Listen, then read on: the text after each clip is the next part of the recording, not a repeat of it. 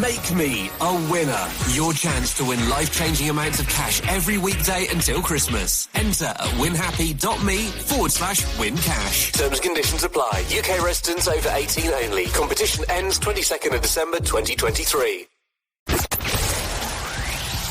The Clyde One Super Scoreboard Podcast with Lookers.co.uk. With over 140 dealerships across the UK, it's the place to find new and used cars and vans. It's game day, and this is the home of Scottish football. It's Clyde One Super Scoreboard.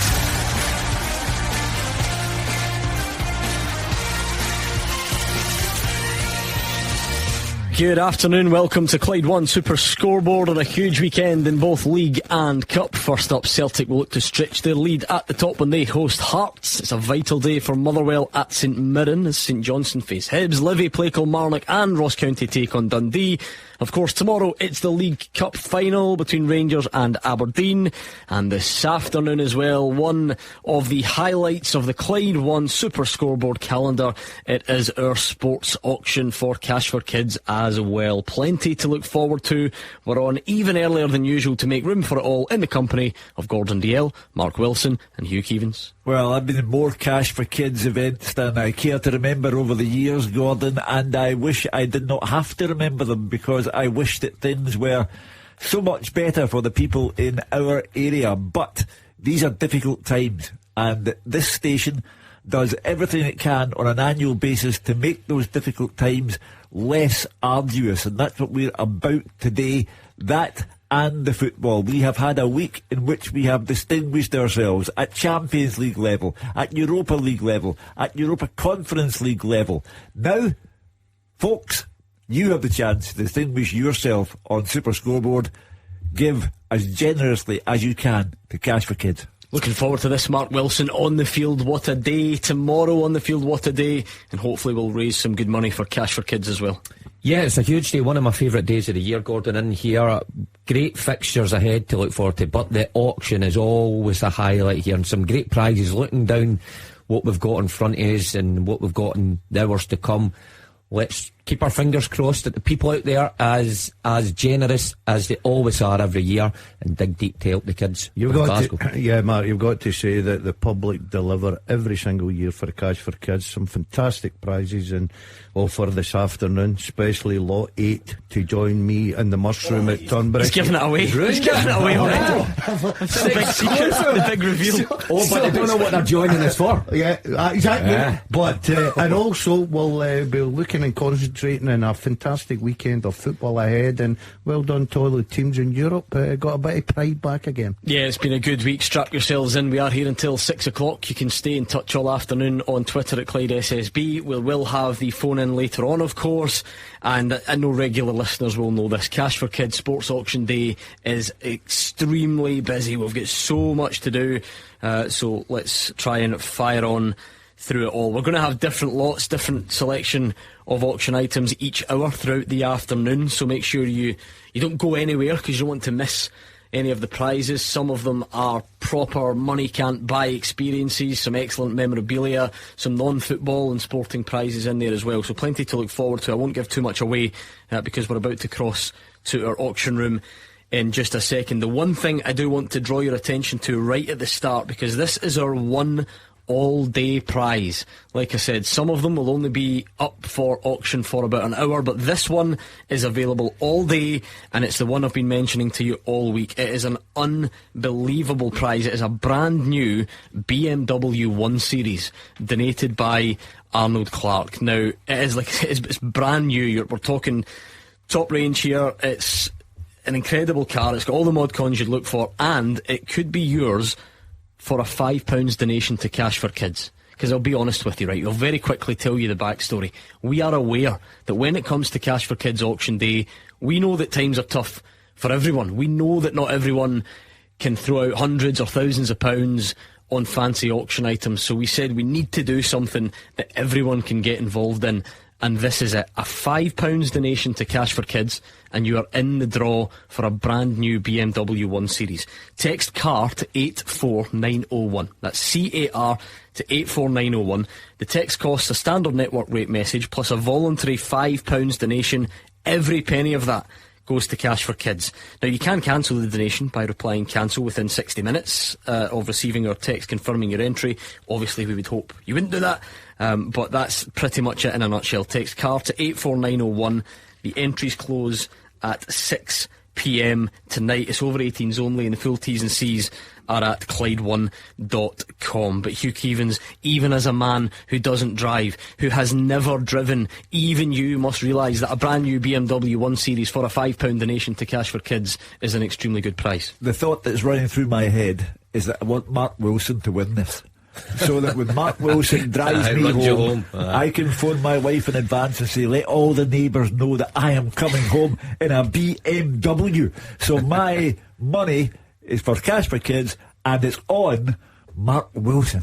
It's an incredible prize. Like I say, we want to try and make it accessible to everyone. A £5 donation to Cash for Kids, every penny of it going to charity to help local children, and you could win a brand new BMW 1 Series. What is not to like? So a final reminder for now, that is your all-day prize. That is the one that I'll remind you about all afternoon, and the entries close at 6 p.m. There's no point in waiting until then. You might as well do it now, but we will keep that running throughout the afternoon. Now, we have plenty of good prizes on offer for you to bid in a more traditional auctioning sense. Let's go to our auction room. Grant Thompson is in charge up there today. Grant Thompson, of all the presenters that they could have found in Clyde 1, they've clearly gone to you for your expert football knowledge and insight. I've been waiting 10 years to be on this show.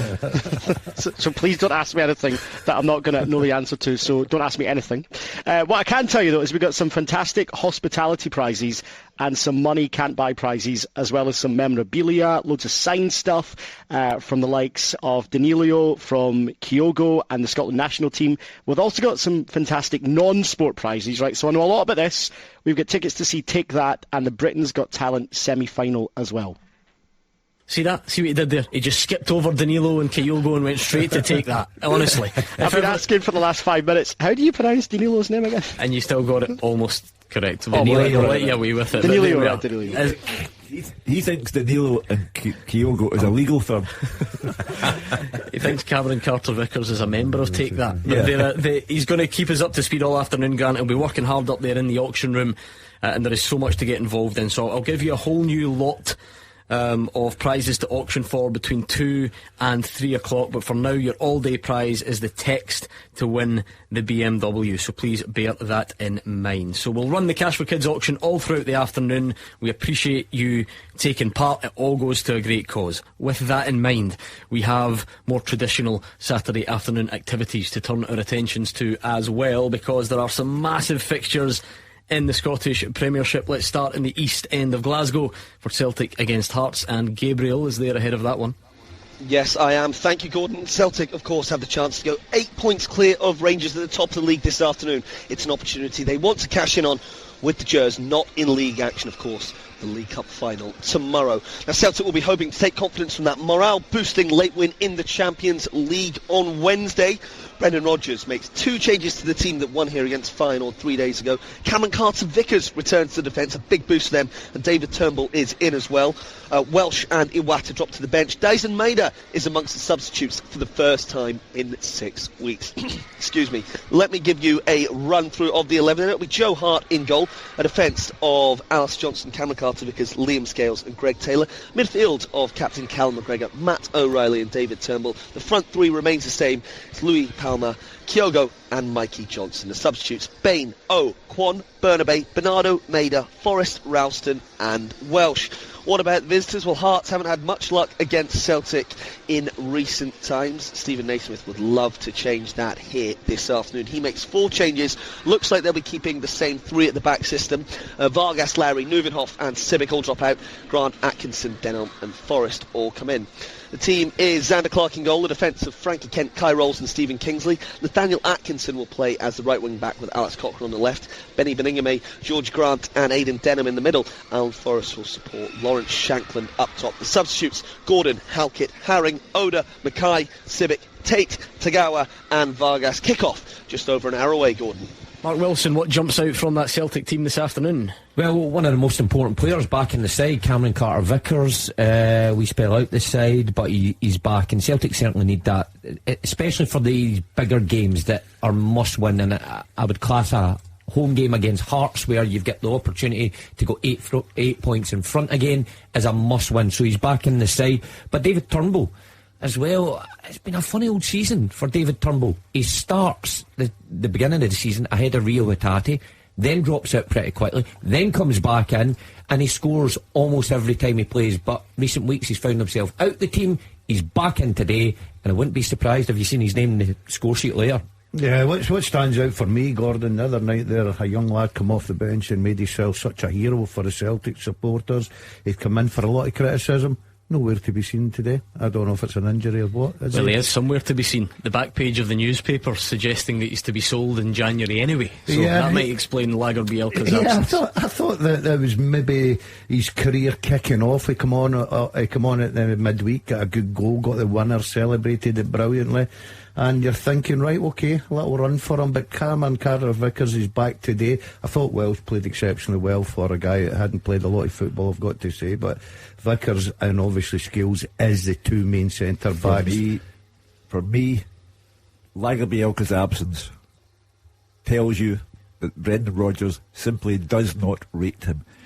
The whole team was assembled on Wednesday night out of necessity, born of a squad that is not good enough. And I think that Brendan Rodgers will be clearing out the place come January, because it's not good enough for Celtic. And Lager Bielka, the talk last night, Gordon, as you well know, was that Celtic will listen to offers for him. He has been, I'm sorry to say, a waste of money. A welcome return as well on the bench, Gordon. I was just going to quite say Maeda absolutely back, so Celtic fans will be hoping to see him get some minutes today, because they certainly need him. I think what can be the case in these situations is you always leave just 5% of room in case Brendan Rodgers rocks up in front of a microphone at 2:05 and says, "Oh, Lager Bielka's injured and I was going to start him today." That may well happen. I think certainly the way it's looking, Hugh, combined with those newspaper reports that started coming out in these sort of online versions last night, in print this morning, that despite all that the other night, he is up for sale, if you like, in the near future. Because he can't be trusted. He can't be trusted to play in the first team. His last game prior to Feyenoord in midweek was last August. The manager's had a look, doesn't trust him, and he's not playing today because Celtic, if Rangers win their games in hand, will be 2 points behind Celtic. Celtic are starting to look vulnerable in this championship race, and by the time Rangers get to December 30 and go to Celtic Park, Celtic had better hope that Rangers aren't on top of the league by then and Celtic are in second place. Plenty more to be said, I'm sure, about Gustav Lager Bielka, because it's a situation that's going to rumble on. What about the actual football match today, Gordon? What do you think? What are you expecting? I'm expecting a Celtic victory. I think it will be difficult, but I think they've got the players in the wide areas, and Kyogo will probably be looking to get back in and bang a few goals in. I'm with Mark. I'm delighted that Turnbull's in the middle of the park. He can give you so much from set plays. He can score you goals from outside the box, so he'll be a threat. And the man in form just now, O'Reilly, he's been absolutely terrific this season for Celtic. So I'm expecting a difficult game. I think Hearts will go there. They'll be well disciplined. They'll sit in. They'll make it very hard for Celtic. But I just look at that middle to front with the quality they've got. I think they'll have enough in their locker today. Right, that's you up to speed on team news from Celtic Park. Some very interesting team news and a huge game as well. A chance for Celtic to stretch their advantage, because Rangers, of course, have big fish to fry in the League Cup final tomorrow as well. When we return, not only will we go round the rest of the grounds, 3 other massive fixtures in the Scottish Premiership, I'm going to tell you all about the first set of items in our Cash for Kids sports auction as well. Action as it happens. Action from 5 on the open line. This is Clyde One Super Score. And now a word from our podcast sponsor, Lookers Motor Group. They've got Jaguar, Land Rover and Volvo showrooms across Glasgow and the West, so you can find the new or used approved car that's right for you. The Land Rover showrooms can be found in Motherwell, Darnley and the north of Glasgow, with their Jaguar and Volvo showroom found in Hillington. And right now at lookers.co.uk you can browse and shop 24/7, value your part exchange, order and take delivery from the comfort of your own home. Every approved used Jaguar, Land Rover or Volvo comes with a minimum of 12 months warranty, roadside assistance, MOT test warranty, an independent mileage and service history check, software updates and lots more. Check out lookers.co.uk to get your new or used approved Land Rover, Jaguar or Volvo today. Now back to the podcast. Ding dong, maverick on high, magic mic spells are ringing, ding dong Shazam in the sky, and Spider-Man is swinging. Upgrade to Sky Cinema for more of the latest blockbusters, like Top Gun Maverick, Magic Mike, The Last Dance, Shazam, Fury of the Gods, Fast 10 and Spider-Man Across the Spider-Verse, and 2 free view tickets a month. Sky Cinema. Movies make Christmas. Sky TV contract required. View tickets valid Sunday to Thursday. Limits and restrictions apply. See sky.com for terms.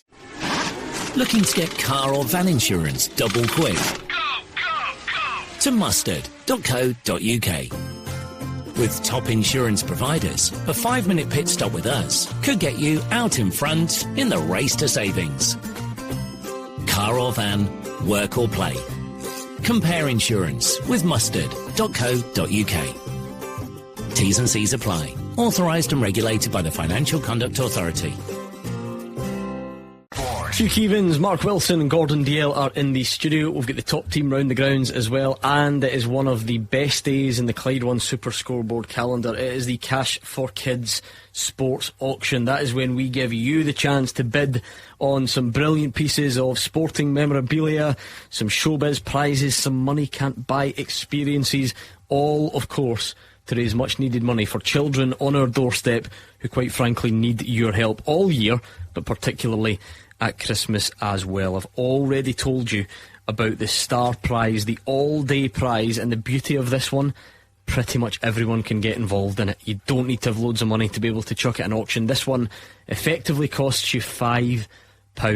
If you text CAR to 84901, the standard cost of your text message is in there, a £5 donation to Cash for Kids, and you're in the draw for a brand new BMW 1 Series thanks to Arnold Clark. That one's going to run all day. Entries close at 6 p.m. this evening, so please do make sure you take part in that one if you can. But what we'll do, every hour we're going to have a selection of other items you can bid on in a more traditional auction sense, so let me tell you about some of them. Clyde One's Cash for Kids Sports Auction.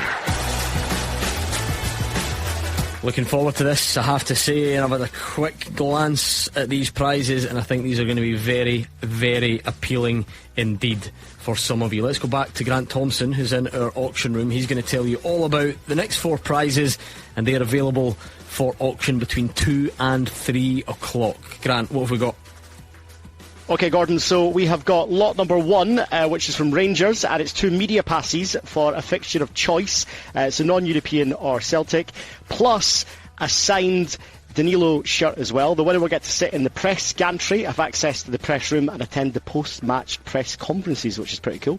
Lot 2 is to take that premium tiered seats on Saturday the 4th of May, including an overnight stay at the Doubletree by Hilton. That's donated by Fiona Stewart. It's quite lovely, this. It's in memory of her late sister Caroline Dorman, and the Doubletree by Hilton in Glasgow. Lot number 3, we've got 2 director's box tickets, including hospitality for Celtic versus St Mirren. That's on the 17th of April next year. Plus we get 2 signed shirts. So Kyogo and Cameron Carter-Vickers have signed those. And the last one this time round, lot 4, 6 months of boot camp. We're all going to need this come January. Classes for 2 people, plus 6 personalised personal training sessions for 2 partner sessions for 2 people. So that is your lot this time round. Now, if you want to bid on any of them, and why wouldn't you, 0141 565 2468. 0141 565 2468. Those 4 prizes are only available to bid on between now and 3 o'clock, so do not hang around. I did say some of it was money can't buy. Rangers fans, think how good this would be. It's 2 media passes to the fixture of your choice, non-European or Celtic. But any other game, you get to sit in the press gantry, you can get into the press room, you can sit and watch Philippe Clement, Big Phil as you've started calling him. You're all loving his work so far, so imagine the chance to go and pretend that you are Hugh Keevins for the day. Never mind, scrap that bit, delete that bit. I don't know how much that is worth. But entry to the press room, the press gantry for 2 people.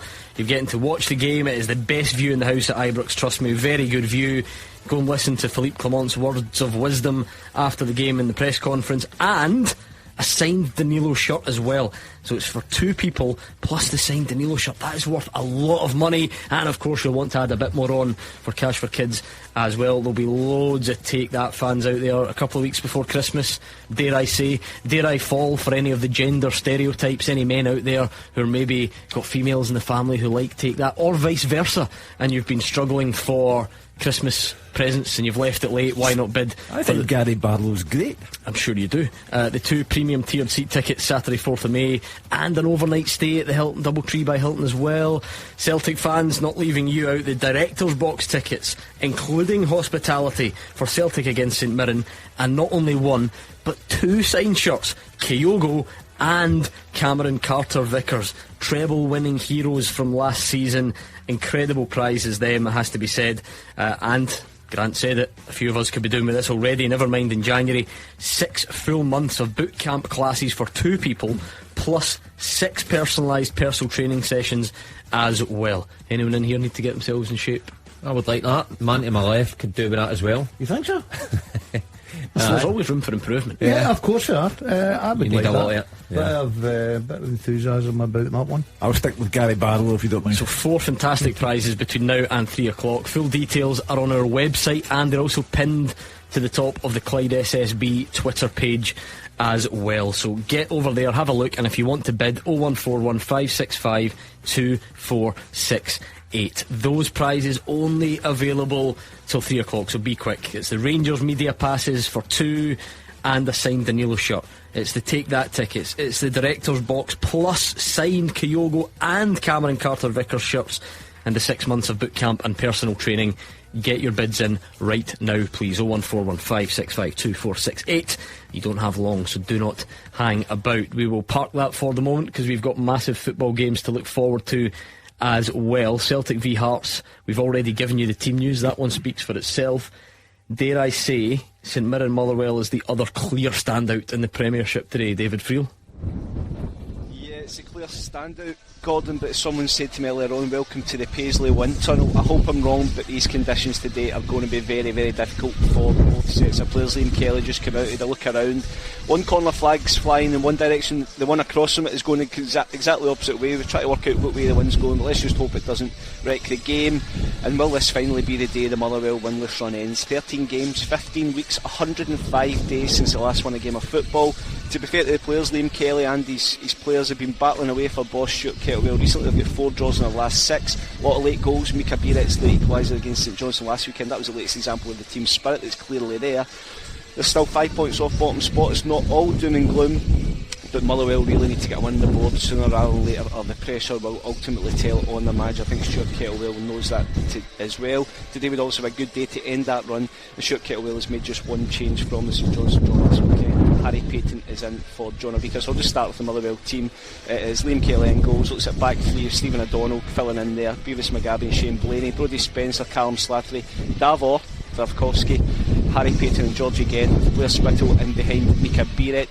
Subs for Motherwell are Oxborough, Obika, Bear, Shaw, McGinn, Wells, Luca Ross, Max Ross and Wilkinson. As for St Mirren, Stephen Robinson's men, by their own standards, they go through a bit of a rough patch, but they beat Ross County here 2-0 last weekend. I'm sure they'll be looking to build on that. Stephen Robinson obviously going up against his old club, there's always that added incentive for him. They are strong at home in St Mirren, and this will be a huge test for Motherwell. As I said, Stephen Robinson's also made just one change. Keanu Bacchus is in for Caelan Boyd-Munce in midfield. St Mirren will line up Zach Heming in goals, back three Marcus Fraser, Alec Gogic, Richard Taylor, Terry Small, Keanu Bacchus, Mark O'Hara, Greg Kiltie and Scott Tansler across the middle, with Stavin Amani and Jonah Ayunga up front. Subs off St Mirren are Urminski, Bolton, Dunn, Sutherland, McMenamin, Grieve, Jameson, Olasanya and Mandron. The referee at the Smize is Craig Napier, and the VAR is Alan Muir. Talk about the wind, Hugh Keevins. Wow, could barely hear David Friel. Poor old David sounds as if he's broadcasting from the middle of the North Sea. Those conditions must affect the type of game that David's about to watch. However, both sets of players have to rise above it. It's unfortunate, it's unfair, but they have to rise above it, particularly the Motherwell players. You cannot go on indefinitely not winning a football match, and they've had 3 draws in the last 5 games, and draws are the things that are keeping Stuart Kettlewell clinging to life in the Premiership. But someday this has got to turn. He's got to win a match, or somebody at Fir Park is going to say, hold on a minute. You guys have played though, Mark Wilson. I get Hugh's right in terms of psychologically or whatever, you have to rise above it. There's no doubt that can have an impact on a football game. Listen to it. Oh, without doubt. I mean, it's the one thing that footballers hate to play in as well. They play in any sort of weather, but wind certainly takes a bit of getting used to. But look, you look at Motherwell, they've taken 4 points for their last 6 games. St Mirren have only taken 6 from their last 6 games, but it couldn't be more different where both teams are sitting and how the season's shaping up for them. St Mirren very good at the start of the season, home form very good, and won last week, of course. Motherwell just seemed to get themselves behind an awful lot and managed to claw themselves back into the game to get a point here and there. Stuart Kettlewell badly needs a win, but I don't think it's going to be today. I think St Mirren at home are a good side. It's not a great place to go when you need a win, Gordon Dalziel, because this is a very good home record that St Mirren have got. Yeah, I watched them against Hibs scoring a late equaliser. I was quite impressed with them that night, Gordon. They are a good side at home. They have been in a poor run, I've got to say that. But if you're Motherwell and you're looking for a must-win game, it certainly wouldn't be that fixture you would pick. I think this has got to be a difficult afternoon for Motherwell. But Stuart Kettlewell and the Motherwell players need a result, so it'll need to be sleeves up, head down, and really go and have a go. Yeah, David Friel, we've asked this for a few weeks now. I mean, it's Rangers at Fir Park on Christmas Eve. To what extent do Motherwell need to win today? What does it mean for the manager? Yeah, it'd be huge for them. I do know, as I said, those 4 draws in the last 6. You can tell, Gordon, we've all been around football long enough to know when that old saying, a manager's lost the dressing room. I don't think Stuart Kettlewell has by any means. They can tell the players are playing for them, but ultimately you need to win games. As I said, 105 days is a long time. It's over a third of the season now since Motherwell have actually won a game of football, and eventually I think the board will say, look, this just can't go on, but I don't think he's at that stage yet. I think even if it goes bad for him today, I still think he'll get a wee bit more time, but it can't go on. It has to change at some point, otherwise the directors will have to make that tough decision. Huge day in Paisley for Motherwell's survival hopes, for Stuart Kettlewell's job prospects, for David Friel's health and safety based on that wind as well, and plenty to play for St Mirren as well. I can't promise you that it's any better. El Plastico between Livy and Kilmarnock. Roger Hanna's there. Oh, I'm chuckling away listening to the wind there at Paisley. I was just 7 days ago. I know what David's going through, Gordon. These two teams last met in October. Kelly won 3-1 at Rugby Park, a couple of goals with Kelvisell, and I'll get back to the significance of that game in a minute. Kelly have lost their last 3 trips here, and Livy need all the kind of good omens they can muster after 7 straight defeats. They haven't scored in the last 6 of those losses, and that's where I go back to the Rugby Park defeat, because their last goal was a penalty by Sean Kelly at Rugby Park in October. Kelly also scored from the spot the previous week in a win over Motherwell, and that means that their last goal from open play was scored by Bruce Anderson against Motherwell on October the 7th. That's 667 minutes ago, or if you like, just over 7 hours. So, I mean, that slump has left Livingston 5 points adrift of St Johnstone and Motherwell at the bottom, and it even prompted Davy Martindale to insist that he won't do walking away from this job. such as the problems at Livingston at the minute. As for his opposite number, Denny McInnes cannot have had many better weeks as Kilmarnock boss. A stoppage time winner back at former club Aberdeen, and then a second win of the season over Celtic last Sunday. It was the first time since 1964-65 when Kelly won the title under Willie Waddle that they had managed to beat Celtic twice in the same campaign. The win lifted them up to 5th in the table, and depending on what happens in Paisley and Perth today, they could be 3rd by 5 o'clock. So big stakes really here, Gordon, for both teams. Livy have made one change from the side that lost here 1-0 to Hibs last Saturday, and I think it will probably mean a change in formation, because right wing back Jamie Brandon is out and striker Joel Newbley is in. So our best guess at the Livy lineup, Shamal George in goal. We think it's a back four: Michael Nottingham, Michael Devlin, Ayo Obalai and James Penrice. We think it's a box in midfield: Jason Holt and Sean Kelly at the base, Andy Shinnie and Scott Pittman further up, and two strikers, Curtis Guthrie and Joel Newbley. On the bench, Hamilton, Montano and Parks, Anderson, Brandon and Bradley, Sangari, Welsh's and Stephen Kelly. Well, as for Kelly, two changes from that win over Celtic last week. David Watson back from suspension and Marley Watkins starts, and that's because both Liam Donnelly and the match winner Matty Kennedy miss out through injury. So they have Will Dennis in goal. It's a back four: Lewis Mayo, Stuart Finlay, Robbie Dees and Corey Ndaba. Across the middle, Danny Armstrong, Liam Polworth, David Watson and Brad Lyons, with Marley Watkins asked to support the skipper Kyle Vassell. On the bench, O'Hara, Sanders and Davis, Mackenzie, McGuinness and Murray, Dallas, Warnock and Mackay Stephen. The referee, and hopefully be able to keep both boots on this afternoon, is Willie Collum. The VAR is Ewan Anderson. And thanks very much to the lovely lady from Livingston's front desk who's just visited the press box with a big box of celebrations. Merry Christmas. Oh, there we go. Season of goodwill and all that, Hugh Keevins. Well, chocolate, who needs that? But there's a catastrophe in the making at Livingston, on and off the park. Even the proposed takeover of the club now looks as if it's going to go to court, litigation in progress. And on the park, what can you say about a team? 7 defeats in a row, haven't scored a goal for 10 hours. They are in catastrophic shape, and this could be the season that they go. I don't see how they get out of it, and against the Kilmarnock side, albeit they've lost in the last 3 visits to Livy, against the Kilmarnock side on the back of a win over Celtic, I cannot see this being anything other than the 8th defeat in a row. I'm sure it'll be a classic. St Johnstone against Hibs is an important one as well. Fraser Wishart is there for us. It is an important one. 11 points in 7 games since Stephen McLean left St Johnstone late October. And that must have lifted the confidence of the St Johnstone players for today's home game, because 12 of the 15 points they've got this season have been picked up at home. And from looking isolated at the bottom, they're actually now in with the pack and 5 points ahead of the bottom team, Livingston. I saw them last week, looked like getting all 3 points, but that last minute goal by Motherwell gave Motherwell a point. But they do look better and a bigger goal threat, St Johnstone, since Craig Levein has come in, with Jai Semi been given a good run at the back. They're far more solid now with Ryan McGowan, who was out of favour under the previous manager. He's returned to form a really strong partnership with Liam Gordon, and they'll have to be strong today, because under Hibs, Nick Montgomery, as we've spoken about a few times, play a very, very attacking game, and actually 4 wins in their last 5 games has brought them up the table. Only defeat was at Celtic Park, so all positive at Easter Road. 2 up front, 2 attacking wingers, always looking for goals, although the problem, like a lot of teams, has been stopping the goals at the back. They've chopped and changed. Hanlon and Bushiri, as Hanlon that plays today, but they've been alternating beside Fish, both fullbacks changing regularly. That might be something that Montgomery want to address in January. But Hibs fans, they must be happy. They'll have seen a huge improvement in their team since Lee Johnson left, and it's seen them climb up to 4th place in the table and ahead of City rivals Hearts. Really interesting tactically today.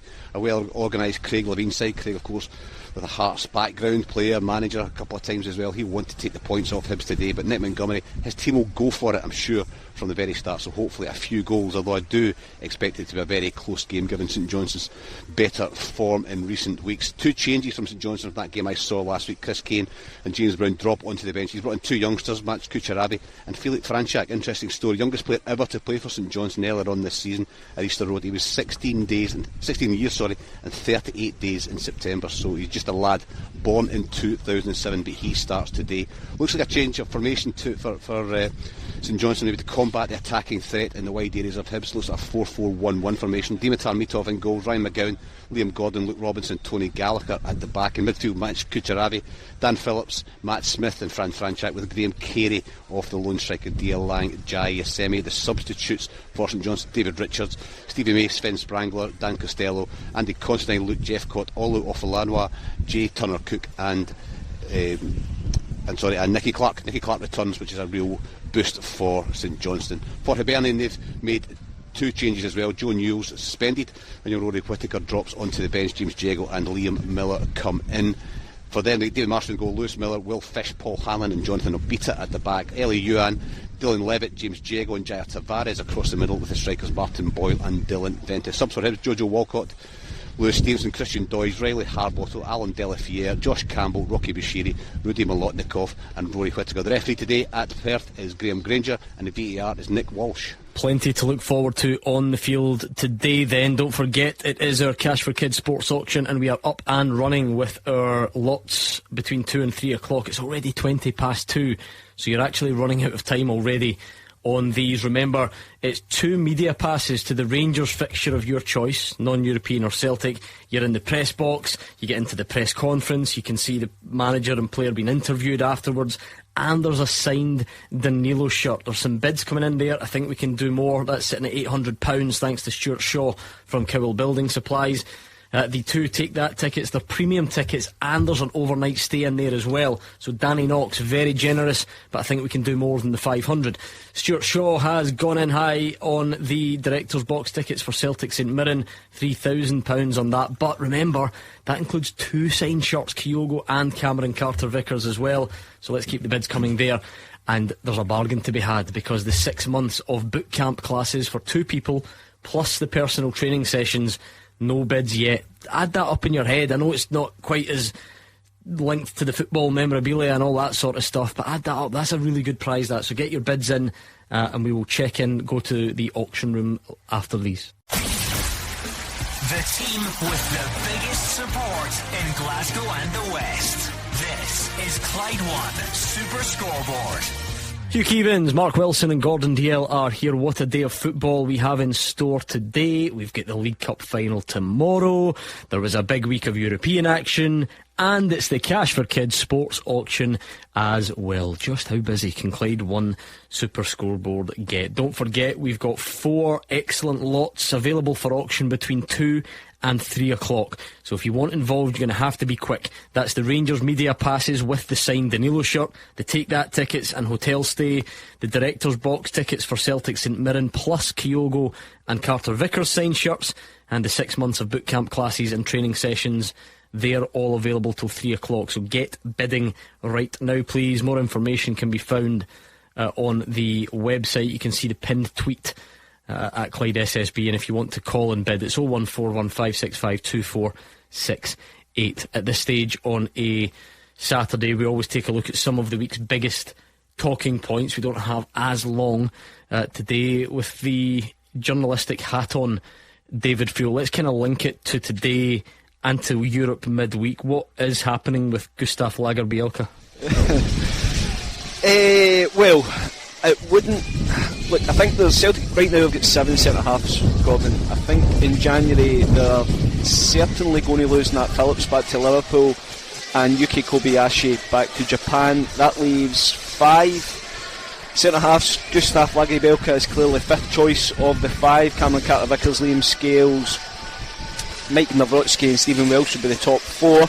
So it then comes down to whether he wants to stay put and, you know, be the 5th choice defender, and whether Celtic would be looking to offer him. I think if Celtic made an offer that was anywhere near the £3 million they paid, I think it'd be pretty tempted to take it. The fact he's not on the bench again today shows you exactly where he stands in the pecking order as things stand right now. It's just not worked out for him. I know he came on and scored the goal. I think that was more a quirk of fate than anything else. I don't see a kind of short-term future for him at Celtic. Whether he's a long-term future, I don't know. And would Brendan Rodgers also, the one thing I would say, would they go with just the 4 centre-halves, given that 3 of them, Carter-Vickers, Nawrocki and Stephen Welsh, have all had injury problems in the first half of the season? I don't know. I don't think Celtic will be rushing to get him out the door, put it that way, but I do think if an offer came in around the £3 million mark, I think they would take it. Gabriel, you were there at the press conference yesterday. John Kennedy said about the centre-backs, he didn't name names, but now maybe we know the names, if that makes sense. What was said yesterday? What was asked and what was said? Well, first of all, I asked him about the return of Cameron Carter-Vickers. Of course, he's been Celtic's primary centre-back for 2 or 3 seasons now. How big a boost that would be. He said, of course, Carter-Vickers is the main man for the Celtic defence. But then, as David Friel was saying there, they have 7 centre-halves. Nat Phillips could be leaving to go back in January. Kobayashi could be returned to Japan, but it does leave 5. So I said, is this something you need to address in January? And he said players will need to leave to get game time. Whether that is just on loan or permanent, we'll have to wait until the transfer window comes round. Of course, the manager, Brendan Rodgers, will have a massive say in that, but I would expect several centre-backs to leave in January. Who exactly?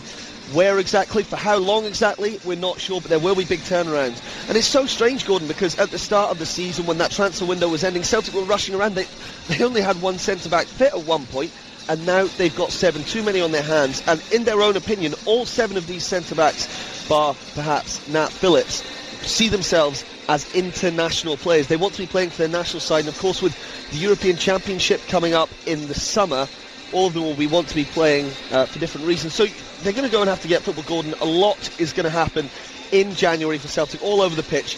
A lot of it will be at the centre of defence. I mean, Mark, there's a kind of simple footballing bit here where, look, if a player's not good enough and a manager wants to move him on, so what? Some people would shrug and say, that happens. Clearly, other people look at the bigger picture and say, if he has been signed for that amount of money and is genuinely not good enough and is nowhere near it, that's a recruitment failure. Yeah. The other option would be that he actually is quite good and Brendan Rodgers has misjudged this situation. But let's be honest, how can any of us know that, because we don't see him? We've no idea how good he is. But which one of those is looking more likely then, or is it just a shrug your shoulders, guy's not good enough, and move on? Well, I would go with Brendan Rodgers' opinion on this. I think he's a pretty good judge of character from his success he's had before at the club and players that he's brought in, and he obviously just does not fancy Lager Bielka. He fancies Scales obviously ahead of him, and Carter-Vickers. Nawrocki is still to come in. I think he will prove to be an okay signing, but Lager Bielka I don't think is going to make it. I said on Wednesday night that I would not be surprised, and we didn't know obviously what was going to happen just an hour and a half later, that he would score the winner, but I still stand by it. I would not be surprised if he's loaned out first in January and then Celtic try to recoup some of that money in the summer transfer window, because it's incredibly difficult to shift players on for money in January, particularly when they've not been playing for a long period of time. So any potential buyer will want to know why he's not playing. They'll want to see him first before they splash anything in the region of 2 or 3 million. With respect, how can Mike Nawrocki be described as potentially a good player? He hasn't been seen for 5 months. The manager's had a look, and like Lager Bielka, has decided that he's not up to it either. So he'll be moved on in January if somebody will take him. Celtic have I don't think they'll move necessarily both on that. That's the point, isn't it? It's just a numbers game. In my opinion, they will, because they've wasted £7.5 million in the pair of them. And if he can't play, now when Celtic were desperate against Feyenoord midweek, Nawrocki wasn't even considered. He's not in the European squad. Can't play. Well, not registered. Well, therefore he's so bad they didn't put him in the European squad. I think he was injured at the time when they had to register. Remember, you have to register the European. You have to register the European squad at the start of the group. I think at that time he was injured. Listen, you're right. In large, of course, he's not played, but there are reasons that he obviously couldn't feature the other night. He's not registered. I'm not going to go as strong as Hugh, but I know where Hugh's coming from. The two lads haven't impressed me. Listen, they just look like guys that are in the wrong movie. Scottish football, for me, doesn't suit them. I know you can have the argument that they've seen the Nawrocki one. Sorry to interrupt you. Is it how many games he played? 1 game. Before they get injured, I think at the start of the season was it something like that. And I remember watching him, and he played well, and I think we all agreed on here he played well. So I don't know where people are getting this. He's not any good. The guy's obviously had an injury. Oh yeah, but you would also get why the logic to say that if he was that good, we would have seen him more by now. Yeah, because he's not been injured that full. When Celtic are losing at Kilmarnock and dropping points at home to Motherwell, could he not come forward and lend a hand here? 3 games it is, incidentally. 3 at the start of the season. Time will show. You asked Gordon, was this a failure of the recruitment department? It is a monumental failure of the recruitment department, and not just Nawrocki and Lager Bielka. A monumental I failure. think you've got to say that. Look, you're not branding them bad players. Lagerbielke's an international footballer. He's a Swedish League Player of the Year last season. Yeah, so he's obviously just as I said. Sometimes you can turn up in a country and just be in the wrong movie. Maybe Scottish football, Celtic as a club.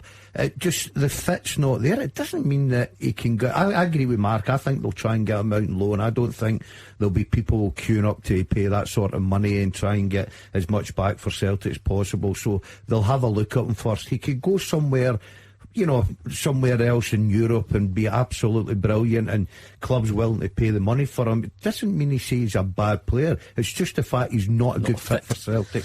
I suppose, though, Roger Hannah, maybe on a more positive outlook for Celtic fans, they'll be hoping that Wednesday night did something, in terms of lifting the mood, because of course we know that in a sporting sense, like officially it was a dead rubber, but can you imagine the tone of the show today had Celtic not won or had been beaten heavily by Feyenoord? That then would have been 2 defeats in a row, the place would have been going crazy. So it still feels like it was important in certain ways.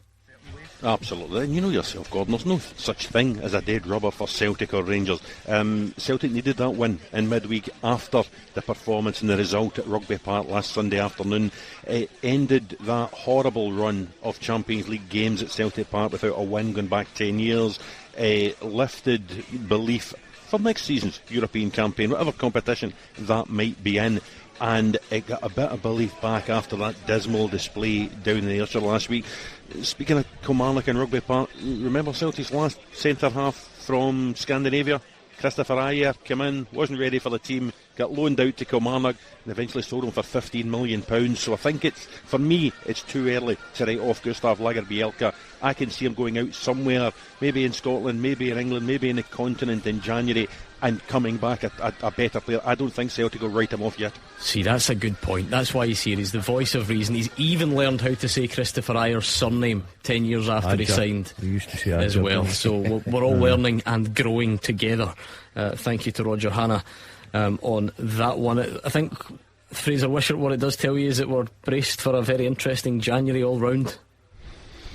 Yeah, Rangers as well. Felix Clement's not had the chance to buy any players. He's played all the games with a number of injuries as well, and with Michael Beale's players, so and improved the team. And the team are playing very well. Got a huge result in midweek, which is brilliant for Rangers, brilliant for Scottish football as well. The old coefficient is improved for a couple of years' time, so it will be interesting. And both of them seem to have a lot of players that don't play regularly, and I don't know if it was Gavs was making the point. I think one or two of them will be looking at European Championships and can they play for the national teams as well. So I mean, I'm on Rodgers' side with both Navrocki and Lagerbielke. I mean, they've hardly played 2 or 3 games. You can hardly make a decision on that. They've both been injured, but both have been brought in for big money. So I can see a loan being the way to look at it and try and get some kind of form, because they must have something.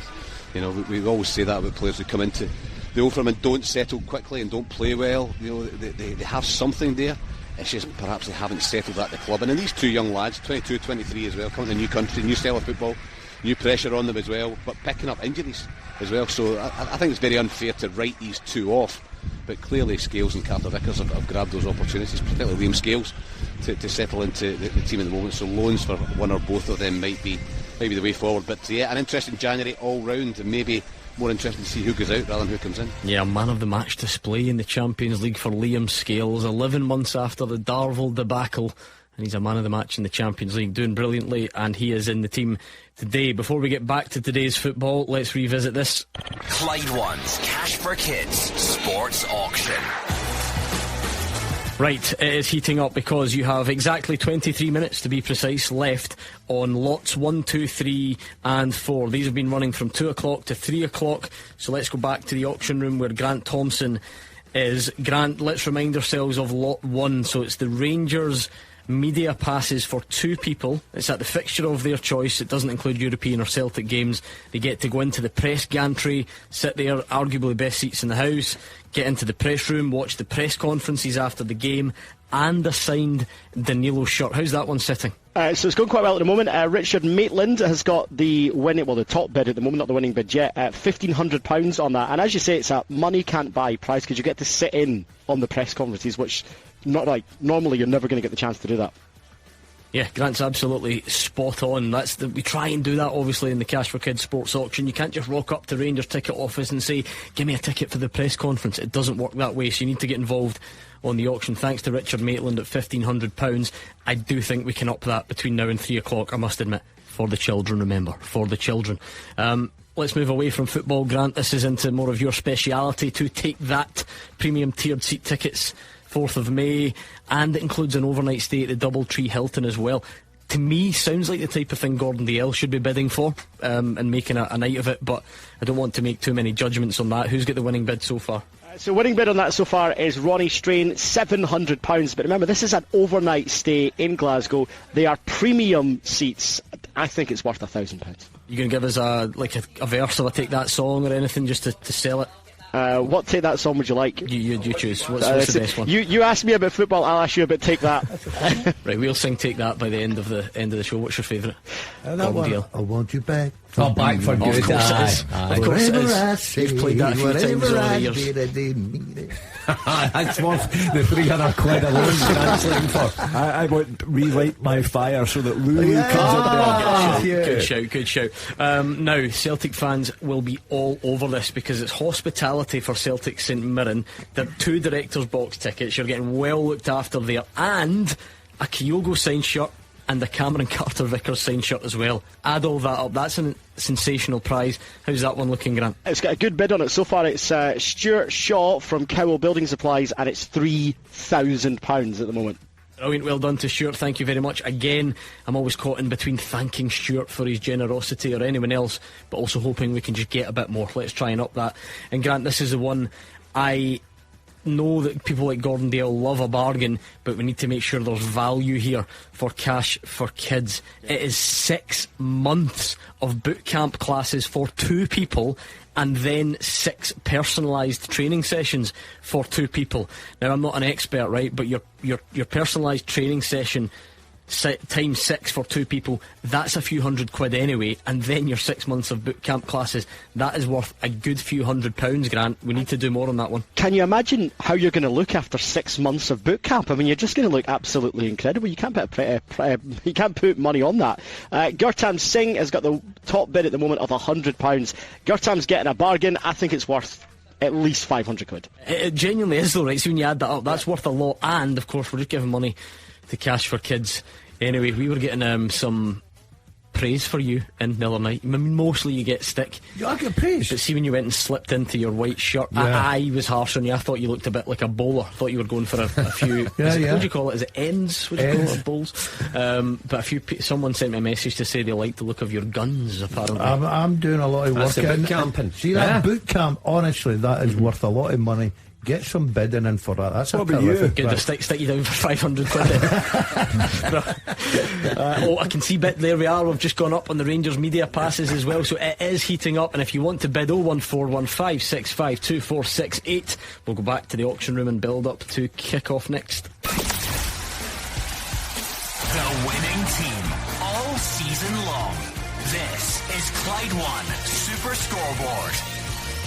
You are running out of time on lots 1 to 4 on the auction. You only have 15 minutes left. Remember, that's the media passes to Rangers and the Danilo shirt. It's the Take That tickets, the Celtic hospitality with Kyogo and Carter Vickers shirts, and the boot camp and personalised training sessions as well. 15 more minutes. Call 01415652468. Huge day of football as well on the pitch. We've given Celtic against Hearts a good preview. We will go back there as well. What about St Mirren, Motherwell, David Friel? When you look at Motherwell's struggles this season, despite what people predicted, it's actually not been about replacing Kevin Van Veen's goals. It's been about keeping them out at the other end, hasn't it? Yeah, Gordon, it's just been a real problem, every time you see them. I don't think they've been helped by injuries, to be fair. Paul McGinn's back in the bench today, a real boost.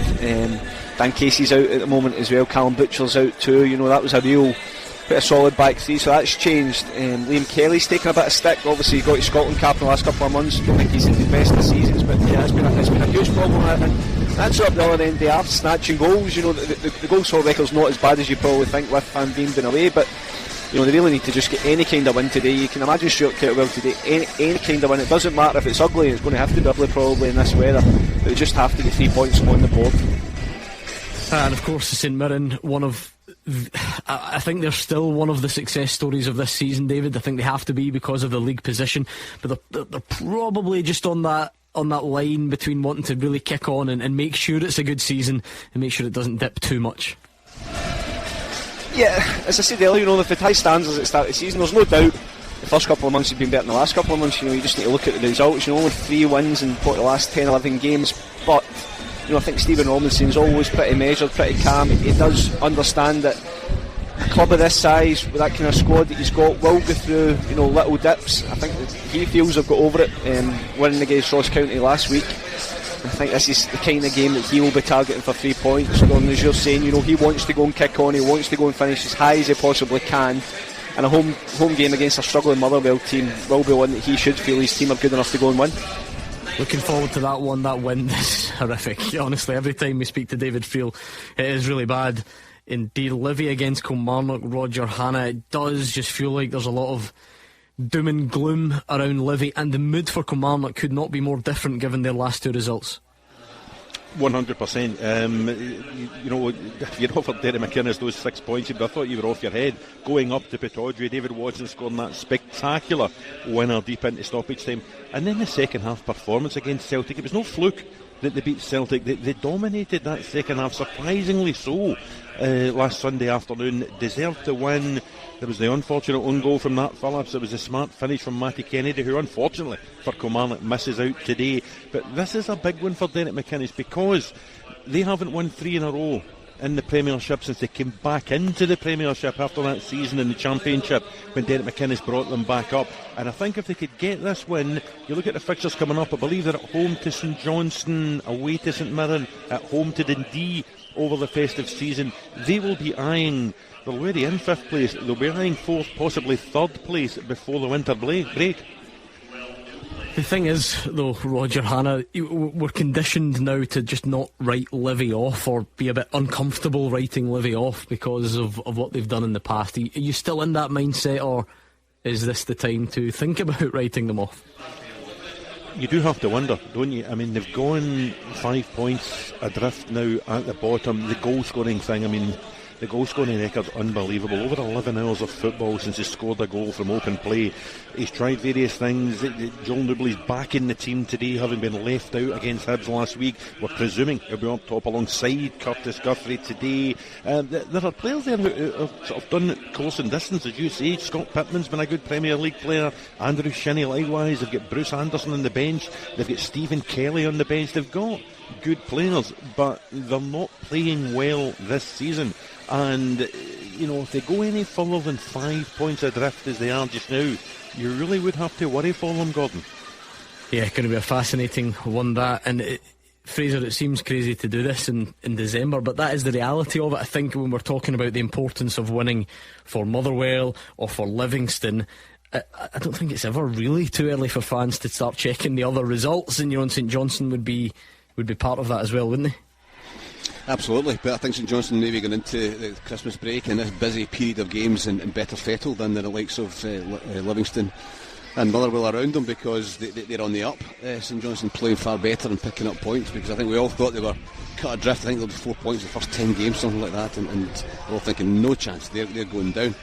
But they have picked up, and I think there's no coincidence they've got like Chris Kane and Nicky Clark back. They're both on the bench, I think, nursing injuries and having had long injuries, just being very careful with them as well, just to bring them back into the team on a gradual basis. But these guys just bring a wee bit of freshness, a bit of experience, a bit of life up front as well for St Johnstone. So I look at St Johnstone, Craig Levein, far more relaxed character than he has been in his days at Hearts. And I know Craig played with Craig many years ago at Hearts.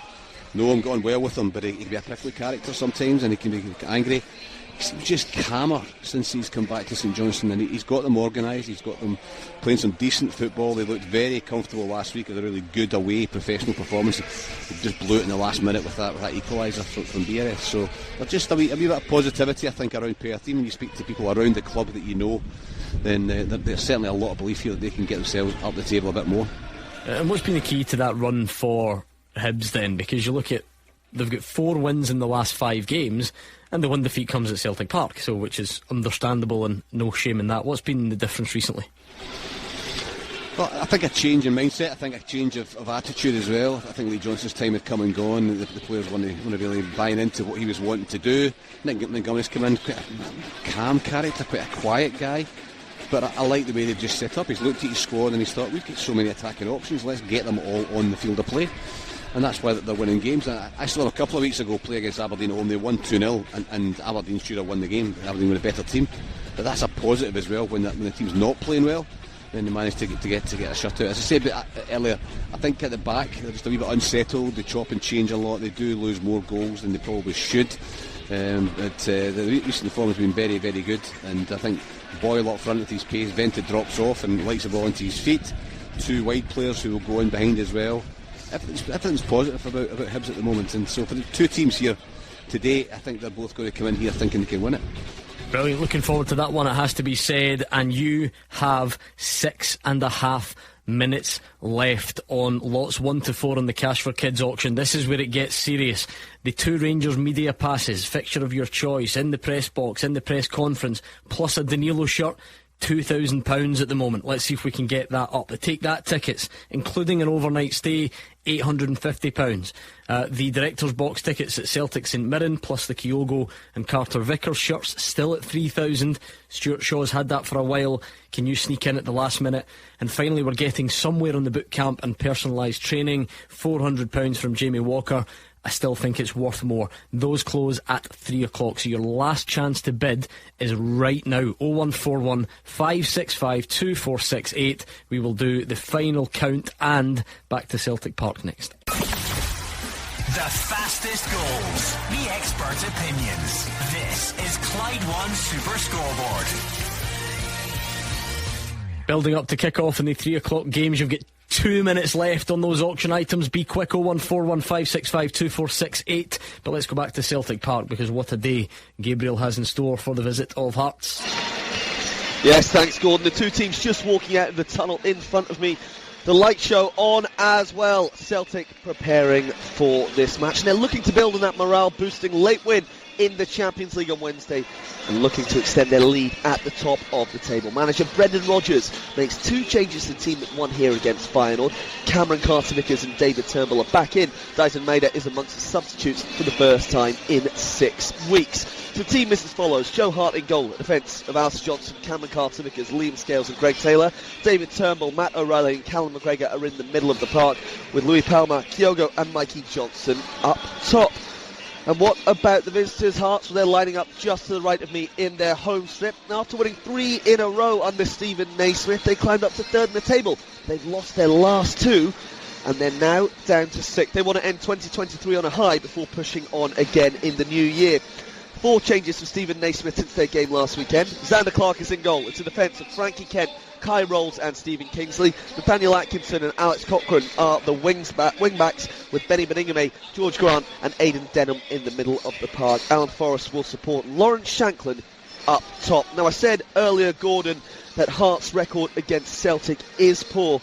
That is an understatement. Celtic have won all of the last 10 meetings between the 2 sides, no matter the venue. If they continue that run today, then they will extend their lead at the top of the table to a big 8 points. Of course, Rangers not in league action. They've got the League Cup final tomorrow. They would have 2 games in the hand, but still 8 points with that old firm looming at the end of the year could be a significant margin. The referee here today is Kevin Clancy. The VAR will be Gavin Duncan. Kevin Clancy just urging the players to get the game underway as Celtic leave from their huddle and head to the centre circle. It's nearly 3 o'clock on a Saturday, Gordon. You know what that means. Kickoff is next. Clyde One Super Scoreboard. Goal flashes with M&D Green Pharmacy. Make your life that little bit easier. Use their free prescription delivery. We are underway. That's the great thing about the disco lights, Hugh. You can use them at a 3 o'clock game in the winter because it feels like it stays dark all the time. But will it be a a successful afternoon for Celtic against Hearts. What are your thoughts? I think it will be. Hearts are under pressure. Stephen Naismith, the manager, under pressure. They had their annual general meeting this week. Fans have been making their displeasure known over the team's style of play. Gabriel has just pointed out that the Hearts have had no wins over Celtic in the last 10 meetings between the clubs. That's a horrendous record. And they're minus important players today, like Lowry and Devlin and Boyce. And I think that Celtic will win that one comfortably. Sorry, Celtic fans. Very quickly, that is the lines closed for the first lots of items. 01415652468. Keep it in mind because I'll give you more prizes, but those first 4 lots are finished. Thank you for all your bids, and I'll give you the winning bids in just a moment or two. What does the rest of the ACCA look like, Hugh? Well, I'm going to take St Mirren. Sorry, Gordon. St Mirren to beat Motherwell. Oh, please do. Hibs to win away at St Johnstone. Once they explained to Nick Montgomery why the crowd are all giving dogs abuse to the St Johnstone manager. Kilmarnock to win away at Livingston. They are looking like a lost cause, Livingston. And Ross County will beat Dundee at home. Worrying for me, I'm the exact same as Hugh, and much for the same reasons. Hearts with a few injuries. Celtic, I've got to think that they've made positive changes with Carter Vickers and Turnbull. Motherwell just cannot buy a win. St Mirren top form. Hibs coming on to a game. Kilmarnock playing well, and Ross County I think home advantage. Yeah, I'm slightly different. I'll stick with Celtic. Motherwell are due one. I'm going with are due one. So I'm going with Motherwell. I'm going with Hibs. I'm going with Kilmarnock, and I'm going Ross County Dundee draw. Right, there we are. I'm sure none of them will get even close to a full house, but we will see because they are fairly hopeless. But we'll see if this afternoon can be any better. Now it's an exciting day. It's the Cash for Kids Sports Auction. It is one of the highlights of the year. I think Hugh Keevins put it really well at the start of the show. We wish we didn't have to do it, so it's not a highlight of the year in that sense. But the fact that there is that challenge there, we like to try and make a difference to children in Glasgow and the West. So what we always do is we give you an all-day prize, which is running. It is the text to win the brand new BMW 1 Series. I'll tell you more about that in the not too distant future. But let's go live to our auction room because Grant Thompson is going to tell us who has won the first 4 lots. Well, actually, it's an auction room that smells of lovely pizza. Hi to Karen and everyone at Domino's in Clydebank who are keeping the auction room. And I don't know if the pizzas have worked their way down to you yet, Gordon. Yes. Yep. And the studio fed as well. Right, the first lot of auction winners then. The Rangers media passes and the signed shirt. Richard Maitland with a winning bid of £2,700. So well done, Richard. Lot 2 was to take that tickets and the stay for 2 at the Doubletree by Hilton. Derek Clarkson got them for £1,100, winning bid there. I'm sure you'll enjoy take that. Lot 3 was the 2 directors box tickets, hospitality for Celtic St Mirren, and the signed shirts as well. Stuart Shaw from Cowell Building Supplies, a bid of £3,000. So that's amazing. And the last one, we got a couple of last minute bids in for the boot camp classes for 2 people and the personal training sessions as well. John Miller and George Gilmore.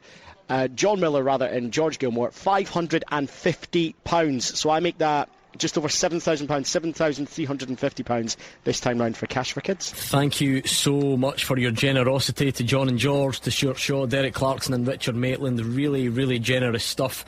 And the children who need your help across Glasgow and the West will thank you greatly, I am sure. So brilliant start to the auction. Now let me tell you what we've got on offer between now and 4 o'clock. A whole new set of prizes for you and some really exciting ones in here. Lot number 5 is not 1 but 2 signed Scotland tops. Now they're from the Georgia and the France games that were played recently. So you know the thing that elevates them above the ones that you buy in the shop? They've got the nice little badges on the front with the Scotland flag and the Georgia flag next to each other. Same, the Scotland flag and the France flag. So these are the real deal. And you don't need me to tell you, these are signed by the entire Scotland team that has just qualified for the Euros. This is a history-making Scotland team. Now, I'm not saying that you would want to sell these in the future, but see when Scotland go on and win the Euros next summer, just think how much these strips are going to be worth. That is the way to think about it. A sound investment. And it's not only one of them, it is 2. So it is a brilliant prize donated by Window and Gutter Cleaning Glasgow. Get your bids in right now for them. This is a good one. I think Gordon Dalziel, this might be up your street because it's one of your former clubs, and I know you like hospitality. So it's a table for 4, and it's the Tunnel Club Premier Suite for Man City women against Man United women, and it comes with an overnight stay at the Moxie Hotel in Manchester for 4 people. That's a brilliant prize donated by Man City and the Moxie Hotels. I know there are a lot of fans of the WSL out there. That's a massive fixture. The Manchester Derby, it's the Tunnel Club, it's the Premier Suite, it's an overnight as well, and it's all for 4 people. I don't know, that could appeal to all types of people, but I'm thinking maybe I can imagine it. There's a family there, a couple of young girls who are getting into the women's game. Head down, that's a sensational prize, so get your bids in there. St Mirren fans, this could be the season that you end up in Europe. It's looking that way so far, and we are hoping that you want to jump on the feel-good factor, because we've got St Mirren Hospitality in there as well. Lot number 7 is St Mirren Hospitality. It's 2 match day boardroom tickets for the game of your choice, out with the Celtic and Rangers matches. So any St Mirren fans, that would make a lovely Christmas present, I am sure. And I'm not saying those presents aren't all, those prizes aren't all wonderful, because they are. But surely the jewel in the crown here is lot number 8. Talk about money can't buy. Your chance to join Mark Wilson and Gordon Dalziel in a 4-ball, which is a game of golf, by the way, for anyone who doesn't know. At Trump Turnberry's King Robert the Bruce course. It's donated by Ricky at Trump Turnberry, a brilliant prize, and of course us at Clyde One Super Scoreboard. Think about the money can't buy element here. Add this up. For you and a pal to go and play at the Robert the Bruce course at Turnberry, that's a few £100 anyway. And I don't know, what's an afternoon in the company of Mark Wilson and Gordon Dalziel worth? Priceless. Thousands of pounds, surely. That'll be a busy lot. And can you commit right now to promising that your company, your jokes, your patter will be top drawer because it's cash for kids? Well, I don't know if Mark can, but I can certainly go along that road. But you'll get to see my golf clubs that have been described as the worst to ever grace Log Comments. You'll get to see Gordon. I've played golf with these guys many times. Gordon Dalziel gives Mark Wilson the hardest time ever on the golf course. Every round of golf. Slaughters his swing, slaughters everything about him, and you will get a front row seat. We might even throw in Hugh Keevins to caddy. Depending how thick the look in his face there. Hugh with the +4s on. You can imagine him there. You can have Mark a walker, a wee walk round the Robert the Bruce course. I'm sure we could arrange that. You can have mine as a remote control. So there we are. Right, get your bids in for that. That is brilliant. So really the prize is you and a pal to play with Mark Wilson and Gordon Dalziel. Listen, I'm a really generous guy. See if you don't have any pals and you want to play yourself, I'll come along as well, and I'll make up the 3 and you can be the 4th. But whatever combination you want, I'm sure you'd rather go along with a pal and Mark and Gordon. So those 4 prizes are available between now and 4 o'clock, and you need to call to bid. It's 0141 565 2468. 0141 565 2468. Get your bids in there. Great stuff, Hugh Keevins. I'm sure you'd agree. I could be like the late Peter Alice. I could just be there at the golf and say, "Yes, Gordon Dalziel on the tee." I like that. I can see that. And next up, the Bayliston Mama. Quite like that. Mark Wilson. See, I was thinking more the Cumbernauld, and I better not actually. We'll move on and do something else. Nothing to tell you about in the games yet. Mugabe with a big looping header, easy save for Hemmings. Kucheravi's had a shot saved. It's all a bit frantic in Paisley, as you would expect. Nothing really doing at Celtic Park. My humble apologies, but I'm sure you'll understand there's obviously no room for teasers today. It is wildly busy on Cash for Kids auction day, so yes, no time for teasers. What about Morton there? One up against Queen's Park already. It's all gone pear-shaped at Queen's Park. You know, the director of football went to Ajax. They binned their manager in the week, and now they're a goal down and a second bottom of the table, and they are in deep trouble. Yeah, indeed. Stirling Albion 0, Annan 1. Dominic Docherty with the goal there on 9 minutes. So nothing else to tell you about yet. George Grant down at Celtic Park, just getting a bit of treatment, so that one's not really settled yet. None of them have. Worth pointing out, although we do focus on the Premiership matches by and large, some of the games down the divisions today are sensational. The Championship is really coming into its own. You look at Dunfermline against Partick Thistle, and of course a top of the table clash involving your former teams, you two. Yeah, that'll be a terrific game, and there'll be a terrific crowd there. Of that there's no doubt. Raith Rovers sitting proudly on top. Okay, Dundee United have got the game in hand. I think that'll be a cracker, and I think there'll be a massive crowd at Tannadice. You backing your old team, the Rovers? Yeah, I think they're playing some terrific football. I'm just fingers crossed that they can get promotion this year and know how it feels to play in the Premier League and everything like I did. By the way, I seen on Twitter the other day his game popped up. Yeah, they played it yesterday. I saw Twitter was all out there, wasn't it? Yeah, I saw it, and it just shows you how bad football was in the days. I mean, no standard. Hardly 2 passes completed in the full game. And you wouldn't get in that team. Oh, you wouldn't get in the Celtic and that team. Celtic team, not a chance. Who was playing right back at that time? Boyd was left back, wasn't he? Aye. Who played right back? I'll tell you who I used played. to go and watch it. Who? Mikey Galloway. The famous Mikey Galloway. I think he was. Yeah. But anyway, enough about you two. It is a great fixture card in the Championship today. Well, that one's obviously the pick of the bunch, but a big game for Partick as well. Away to Dunfermline after being beat last week against Raith Rovers, so it's a big couple of weeks for them to keep in touch with United and Raith, because something's got to give there. But you'd think that one at Tannadice would be goals in it. The way both teams have played this season, you know, attacking, entertaining football. United don't lose many goals, but Raith score plenty. So, yeah, I'd expect United to win that one. Home advantage count. Okay, nothing much doing in their featured matches in the Premiership so far. It is a wild day in Paisley. There was quite the pyro display from the Motherwell fans, which means the smoke is blowing around everywhere, but we are underway. Nothing to tell you about. 10 minutes in, even St Mirren's own Twitter account backing up David Freeland, saying really difficult conditions, a swirling wind making it tough for both sides. And that is the good effort there. Greg Taylor saved by Xander Clark out for a corner, and then Cameron Carter-Vickers heading wide from the resulting corner. I don't want to go all weather report on us, but is that the real difficulty, Mark, when it's the swirling wind? Because it's not as simple as just put a bit more on or take a bit off their passes. Even the crossfield ones end up going everywhere. Well, that's amazing. You know, the professional footballers, affects everybody at the top level, the wind, and the guys along at St Mirren will see that today. I never enjoyed playing with it at all. Even when you had you had the wind one way, like Gordon's saying, the first half you're shooting with the wind, people are shooting if for you 30 yards. toss, would you take the wind or would you take the wind second half? I would play in the first half and then take it the second.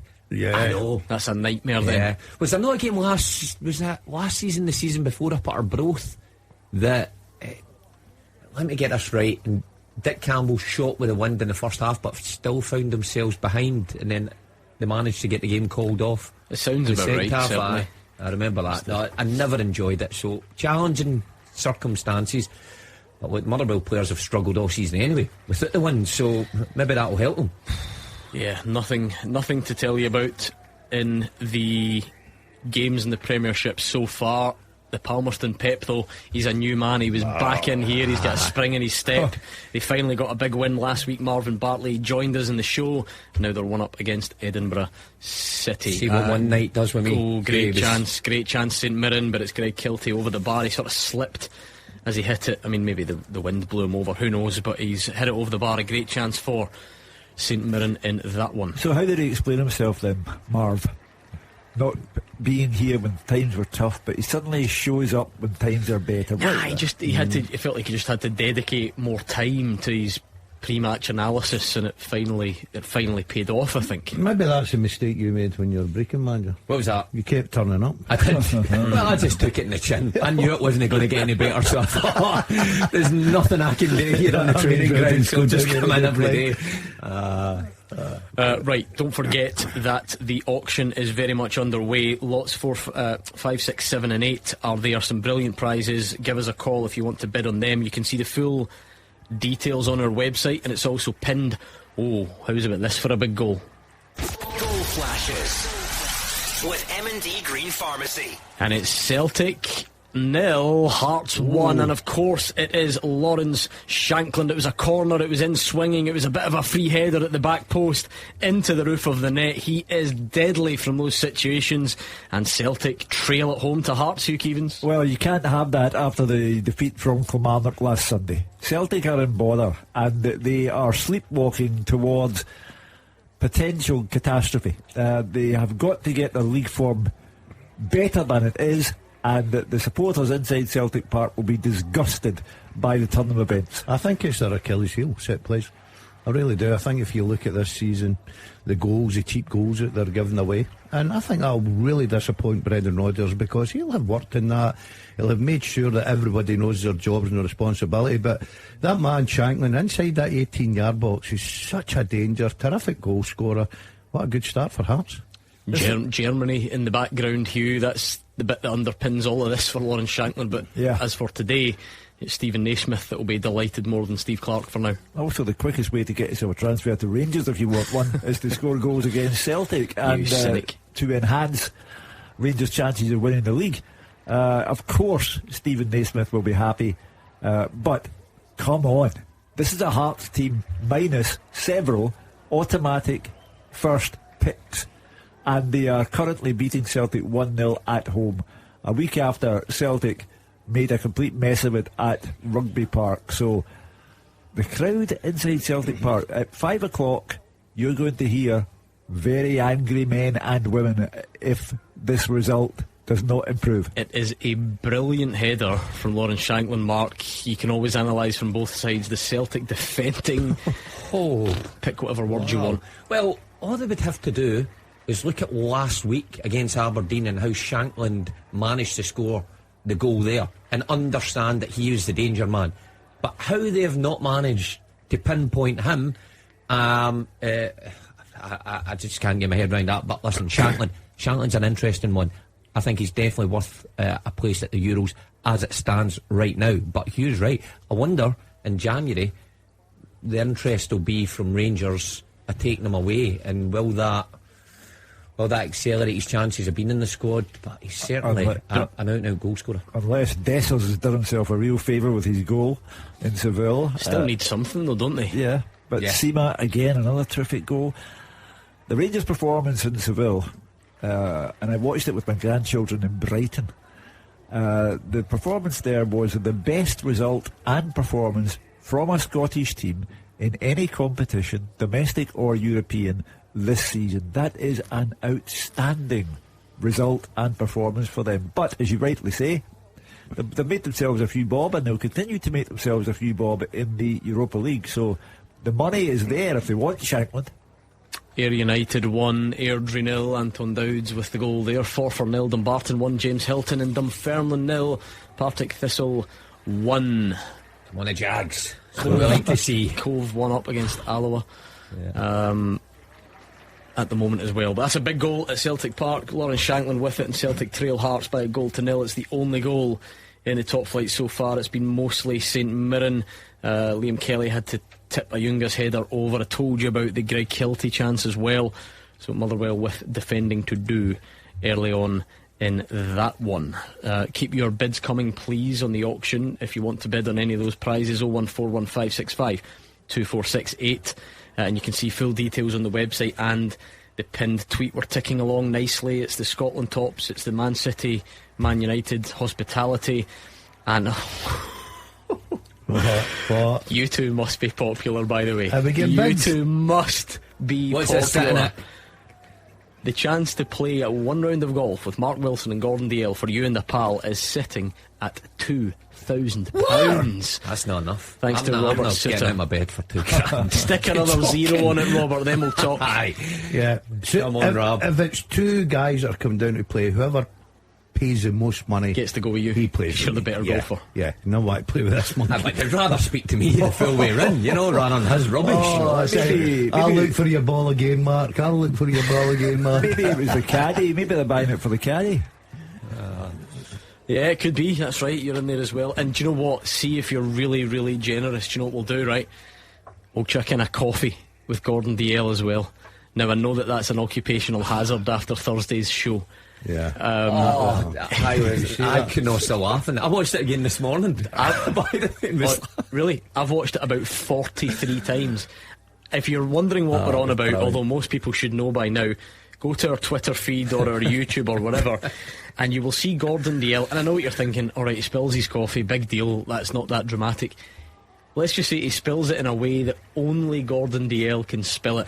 Should have seen the floor. And Andy Halliday's reaction, he's got his head in his hands. Gordon Dalziel's reaction. We're actually listening to Andrew McLean delivering team news from Seville at the time, so we can't really say anything. We have to sort of sit in silence and just deal with Gordon Dalziel's spillage, and it is remarkable. Have you had the displeasure of seeing it yet, Hugh? I have not seen it. I heard all about it.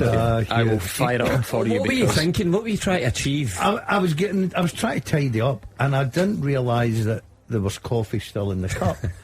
And do you know what would have been worse? That was a new white shirt I had on. What stage of the programme was right at the end as well? He's just gone and put his white shirt on for the Hugh, you should have for the Christmas night out, Hugh. There they are. The amount of money in that desk and no hot drinks allowed near it. I'm glad it entertained you, Hugh. How stupid is that? Brilliant. As I said, it's Christmas. We can all make mistakes. It's a festival. It's Andy's reaction as well makes it. Andy.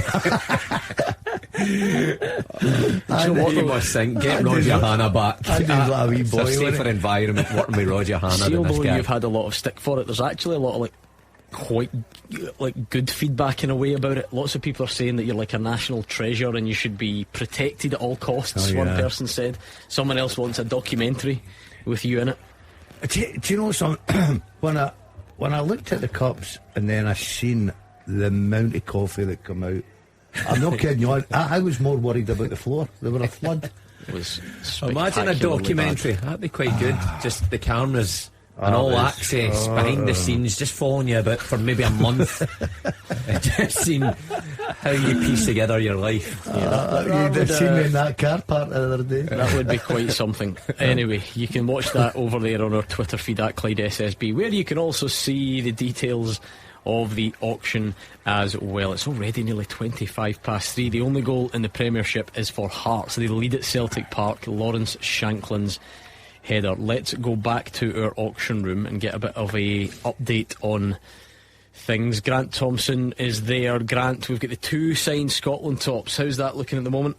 The 2 signed Scotland tops quite well at the moment. We have got Paul Rowe, who has put a bid in for £1,200 on that. Good, I like that. And again, remember, it's the 2 tops. It's from the Georgia and the France games. It's got the little flags on the front as well, so you know it's the real deal. This is the Scotland team that's going to the Euros, going to win the Euros, maybe.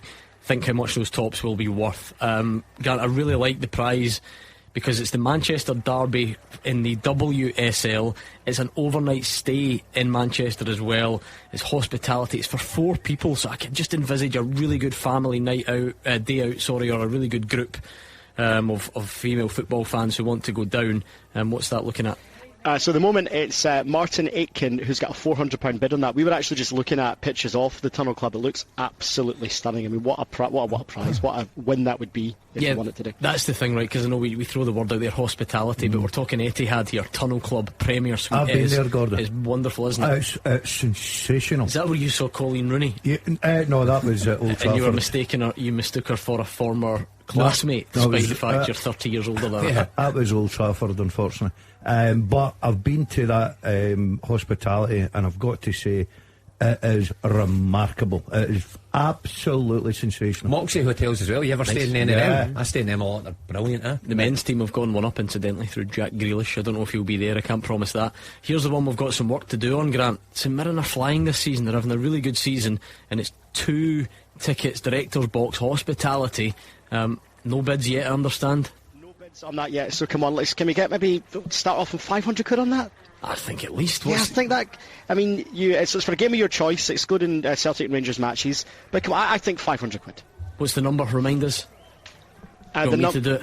Please, because I don't have it in front of me. I've got it in front. I've got it here. No, hang on. Take it away. I am prepared. It's 0141 565 2468. And here we are, the big one. I don't know what's made it the big one. It's easily the worst prize of the lot out of these, but it's got that money can't buy feel. The chance for you and a pal to play a round of golf with Mark Wilson and Gordon DL at Turnberry's King Robert the Bruce course, and it is coining it in. Grant Thompson. There were people phoning before 2 o'clock for this prize, going, where can we bid for it, where can we bid for it? And at the moment it is Derek Connor from DJC Properties with £2,300. Properties, imagine he wins. Imagine some of the deals you can do. Come on, Derek, keep it going. Can I just you say, and I have a chat? Can I just say the pressure on you two to be good company that day and play some good golf, or some comically bad golf, is going through the roof with every bid that we receive here. I'll be good company. We're good company in a golf course. Incredible. And we like to encourage. Doesn't matter if you're a bad player, get out there, we'll encourage you, we'll help you round. No, be half decent, because this guy will tear you apart if you're no good. So that's not true. That's actually not true at all. Right, we need to do some work on the St Mirren prize there. It's hospitality for 2, it's director's box tickets. I've got a theory here though. Maybe the big St Mirren fans listening are at the game, so they can't call right now. So maybe you are the husband, the wife, the mum, the dad, the son, daughter of the big St Mirren fan in your life, and you're listening. Why not buy it for them or put them onto it? I mean, I know people even like to go to the game as neutrals if it's hospitality as well, because you're getting a rare treat there as well. So pick up that phone. It is the number that Grant just gave you there, 0141 565 2468. We need to do more on that St Mirren prize. Does that get you in the boardroom, did you say? Yeah. That one? Yeah. So it's a good prize, that one. The St Mirren fans can't hear us for the wind, so well, that's true. You need to get the wives and the daughters. David Friel to give it a shout out. How bad's this, right? System. Half time. Zach Hemming took a goal kick, right, and the wind blew it out for a throw in. Then the resultant throw in went straight back out for a goal kick because of the wind. That's so bad. Oh, it is so bad. Would you take a draw there, Gordon?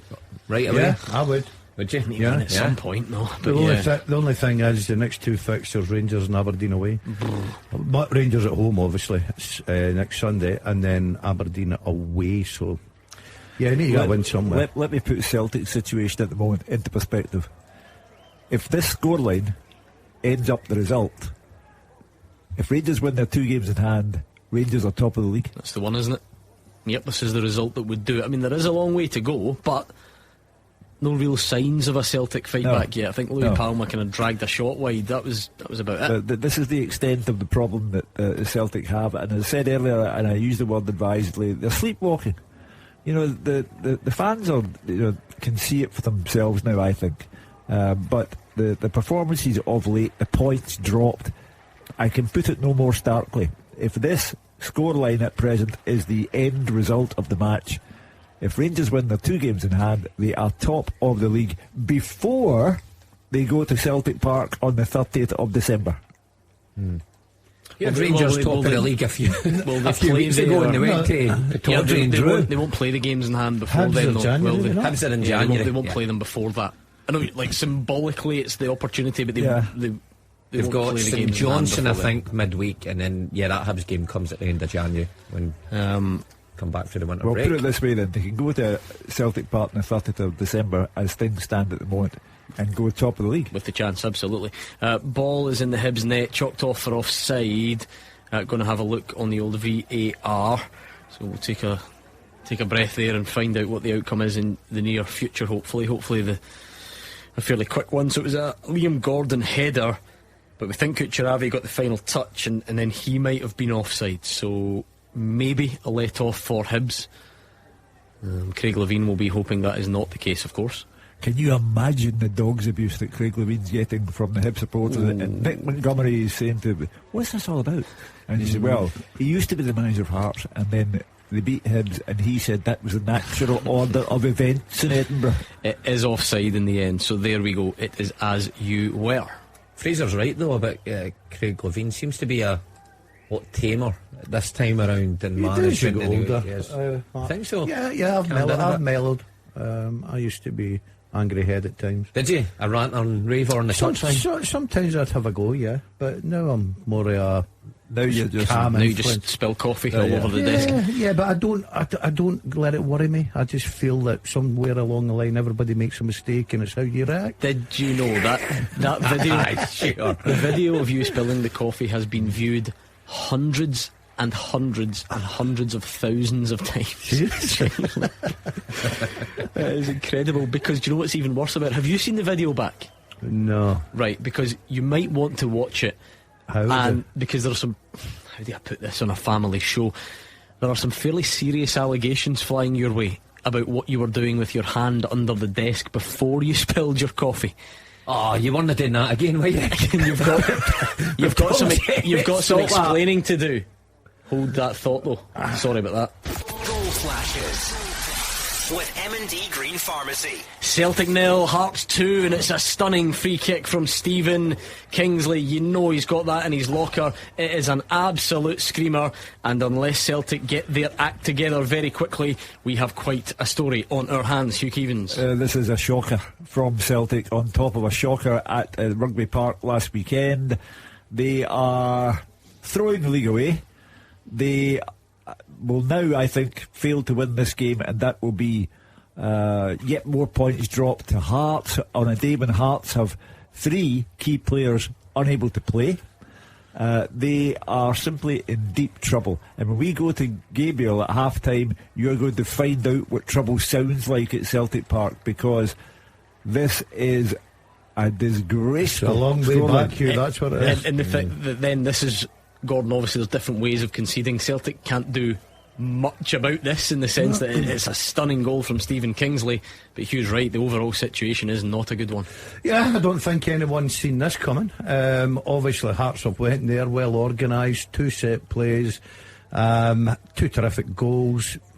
Tell you what, are you going goalkeeper? No, I was just going to say, well, maybe a bit, but Joe Hart, the flailing goalkeeper, think Lee Griffiths with Joe Hart in goals for England. It is very like that first one, isn't it? Yeah. Very similar. But listen, Hugh's right, it's an absolute disaster a long way back. And we going with the reports, doesn't sound like Celtic have really been knocking at the door to get back in it when it was 1-0, so never mind 2-0. So a lot of work for Brendan Rodgers to do. Do you know what? You said nobody saw this coming, and I thank Gordon Duncan in advance for this. I listened to our programme one night, and I said that there was a possibility that Celtic could lose to Rangers on the 30th of December and Rangers go top. And a man come on and said, I question his mental health. Now, what a disgusting thing to say in the first place. And Gordon, thank you, you came in right away and said, come on, can we speak like that? I was right, and the caller was wrong. Who did you tip today? Celtic. There is still time. All we know now that is who did you tip? Celtic. If it is going to happen, it's going to have to be pretty dramatic. For my own benefit, right? I've got it ingrained in my mind anyway, but I've just looked up Lee Griffiths' first goal against England. It is similar, extremely similar, verging on identical to the one that Stephen Kingsley's just put past Joe Hart as well. So what you're saying is that Joe Hart doesn't learn? Oh, not necessarily. I do remember at the time some English commentators, Gary Neville was very critical, felt that those types of shots were Joe Hart's weaknesses. I'd always been inclined to give a bit of credit to Stephen Kingsley there, Gordon, because it goes over the wall, it comes down again. It's not bang smack in the corner, but it's close enough. I think you've got to at least first give a good slice of credit to Stephen Kingsley. You know, I'm first to criticise the goalkeepers. I think they should do better, but I'm with you in this one, Gordon. Just having watched it there on my phone, terrific strike. He's got it up and down. Joe Hart obviously tries to get across, but I just think it's a terrific set play. Do you know what? My only difference, the England one is probably a worse attempt by Joe Hart, because that's even more central than Stephen Kingsley's. But the one thing that might not let Joe Hart off the hook completely, Mark, is quite far out. It's not hit with great venom because it has to go up and over the wall. It doesn't look like it, it doesn't bullet past him. You wonder if he could have done a bit better. Yeah, it's always working away from it. I'm with you, Gordon. Kingsley, it's a terrific effort, so give credit to him. But I think if you're going to point the finger at Joe Hart, I think probably move your feet quicker. You probably know that he's going to go that side, so maybe start to gamble a bit and give yourself a better opportunity to go over. Hearts' problem is you've no competition for his place. There's no goalkeeper there at Celtic Park, and when it was put to the club that they should be buying a goalkeeper in the summertime transfer window, no, that idea was just ignored. And Joe Hart has lost plenty of goals this season. Plenty of. I've got to say, Hugh, I thought he was particularly good in midweek. I thought he did a terrific game. He did, to be fair, yeah. Probably one of his best games. I understand what you're saying. You know, he comes under a bit of the scrutiny when he loses goals. But I thought Wednesday, he was excellent. Surely the concerning thing, really, Mark, because that can happen. That goal there, we're probably nitpicking. There's not loads you can do about it. But we're 34 minutes into a home game and Celtic have barely looked like scoring. Well, exactly. You know, all the attention goes on the defence recently, the goalkeeper, the centre-backs that do or don't play. But creating chances has been a bit of an issue. You look back at that second half at Kilmarnock last week, and I don't know how many entries into the box Celtic actually had. It couldn't have been many in the second period. And you're looking at today, approaching half time, and not many clear-cut chances. So that's a worry, and that's with Kyogo, that's with Palma. Maeda's on the bench, and O'Reilly up there with the top scorers in the league. Can you imagine if Hearts at all? Can you imagine if Hearts go 3 up before half time? I still think if Celtic can get one back, Hugh, I think there's still plenty of time to turn this round. They need to work Xander Clark, though. Once they've done it, have they? From Greg Taylor's effort, we heard, but apart from that. Right, this hour is bubbling away nicely on the auction, but let me remind you of your all-day prize. It is never lost on me. I used to listen to this auction every year, now get the pleasure of telling you about it, and I know that not everyone can afford to spend lots of money on auction items. That is just the reality for lots of us. So we try to get everyone involved, and this is brilliant thanks to Arnold Clark. There's a BMW 1 Series up for grabs. It is brand new, and all you need to do is text the word car to 84901. Text car to 84901. It costs like a standard message rate. It then gives a £5 donation to Cash for Kids, so it's much more affordable for loads of us. £5 donation, every penny to local children, and then you might win the brand new BMW 1 Series. It's a win-win situation. You can cancel the donation by replying cancel within 60 minutes of receiving our text confirmation. We obviously hope you don't do that. It's over 18s only, full T's and C's at Clyde1.com, and the entries for that close at 6 PM tonight, so that's running all day, but do not hang around. Also, I've got another little surprise for you. I say a little surprise, it is a huge surprise, because we've been overwhelmed by donations here, like seriously, so many. The ones that I'm reading out were actually only scratching the surface. So what we've decided to do, and Hugh Keevins, I'm about to have one of those coughing fits, you just have to pad your way through, so you can talk about the Celtic game for 2 seconds whilst I try and stay alive. Okay, well, I repeat, Celtic 2-0. I thought he was joking. He really is coughing, and they are sleepwalking towards a disaster in the title race, and they have worked Xander Clark just once, but they are struggling to score a goal. They're 2 down, they need to get 3 for all 3 points. Anyone who sees 3 goals in this for Celtic, come and see me. I'm back, I think, for now. We've actually set up a silent auction as well for you. And if you go to the Cash for Kids Super Scoreboard auction webpage, you will find it there.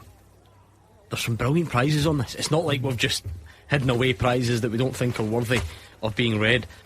There are 4 Super Box tickets for the Viaplay Cup final at Hampden Park tomorrow. It is tomorrow, donated by Hampden Hospitality and Sodexo. That's on there. There are loads of hospitality prizes. Rangers, there are multiple Rangers ones. There's Falkirk, there's Dumbarton. There are makeover experiences.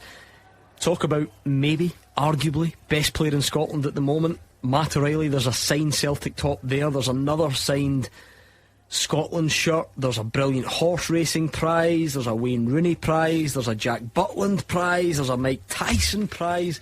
It is absolutely sensational. I wish I had longer to tell you about some of those, but genuinely there might even be some bargains in there at the moment. So if you go onto the website, you can find the Cash for Kids silent auction listings as well. Some unbelievable prizes on there, so please go and take a look.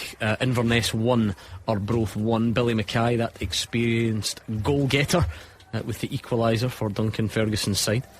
I was going to say we've been robbed of the Dick Campbell Duncan Ferguson rematch because they met early on, didn't they? Was that Big Dunk's first game? Yeah, Friday night. But Jim McIntyre now in charge, of course.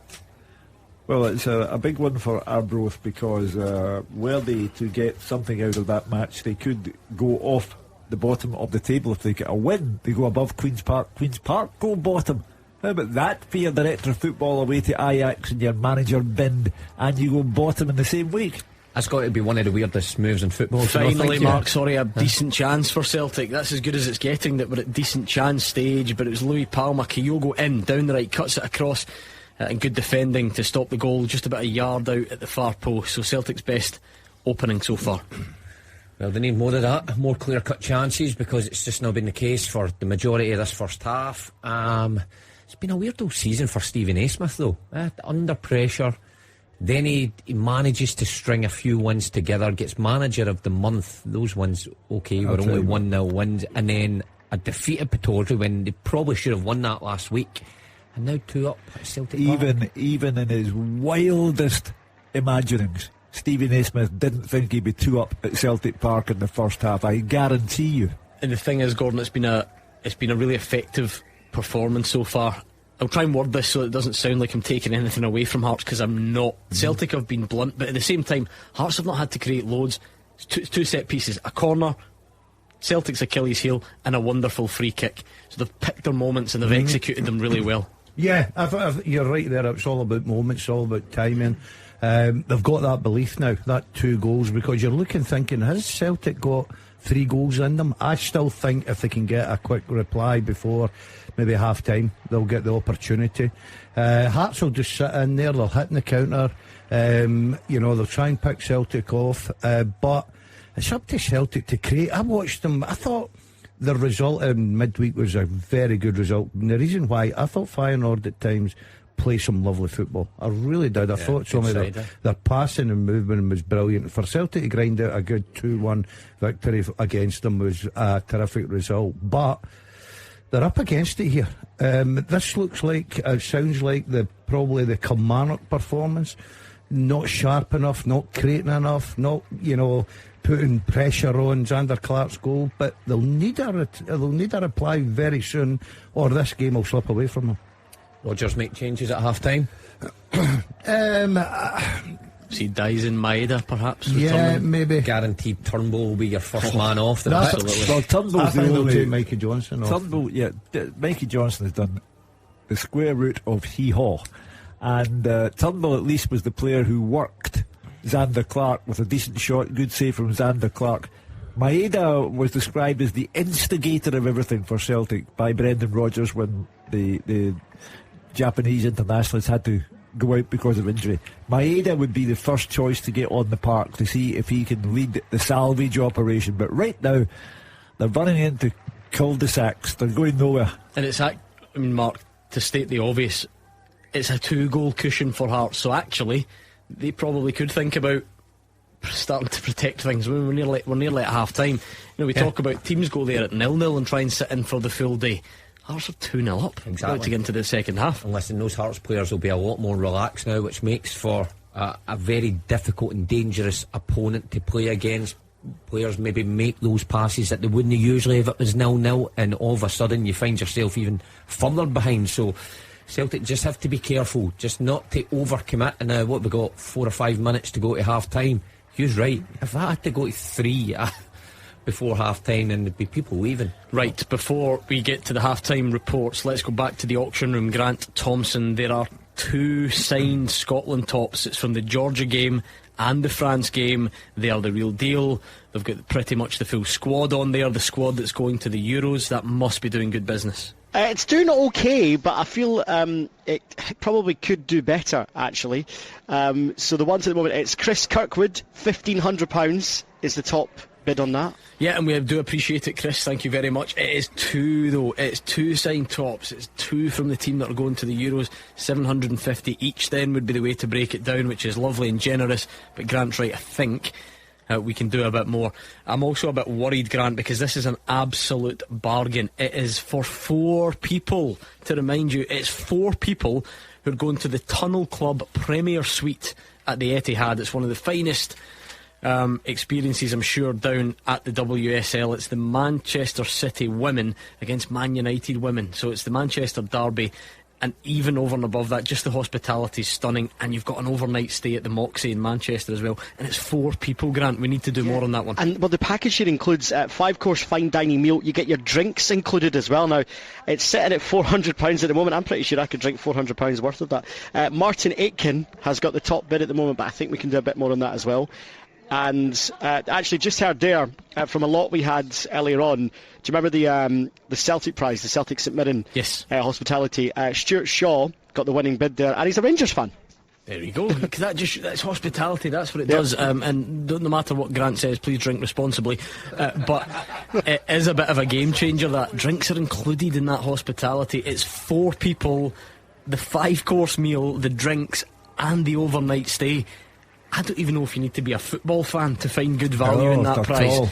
So seriously, get your bids in there. St Mirren hospitality, Grant, are we getting somewhere now? We are getting somewhere. We've got a bid on that. Robert Suter from Pro Tyre Recycling at £500 on that. I did say it was worth £500 earlier. Can we get a bit more, please? I think we need to. It is imperative. And the chance to play golf with Mark Wilson and Gordon Dalziel at Turnberry for you and a friend is worth at least 20 grand. Are we getting close?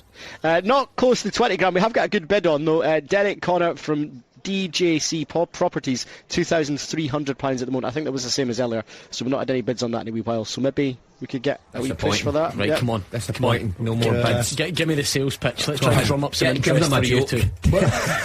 Tell them one of your stories. Just will you pour a cup of hot coffee over your head if they agree to come? Not at all. We'll have a fantastic day. We'll make sure the lads treat them to lunch. We'll get them a bacon roll. That's quite a few quid for a bacon roll. Is that actually one between them? One between them. We'll half it. Maybe they could play against you, beat the pundit. Anything as you walk round. Yeah. I don't know. I'm trying to listen. We can tell them some stories that aren't fit for air. That's true. Probably more Daz stories than mine, because I live a sheltered life. You've only got 13 minutes left on those 4 prizes, so it's 01415 652 468. Get bidding on them, please. It's for the children. Half time in windy Paisley. David Friel. Half time, Motherwell 0, St Mirren 0. I don't really give you a football report or a weather report. It's not been a classic, but credit to both teams are trying their best in the howling wind. It's been pretty even in terms of possession. St Mirren have definitely had the best chance. That came in 13 minutes when Terry Small raced down the right fired on a low cross. Fell to Greg Kilty. It looks like he's about to score, but he slipped just as he took his shot and it flew over the bar. Jonah Ayunga, he threatened, he'd a header tipped over. Mark O'Hara, he had an effort blocked as well. Motherwell haven't really tested St Mirren keeper Zach Hemming at all. Beavis Mugabe did whip a header into his arms early. Been a few set pieces, but they'll need to carry a far bigger threat in the second half. Half time, St Mirren 0, Motherwell 0. Well, short and sweet there from David. Actually caught us all out there eating pizza. But listen, I think we always said that it was going to be like that today. With those conditions, never easy to play in. Expected scoreline so far. Half time in Livingston. Roger Hannah. Half time as well. It's Livy 0, Kelly 0 at the break. We spoke at the top of the show about one change for the Livingston side. Joel Newbley in for right wing back Jamie Brandon. We wondered if that would mean a change of formation, but it did not. Newbley, known as a front man, and wide on the right in that right wing back row, and they got the ball to him in the first minute. He beat Stuart Finlay, got to the byline with a lovely trick. They crossed just too high for James Penrose at the back post. It broke for Io Obalai, and he tested Kilmarnock goalkeeper Will Dennis right at the start of the game. Kelly's response was quick. Kelvin, the skipper, narrowly failing to reach Liam Polwarth's free kick inside the 6-yard box. Vassell threatened again with a run down the inside left channel after a pass by Corey and Daba. This time his effort pushed out by Livingston goalkeeper Shamal George. Vassell busy all over the pitch. He was hauled to the ground for a free kick by opposing captain Michael Devlin. Then Shamal George having to make a save from Robbie Dees. All this inside the first 15 minutes as Kilmarnock chased a third consecutive league win. Kelly were forced back. Michael Nottingham coming up the right hand side, played a ball in. It was just behind Scott Pittman after 24 minutes, and a setback for Kelly just moments later. Marley Watkins, who was in to the starting lineup because of injury to Matty Kennedy, he limped off with Andrew Dallas coming on. Livingston by now, they've gone 700 minutes without a goal from open play in the Premiership, but they had to hang on, and Corey and Daba sliding in at the back post, just unable to convert. Another free kick from the dangerous Polwarth, but at the other end a slick Livingston passing move ending with a fine cross by Penrice from the left, and it just eluded 3 inside the 6-yard box. Decent chances at both halves. We're just crying out for a goal, Gordon. Typical Livingston. Livy 0, Killie 0. We've got a story on our hands at Celtic Park, Gabriel. Yes, we certainly do, Gordon. Half-time, and would you believe it, Celtic have it all to do. They are 2-0 down against Hearts. Boos ringing around me at Parkhead as the whistle was blown just a few moments ago. Captain Lawrence Shankland headed the visitors in front after just 15 minutes. He was totally free in the box. And then Stephen Kingsley doubled the Jambos' lead with a brilliant curling free kick from distance. And it has totally stunned Celtic and this crowd. The game started in usual fashion. Celtic with the ball without creating too much. After a few moments, the Hearts captain found himself totally unmarked from an in-swinging corner. Liam Scales and Alistair Johnstone seemed to be marking each other. The stadium started to get jittery at 1-0, and before you know it, the afternoon turned from a troublesome start into a catastrophe. After half an hour, Stephen Kingsley stood over a free kick. It was over 25 yards out, but as you said, Gordon, reminiscent of that Lee Griffiths famous free kick against England, it was beautifully curled into the back of the net with his left foot. Suddenly, after just 2 set pieces, Hearts were 2-0 up, and panic really started to set in here behind me. In terms of going forward for Celtic, Louis Palmer thought he was going to pull one back. A ball came across the face from Kyogo at the far post, but it was blocked just in front of the line by the Hearts defence. Some valiant defending. Kyogo had a half chance just before the whistle there. But that's pretty much been it going forward. Turnbull had an effort with his left foot from over 20 yards that was saved fairly comfortably by Xander Clark. There's been some dangerous crosses into the box. They've all been met by maroon jerseys, Gordon. Now, as we know, if it stays the same, not only are Celtic spurning the chance to go 8 points clear at the top of the league, they will stay just 5 points above Rangers, who will have 2 games in hand. You don't need to be a genius to work out what that means. Stephen Naismith is in the exact position he wants to be in as the visiting manager. Expect Hearts to defend deep from here on out, but Brendan Rodgers will be absolutely furious in the changing room. A huge second half coming up on an afternoon that could have a huge impact in this season's title race. At the interval, it is Celtic 0, Hearts 2. Scottish football's league leader. This is Clyde One Super Scoreboard. Quick, this is your 5-minute warning. You're about to run out of time on the 2 signed Scotland tops. The Manchester Derby Women Hospitality, that's an unbelievable prize if you look at everything it includes. The St Mirren Hospitality and the golf at Turnberry with Mark Wilson and Gordon Dalziel. You've got 4.5 minutes left, so 0141 565 2468. Be quick, let's get the half-time picture from St Johnstone. Fraser? Half-time, St Johnstone 0, Hibernian 0. Not a great game to watch, sorry, Gordon, to be honest with you. St Johnstone probably just shaded a bit. No real efforts for either keeper to save. A couple of half chances at either end, a few moments around either goal, but dealt with comfortably by both defences, and in general, little quality on the ball and a pretty tricky pitch. The first 15 minutes gave us hope. It was actually a decent start to the game. Half chance at both ends. Carey and Jayasemi were just wide with their efforts. Kucheravi had a shot straight at Marsh from 20 yards. The other end, Jair Tavares cutting from the left hand side, curled a shot just a yard wide on Mitoff's left hand post, but that was pretty much it. St Johnstone on the front foot, a bit more of the ball in the early stages and around the Hibs penalty box. Although Graham Carey was enjoying his free rolling attack, it couldn't turn the good play into any real chances. Little seen a Hibs an attacking force. They've got the 4 forwards. Boyle and Venter, though, hardly getting a touch of the ball. Though 26 minutes, St Johnstone did have the ball in the net. Liam Gordon headed a Smith corner goalwards. Kucheravi got a touch just a yard out. He was given offside, and VAR confirmed the assistant referee's decision. Hibs had a wee spell in attack, a bit of spell of pressure, a number of dangerous crosses, but some good defending by Gordon and McGowan in front of goal to clear the danger of it. Its play was really scrappy in general. Just one half chance before the break. Matt Smith, the midfield player for St Johnstone, a poor defensive header by Paul Hamlin, fell to the St Johnstone player just 16 yards out, but he snatched at his chance and shot wide from 16 yards. I think Craig Logan will be a happier manager, but Nick Montgomery really looking for much better from his team on the ball in the second 45 minutes. Half time at Denman Park, St Johnstone 0, Hibs 0. The big story at the break is that Hearts lead 2-0 at Celtic Park, and a Celtic comeback doesn't even look likely, but that doesn't mean it's not possible. What a second 45 we've got, and you've got 2.5 minutes left on those auction items. Come on, let's do it, let's be quick. They are brilliant prizes. I said money can't buy the chance to play golf. You and a friend at Tunbury's Robert the Bruce course with Gordon Dalziel and Mark Wilson. They promised they'll be really nice to you. You've got the hospitality at St Mirren, the hospitality for 4 plus an overnight plus your drinks at the Manchester Derby, the WSL, and the 2 signed Scotland tops from the squad heading to the Euros as well. 2 minutes left. 01415652468. Ding dong, maverick on high. Magic Mike spells are ringing. Ding dong, Shazam in the sky. And Spider-Man is swinging. Upgrade to Sky Cinema for more of the latest blockbusters, like Top Gun Maverick, Magic Mike The Last Dance, Shazam Fury of the Gods, Fast 10 and Spider-Man Across the Spider-Verse. And 2 free view tickets a month. Sky Cinema. Movies made Christmas. Sky TV contract required. View tickets valid Sunday to Thursday. Limits and restrictions apply. See sky.com for terms. Catch a More Card exclusive this Christmas at Morrison's. Our fishmongers are serving fresh whole salmon at just $6.99 a kilo, down from $7.99 a kilo. More of a merry Fishmas. Majority of stores subject to availability. Excludes online. Ends 31st of December. The Clyde One Super Scoreboard Podcast with Lucas Land Rover. Buy your next car or book your MOT service or repair online. Action as it happens. And your reaction from 5 on the open line. This is Clyde One Super Scoreboard.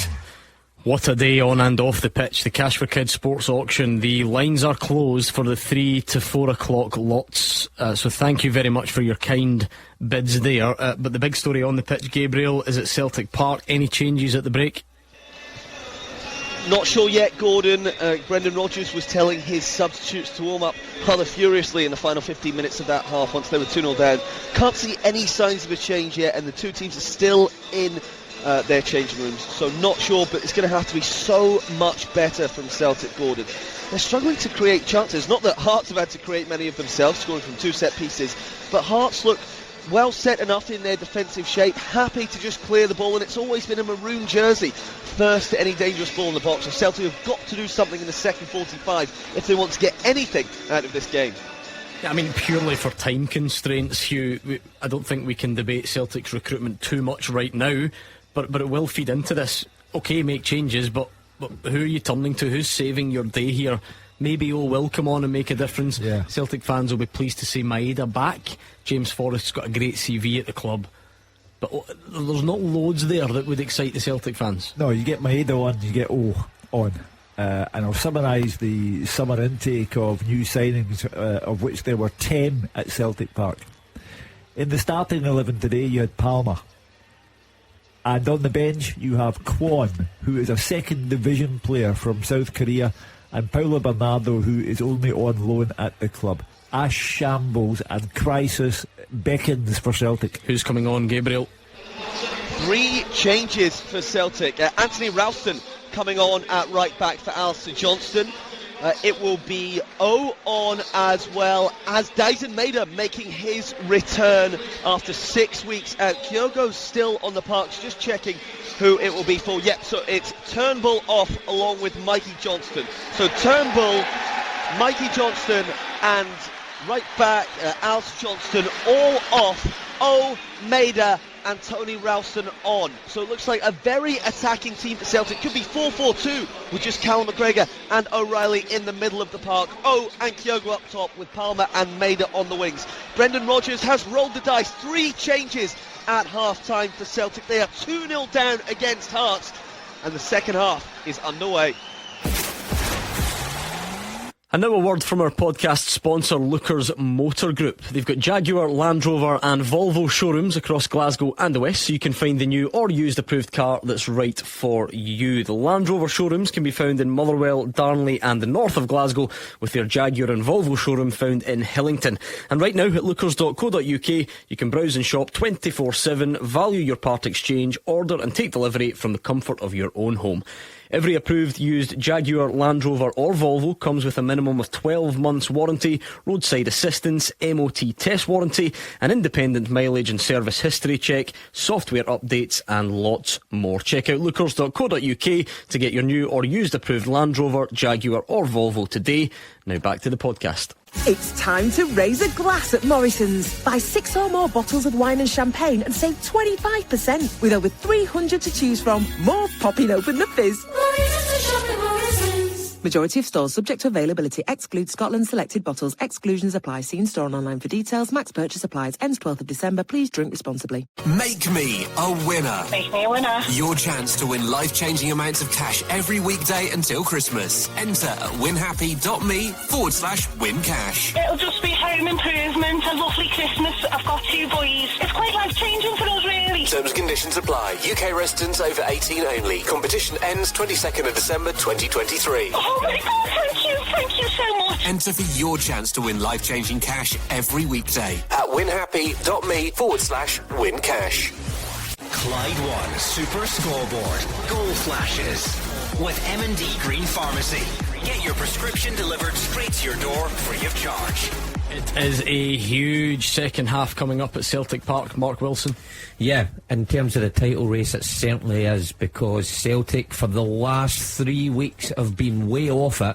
Got out of jail at St Johnstone, got rightly punished at Rugby Park, and are rightly being punished here at Celtic Park. And if this continues, then the title race is well and truly back on. But a big 45 minutes for Maeda and for Anthony Ralston coming in to replace Johnson, who I think is suffering a bit of a downturn in form recently. It was good again in midweek, wasn't he? This is the problem. I think a lot of Celtic fans felt a corner had been turned in some ways midweek, and my goodness, when he came into the side, he was Mr. Consistent. Didn't look like he had a bad game in him, but now it's becoming quite common that he's underperforming. But a big chance for Ralston, Maeda, I know, to make themselves heroes. I think he must be injured, Gordon. I don't think he would have made that substitution. No. I really don't. I'm not surprised with her too. Mikey Johnston's really offered nothing. Maeda gives him that pace, that blistering pace, the work. He can go and press very quickly at the front. And it could be a big afternoon for O. If they get the opportunity to try and stick the ball in the back of the net and get Celtic back into this game. But it's a long, long way back for them. Fans have to understand context. If this scoreline is the final result, and there is also a chance it might get even worse, remember, then the league changes. Because if Rangers win their games in hand, they are on top of the league. They only need to win one of the games in hand, go to Celtic Park, beat Celtic on the 30th of December, and they go top of the league. That's the context.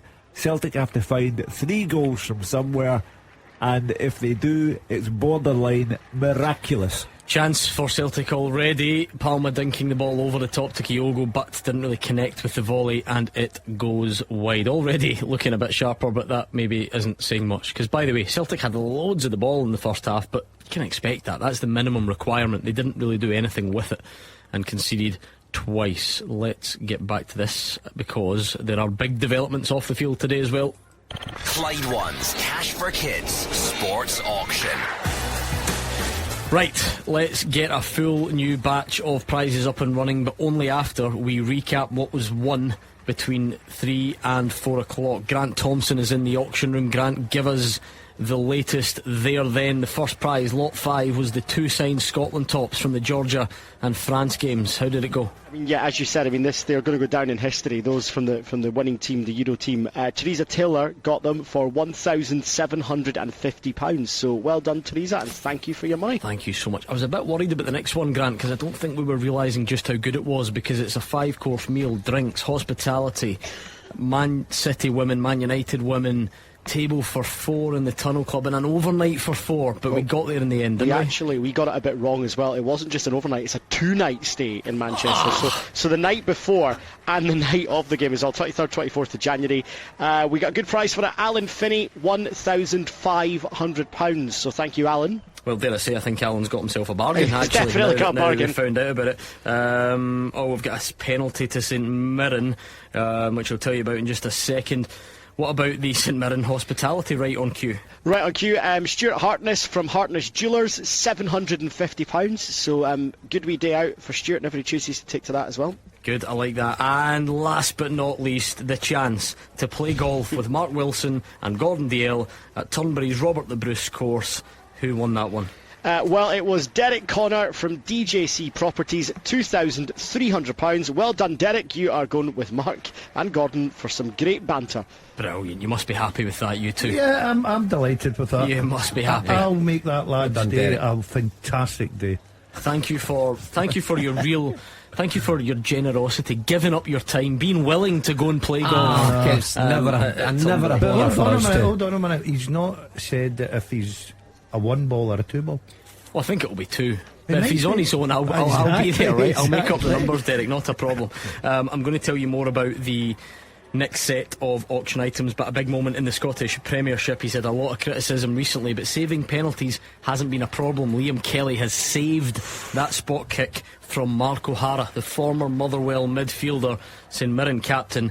You wonder how big a moment that could turn out to be. How much criticism does Liam Kelly get? A lot. Every week on this programme. Just currently, yeah. And I keep trying to defend the guy. The scattergun comes out, and Liam Kelly, for some reason, was the number 1 target. But the form has dipped, though, for sure. I mean, you see the goal last week. Well, Mark O'Hara, I would have put everything on Mark O'Hara scoring that. So well done, Liam Kelly. Absolutely, big moment. Okay, right, here is what you got to do now. Thanks to that St Mirren penalty and others, we're already behind on this one. 50 minutes left. I'm going to give you 4 more prizes, 4 more lots, and these can only be won between now and 5 o'clock, so you have to be quick, and they are sensational, right? You think the chance to have company of Mark Wilson and Gordon Dalziel. What about the whole team here at Clyde One Super Scoreboard? We thought we'd give you a bit of a money can't buy experience here, so we're going to give you and one other friend the chance to come in here and sit in on the Clyde One Super Scoreboard show of your choice. You can watch Beat the Pundit, you can listen to the callers coming in and going off their heads about whatever the topic of the day is. You can pick Hugh Keevins' brain, you can watch Gordon Dalziel spill his coffee all over the studio. If it's midweek, you'll see the new TV studio. It's all in there. The guys, you can see the Nokia. You can see the Nokia in all its glory as well. So 2 people come in here and get the full Clyde One Super Scoreboard experience. That is your first offering this hour, lot number 9. It's not all about sports fans, this show, and that's what I love about the Cash for Kids auction. And by the way, there's already a bid for £1,500 to come and sit on the show. Already, fast as nice. The second lot for this hour is 2 tickets to the Britain's Got Talent live semi-final in 2024, good. And it includes, this is cool, this is really cool TV memorabilia, 2 Ant and Dec signed stars from I'm a Celebrity. That's great, actually. Do you not having that? Yeah, I like that. Collector's items, that. So it's 2 tickets to the Britain's Got Talent live semi-final next year, and it includes 2 Ant and Dec signed stars from I'm a Celebrity. Get your bids in there. Partick Thistle fans, come on, we always hear that you have a certain different level of clientele. I don't know what the hospitality is at Malbec, at the hospitality, Hugh, at the very least there. So hospitality for 2 at Partick Thistle in there as well. Thanks to the club for donating. I absolutely love this one. Talk about money can't buy this. I think you'll be involved in this, Mark Wilson. Okay. You will probably just be like the manager or cheerleader. This is the chance for you and 5, 6, 7 of your friends, depending on how many subs you want to bring, to play a game of 5-a-sides against a Scottish football legends select here. Alex Ray, Mark Wilson. I'll be involved. Legends in the title, I'll be involved. Yeah, started with the real legends. Kenny Miller. Yeah, Kenny. 69 Scotland caps, played for both Celtic and Rangers, and a whole host of their celebrity footballing pals. They'll get on the phone. They will pull together a squad of absolute A-listers from Scottish football to take on you and your mates at 5-a-sides. Now, add that up. We're talking about, you could be splitting the cost here between like 6 or 7 people if you want to bring a few subs. So realistically, that's worth a fortune. Imagine smashing Mark Wilson in a 50-50. Imagine getting elbowed in the face by Alex Ray. These are the types of things that are likely to happen. Imagine chasing Kenny Miller around like Champions League and international defenders did all their days. And imagine the glory and the bragging rights if you manage to come out on top. So get your bids in for that. Those 4 prizes: the Clyde One Super Scoreboard experience, the Britain's Got Talent tickets, the hospitality at Partick Thistle, and the game of 5s against the Scottish Football Select. 0141 565 2468, and those lines close for that selection of prizes at 5 o'clock. 5-a-sides is brilliant. See when they come and they think, we'll run over the top of these guys, and they normally do. They do. No, yeah. Well, we'll see. Put your money where your mouth is. Then come on. years of abuse from the touchline, from the stands. Can you take us on and beat us? Can you back it up?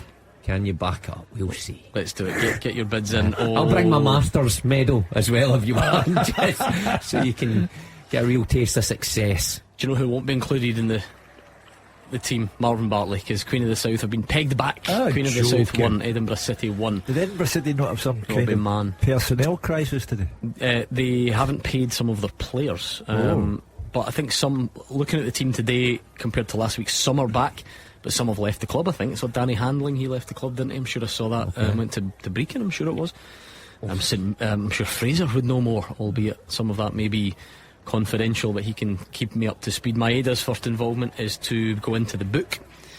Last we saw of him, really, he got sent off, didn't he? Injured all at the same time in that Atletico Madrid game. But if there's to be any way back for Celtic, they might need to think about it soon. Hugh Keevins. Kyogo, of all people, missed an absolute sitter, and it took his eye off the ball. I don't know whether he thought that Xander Clark might be about to clatter him, but he's missed an absolute sitter. Kyogo, unfortunately for him, has had a very poor season by his own exceptionally high standards. He's been a talisman for Celtic since Ange Postecoglou brought him here. 2 magnificent seasons, but like the rest of the team now, is gone. It's just it looked a confidence thing for me. He should burst the back of the net. He should really get Celtic back into this game, put a bit of pressure on Hearts. He will be really disappointed with that.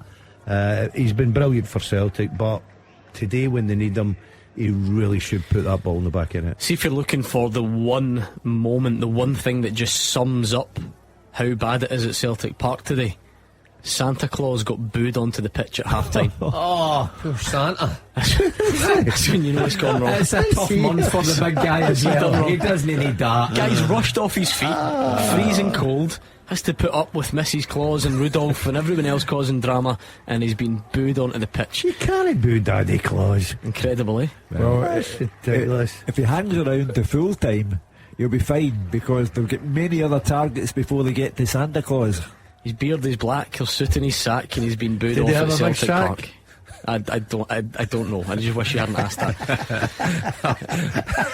Just leave that there. 2 very good saves in 2 minutes from David Marshall to stop Max Kucheravi. Not to worry, the Palmerston Pep has regrouped. Queen of the South 2-1 up against Edinburgh City. Yeah. His appearance on this week's Clyde One Super Scoreboard hanging in the balance, and nothing else to tell you about yet. It's astonishing the only goals have come at Celtic Park, and both for Hearts, not a goal anywhere else. But they are the 2 most startling goals of the day, that's for sure. And you'll find out at 5 o'clock. The boys aren't getting the entertainment they were looking for this afternoon around about the grounds. I would probably pick the worst game you could be sitting at. This could be a big one. Goal flashes with M&D Green Pharmacy. Goal St Johnstone. They've taken the lead at home to Hibs, and it is Graham Carey, as we know, going through a real tough time off the pitch. Everyone's always delighted from a neutral perspective to see him doing well, but of course from a footballing perspective, a big goal for St Johnstone. It was a fierce shot on the angle from the left. David Marshall, good saves recently, but no chance this time. St Johnstone are in front as Kyogo takes a touch, then blasts over the bar. Well, Graham Carey, like you said, tough time off the pitch, but going well on the pitch, because he's been performing admirably for St Johnstone and on the score sheet again. Played by Graham, good player, good left foot in him.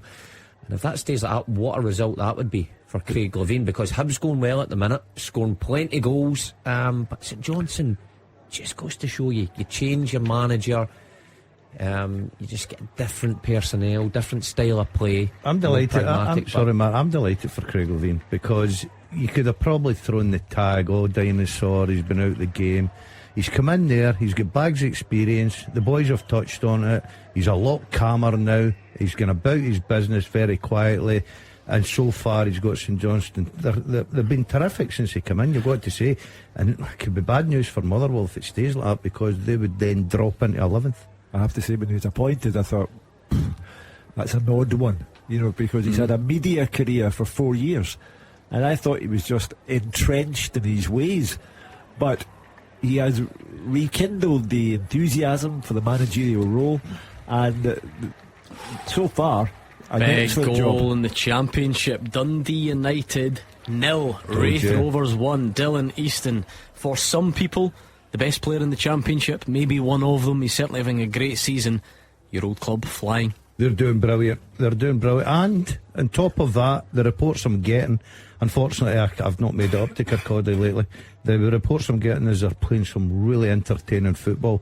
Ian Murray's doing a terrific job there, and long may it last. And I'd love to see them back in the Premier League. 5 points ahead of Dundee United if they win. I mean, that's astonishing. Yeah, but United's got a game in hand, haven't they, Hugh? Yeah. But listen, Dylan Easton, good player. I played with him at Dumbarton. Ian Murray loves him. Had him at Dumbarton, then had him at Airdrie, didn't he? And then he's taken him to Wraith Rovers. So, two players or a player will follow him about, and Ian Murray knows how to get the best out of him. Luis Palma's losing the ball quite a lot. I was very disappointed with him at Rugby Park. I think the boy's got a lot of talent, but he just sometimes overdoes it for me. I think he's got to probably try and keep it as simple as possible, especially this afternoon when the crowd, you've got to imagine, is very restless at Celtic Park, isn't it?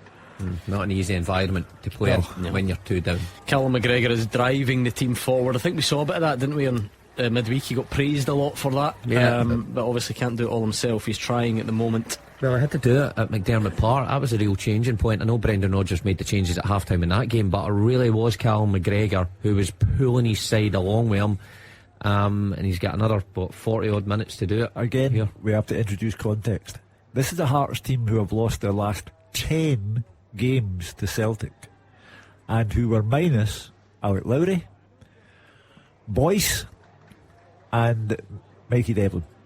3 automatic. Cammy Devlin, rather.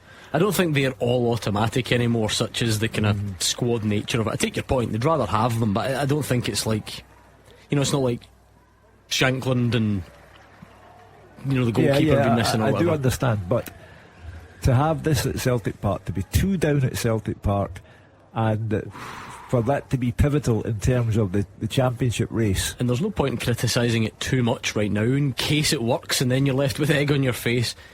But if there was ever a change that maybe summed up what's going on at Celtic at the moment, Palma's been given the hook and he's been replaced by James Forrest? Bernaby. Oh, there you go. To go and play left wing. He's done that. I think he's done it a couple of times, but James Forrest's on the bench. Bernaby doesn't even get a look in anymore. He's nowhere near the team, and he's now been sent on to try and rescue something. I'm wondering now if Brendan Rodgers is sending out signals here. This is what I have at my disposal. Look, have a look at what I've got at my disposal here. I mean, Bernaby, you have to be kidding.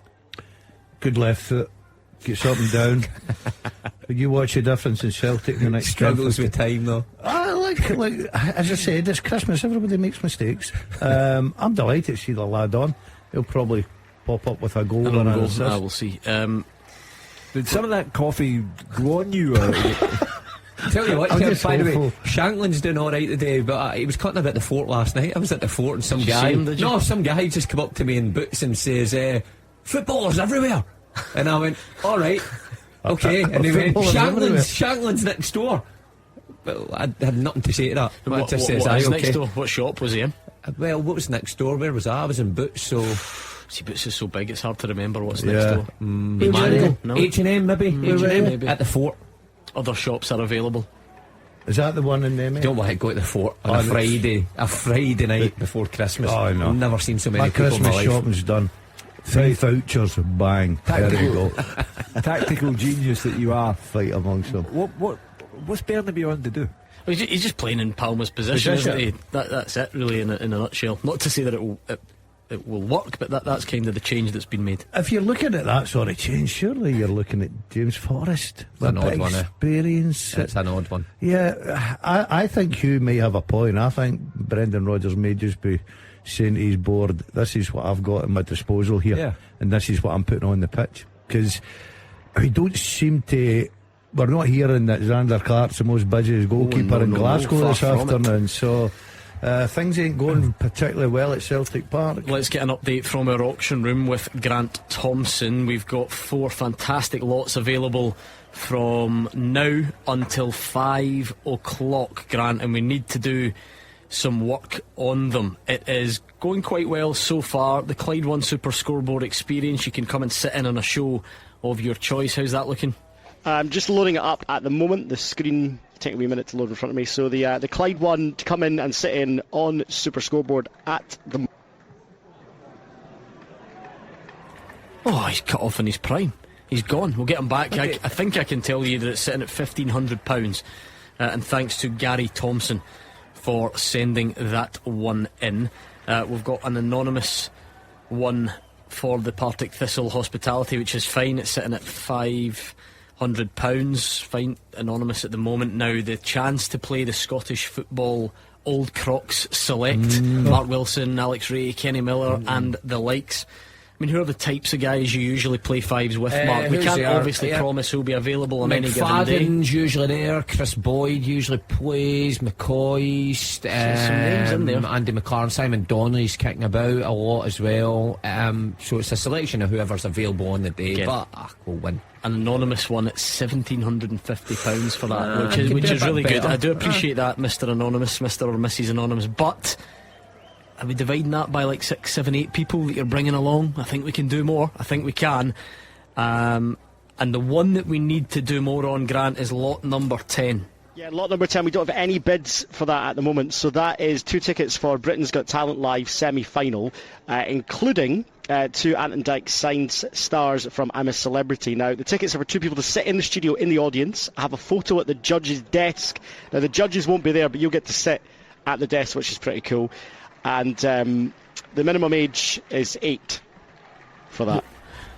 What a prize that is, by the way. See, when you think about that. Push your buzzer. Yeah, we could sit at the desk. Fancy going for that one? What would your talent be if you had to go on Britain's Got Talent? I might be great asking this. Probably a magician or something. Probably do a few tricks. Magician, the dazzling dazzler. Yeah, I could do a few card tricks.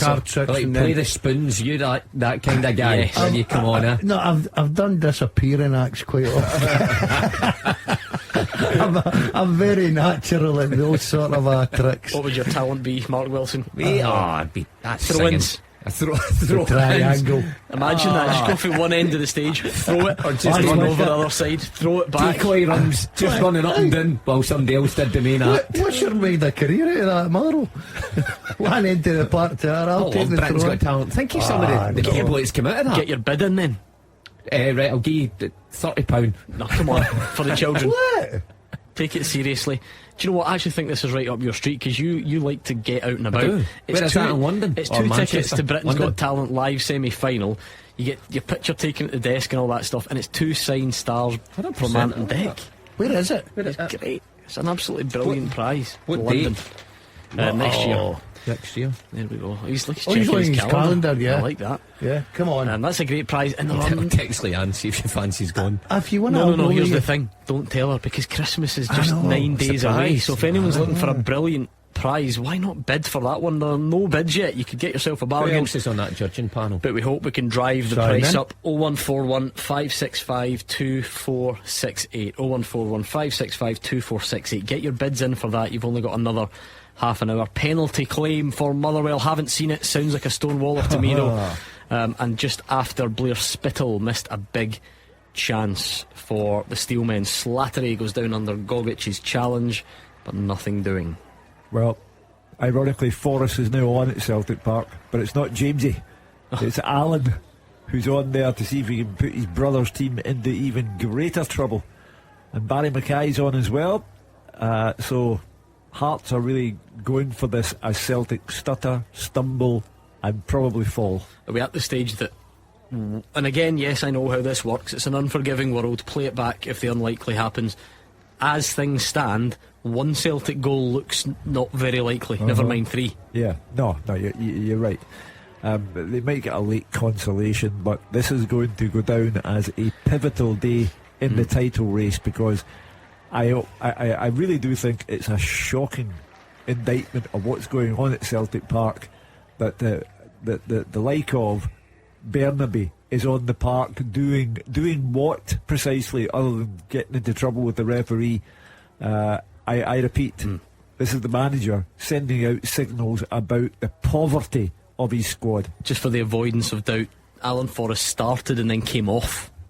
That's when you saw me. He was going off, he wasn't coming on. But James is about to come on. Hopefully you're keeping up with that. I think maybe two things can be true at the same time, Mark. I get Hugh's point. He's trying to make a statement about the lack of strength and depth in the squad, but at the same time it is still Celtic. Cameron Carter-Vickers is out there, Callum McGregor is out there, Kyogo is out there, Luis Palma has been scoring goals in the Champions League, he is out there, Joe Hart's got numerous caps for England. If Celtic want to benchmark against themselves, fine, they need to go and prove they need more quality. They should still be able to win games like this. 100%. You make a good point, Gordon, that the starting 11, and this is the point I've been making for a couple of weeks, the starting 11 is of good quality. Underperforming, but of good quality. It is the rest to challenge that starting 11 that is far away from the expectations, the standards required. So when you are making changes, when people are out of form, you've just not got that quality. Now, of course, Hatate and Abada would certainly come into the starting 11, no problem. So that would strengthen it. However, they've still got far and away enough to be winning games like this. Burnaby left wing only lasted 5 minutes because Greg Taylor's gone off and he's gone back the way, and James Forrest has come on. It was good while it lasted. Yeah, but Burnaby likes to see the full length of the pitch. Does he? Yeah. What was the goal he scored? He scored a terrific goal. Scored at Ross County. Terrific.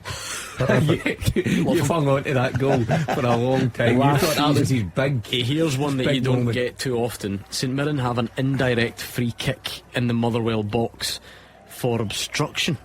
So Georgie Gent fell on the ball in the box. It's not a penalty or anything, but it's an indirect free kick.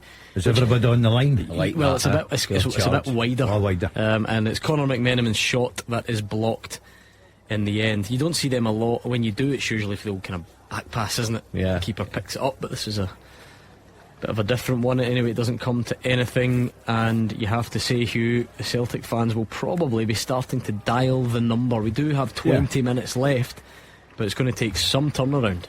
Well, I would ask them to dispute this fact. Today is pivotal in the title race because it leaves a scenario that is possible whereby Rangers go to Celtic Park on December the 30th, and if they win there, they go top of the league. Celtic have fallen apart. The squad is clearly insufficient for what's been asked of them.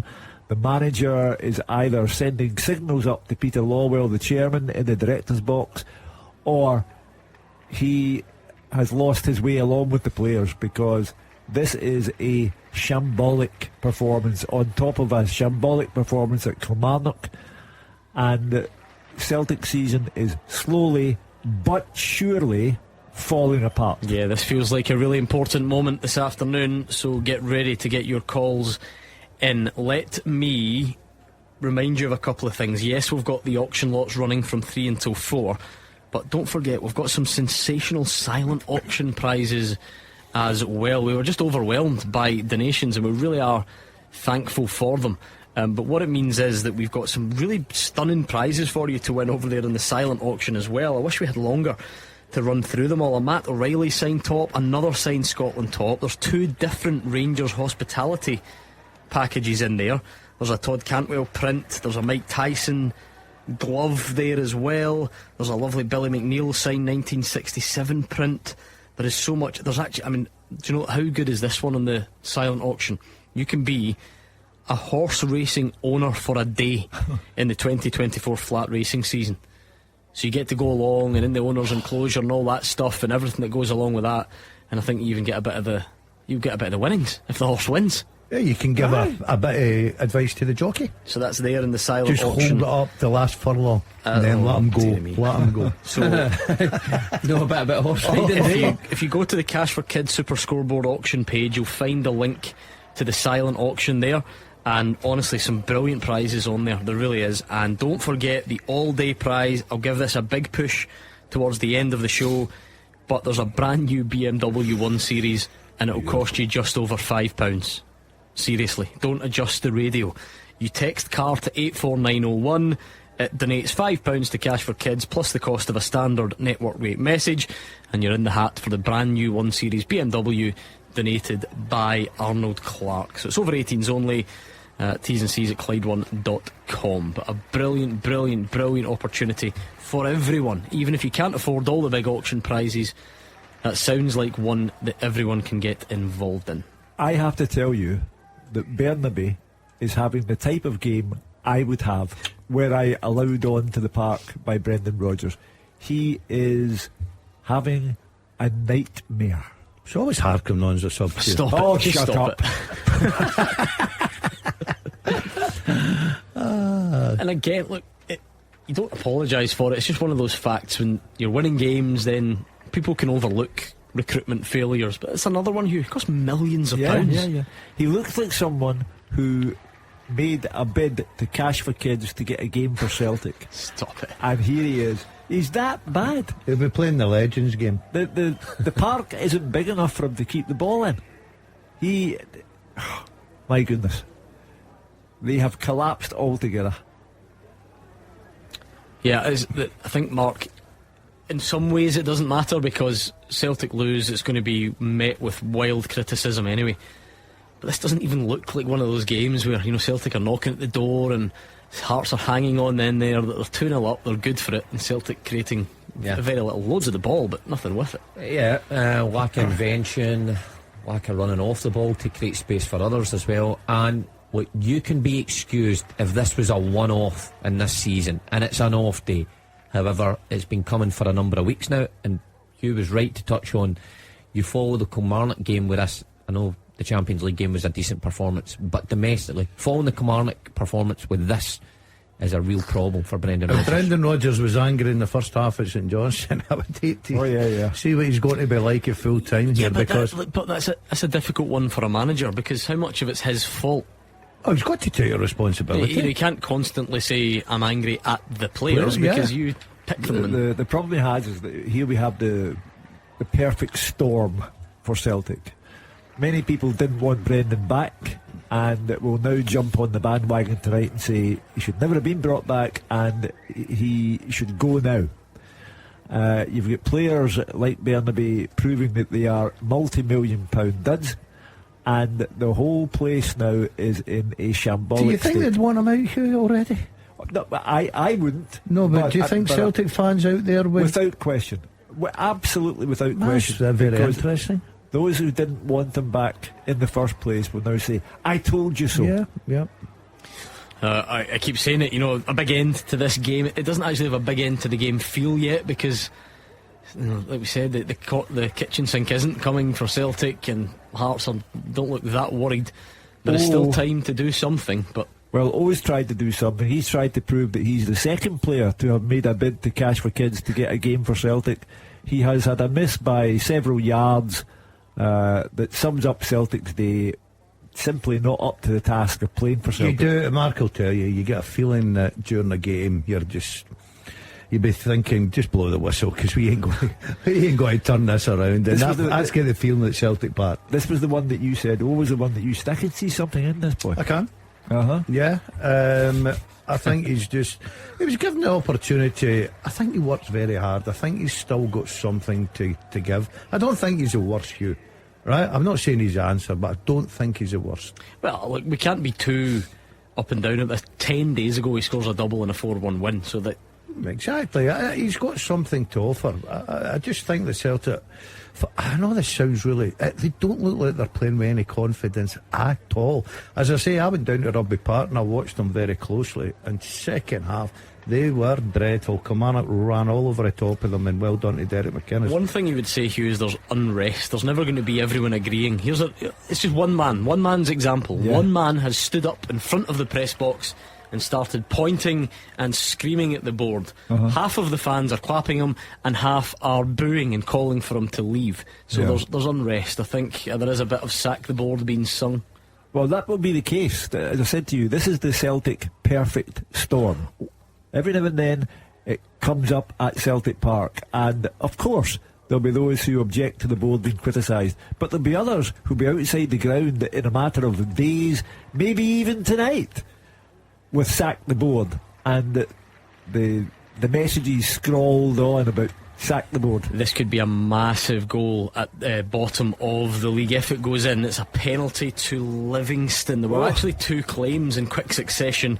Willie Collum, who was running around with one boot on in Europe during the week, he has given it, and Livy have a golden opportunity to score what could be a vital goal. There are some chants being aimed at Peter Lawwell now inside Celtic Park. If anyone wants to call in with those thoughts, feel free. You know the number. We'll be here at 5 o'clock or thereabouts to have your say after the game. Could be a big goal at Livy, Gordon. It shows how inconsistent this league is, though. Kilmarnock, Pittodrie winning against Celtic winning, and could get beat if this goes in against Livingston. Who's taking it? VAR are still checking it, so we don't know yet.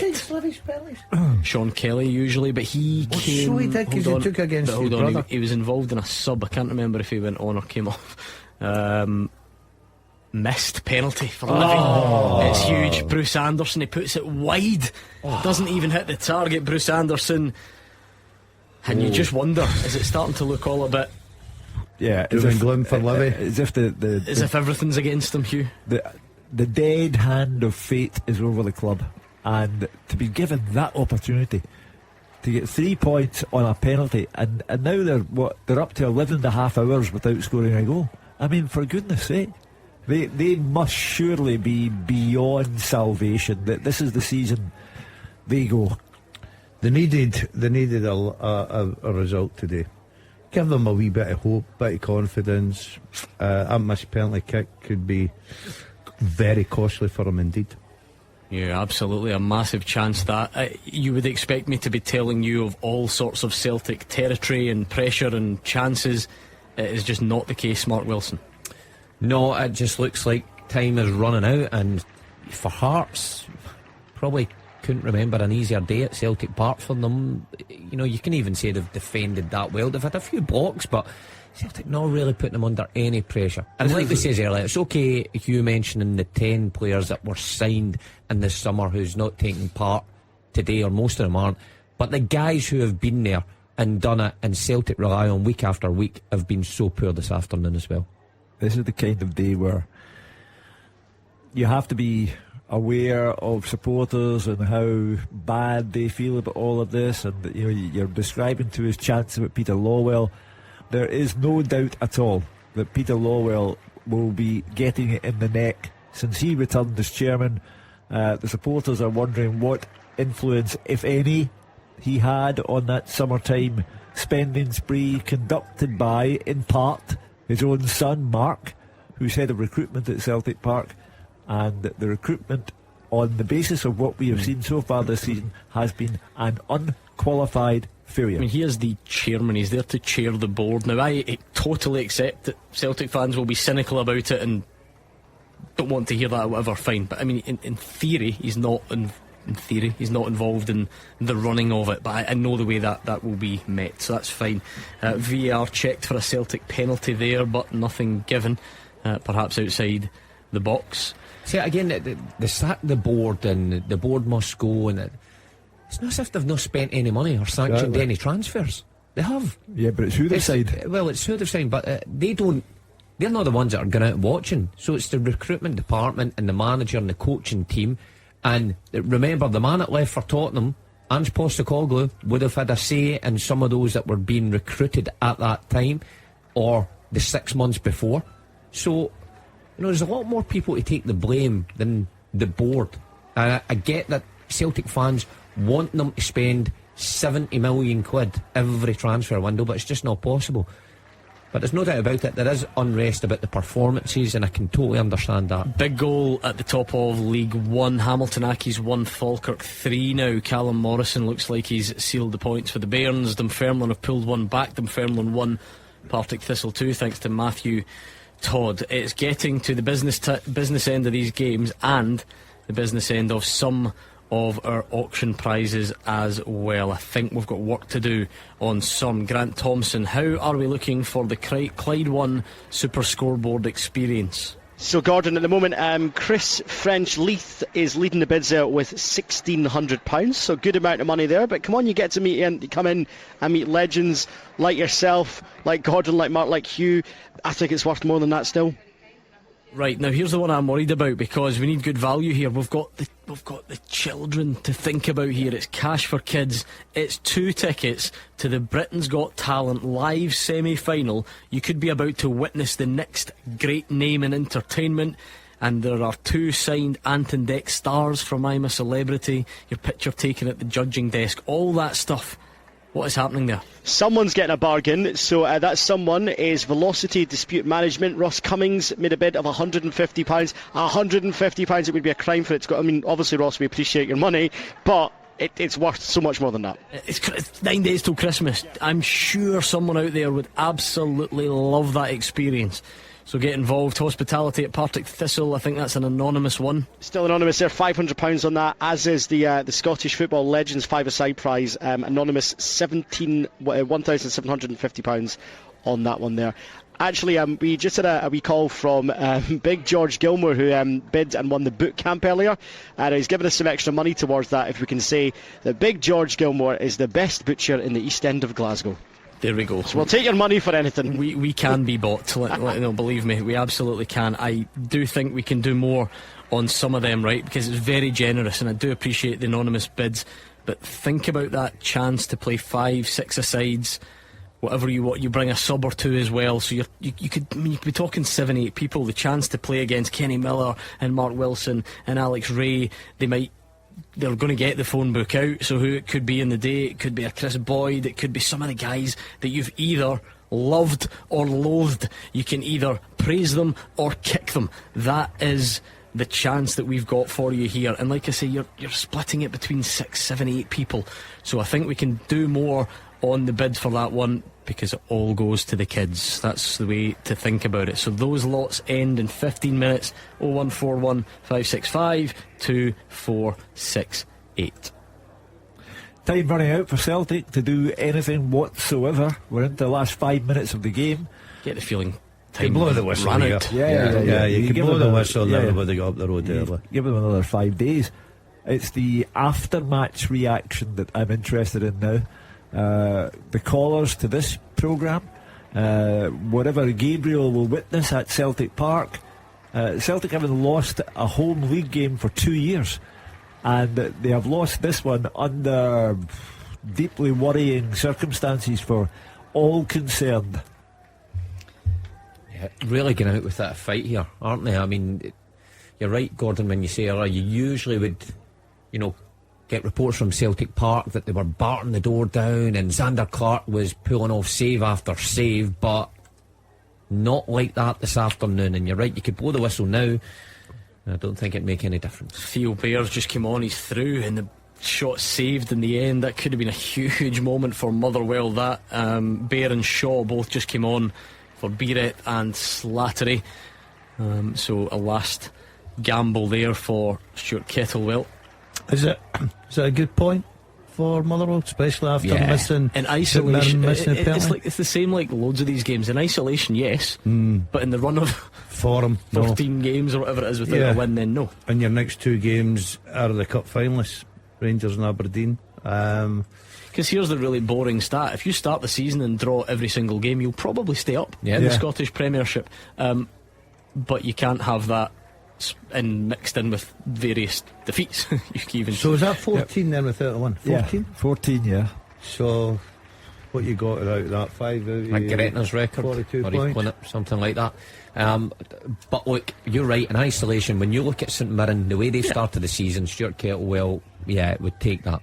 And within that run there's a point at Celtic Park and all that sort of stuff, but there's then dramatic failure in a lot of other games. So something needs to change. It feels like it's just kind of treading water then if it's a point, isn't it? But this game's not finished yet either. Yeah, and also because of the St Johnstone result, it could be a bad day, a point, and you look at the league table and you'll drop down one again.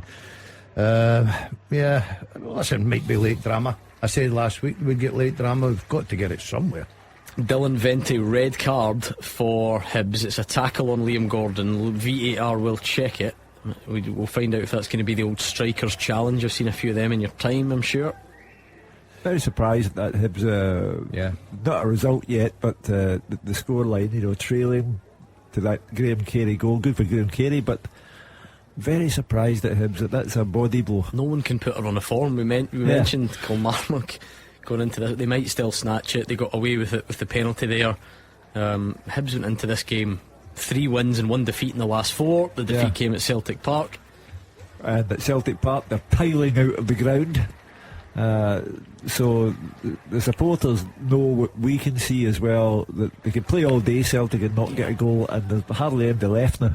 Yeah, I mean, it will still be noisy, I'm sure, but apathy's worse than anger sometimes. Everyone's gone up the road. They walk around the pitch and applaud the they always do. They always do, yeah. Tough one, It's great when it's going well. Do you know what it is? It's reminiscent of the day that Rangers lost to Aberdeen at Ibrox. I'm not suggesting, please listen carefully, I'm not suggesting that means that Brendan Rodgers loses his job, but the atmosphere is going to be volatile, like that day. Sure. Vente's still on the pitch, ref's going to the monitor, so he's probably going to remain on the pitch. Ref's been poor, according to Fraser in that one, so it's just a yellow, no red card now for Dylan Vente. 4 minutes added on in Paisley. Wonder how tense the Motherwell team feel, Gordon. They've missed some good chances. You go for it, you win the game, the world is right again. This is when you come to life. Exactly, I was going to say, I'm more confident. 90 and 94 minutes. But if you throw it open and you're on the receiving end of it. Yeah, but we've got to throw open. Go for the 3 points, forget the 1. Okay. Not a vintage decision for referee Graham Granger. Although some people would say that's what it's there for, but there we are. It's not a red card for Dylan Vente after all. Celtic fans, you might want to start getting your phone calls in. We've got our Cash for Kids auction. There is a lot to get through, but I am very interested in your reaction to this result and performance at Celtic Park, because it must be one of the worst, certainly at home, in a long time. Yeah, and it's now showdown time, because Brendan Rodgers said he wanted 4. He specified a figure, 4 quality first team ready players in the January window. He will need 4 if he is to salvage the season, because I think by the time the window opens, it'll be about Celtic salvaging their season. It won't be about staying at the top of the league.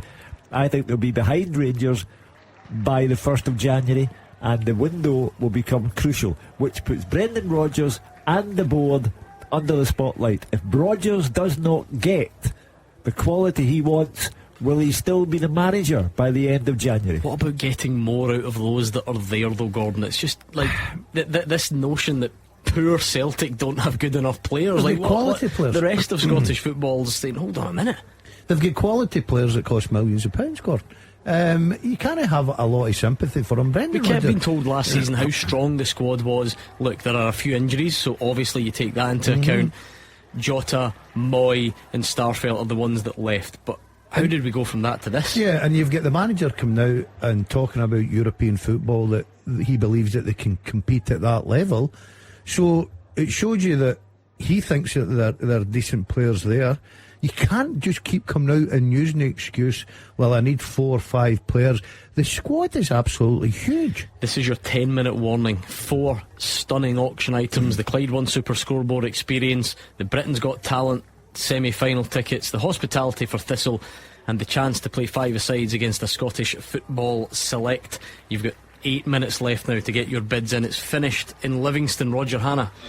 It's finished. Livingston 0, Kilmarnock 0. Livy's drought in front of goal now extends to 12.5 hours in the Premiership, and they'll never have a better opportunity to break it than they got 7 minutes from time. A penalty kick correctly awarded by Willie Collum. Handball against Kilmarnock centre half Stuart Finlay, with a regular penalty taker Sean Kelly having been substituted. The man who came on for him, top scorer Bruce Anderson, took the responsibility from the spot. It was a dreadful penalty kick. It clipped the bottom of the post on the way past. Livingston and manager Martindale were absolutely crestfallen. It let Kelly off the hook, and it denied Livingston the chance to move closer to those in the relegation area above them at the bottom of the Premiership table. Kelly bossed the game for long spells. They had chances in the first half through Kyle Vassell. They had chances in the second half from David Watson. Danny Armstrong and Liam Powell have pulled the strings in midfield. but Livingston almost were off the hook.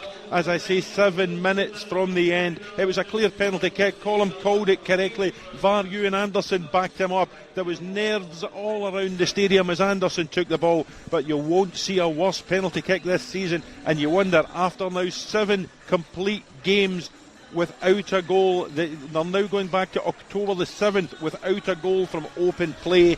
They're adrift, 5 points at the bottom of the Premiership. You just wonder how Livingston are going to survive from here. Livingston 0, Kilmarnock 0. Full time in Paisley, similar story, David Friel. Yeah, full time, St Mirren 0, Motherwell. I don't really know where to begin this game. Liam Kelly's going to get a lot of plaudits. A big second half penalty save from Mark O'Hara, but Motherwell, Gordon, will see this as a big chance missed as a winless run stretches to 14 games. Stuart Kettlewell said there's so many big openings in that second half. After the penalty, it just seemed to get a huge lift. They were through 3 or 4 times and they really did let St Mirren off the hook. Georgie Gent, Blair Spittle, Mika Beer, Theo Bear at the death all wasted really good chances. I think, as you said, in isolation it's not a bad point for Motherwell, but it could easily have been 3, and the end of that winless run. It's one of the best chances of the first half. Thierry Smalley was really good throughout. He raced down the right, fired in a low cross, it fell to Greg Kiltie, he slipped, he took his shot and it flew over the bar. Second half was a lot better, the wind died down, both sides had chances. St Mirren got that penalty in 50 minutes, it did look a stonewaller to be fair.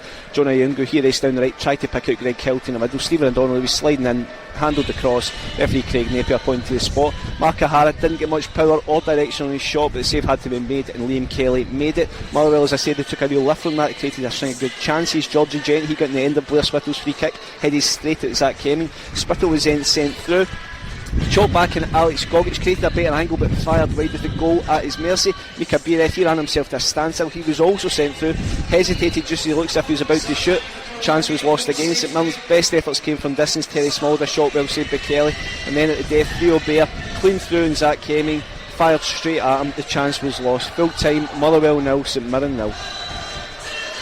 Incredible. What about Celtic Park? An incredible result there, Gabriel. Yes, certainly, Gordon. Full time and Hearts have beaten Celtic 2-0. A disastrous result for Brendan Rodgers' side, who have now lost back-to-back games in the Premiership. And it's unrest all around here at Parkhead. Fans shouting at the board, arguing with each other throughout the match. Boos ringing around the stadium at the full-time whistle.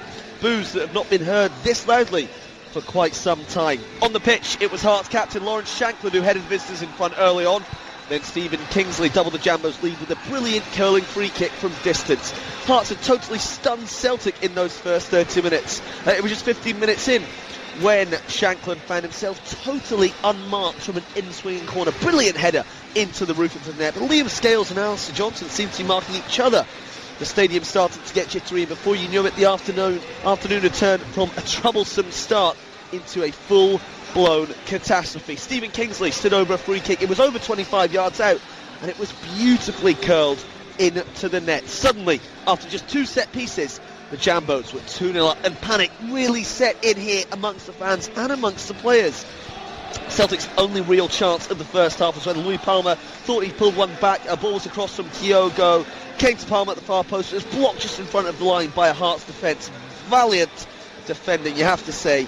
Brendan Rodgers made several substitutes in the second half, including bringing on Alexandro Bernabei at left wing, but nothing seemed to work. Kyogo failed to connect with a volley early on in the second half that he would have expected himself to score. Had a half chance or two. The Hoops with plenty of the ball and plenty of crosses into the box, but it made absolutely nothing that could trouble Zander Clark. The mood terrible here in the east end of Glasgow, just like the weather pouring down. The fans are not happy. The arguing, the booing, the empty seats at the full-time whistle, all telltale signs of discontent. The Celtics' bid to retain their league title is seriously starting to stutter. Hearts, of course, delighted. Their first win in Celtic against Celtic in 11 matches. Huge scout for Stephen Naismith down here on the pitch in front of me. They are up to third in the table. But for Celtic, they have spurned the chance to go 8 points clear. They stay just 5 points above Rangers, who have 2 games in hand. And you know what that means. If they win, and it's a big if Rangers manage to win both of those matches, they will go to the top of this Premiership.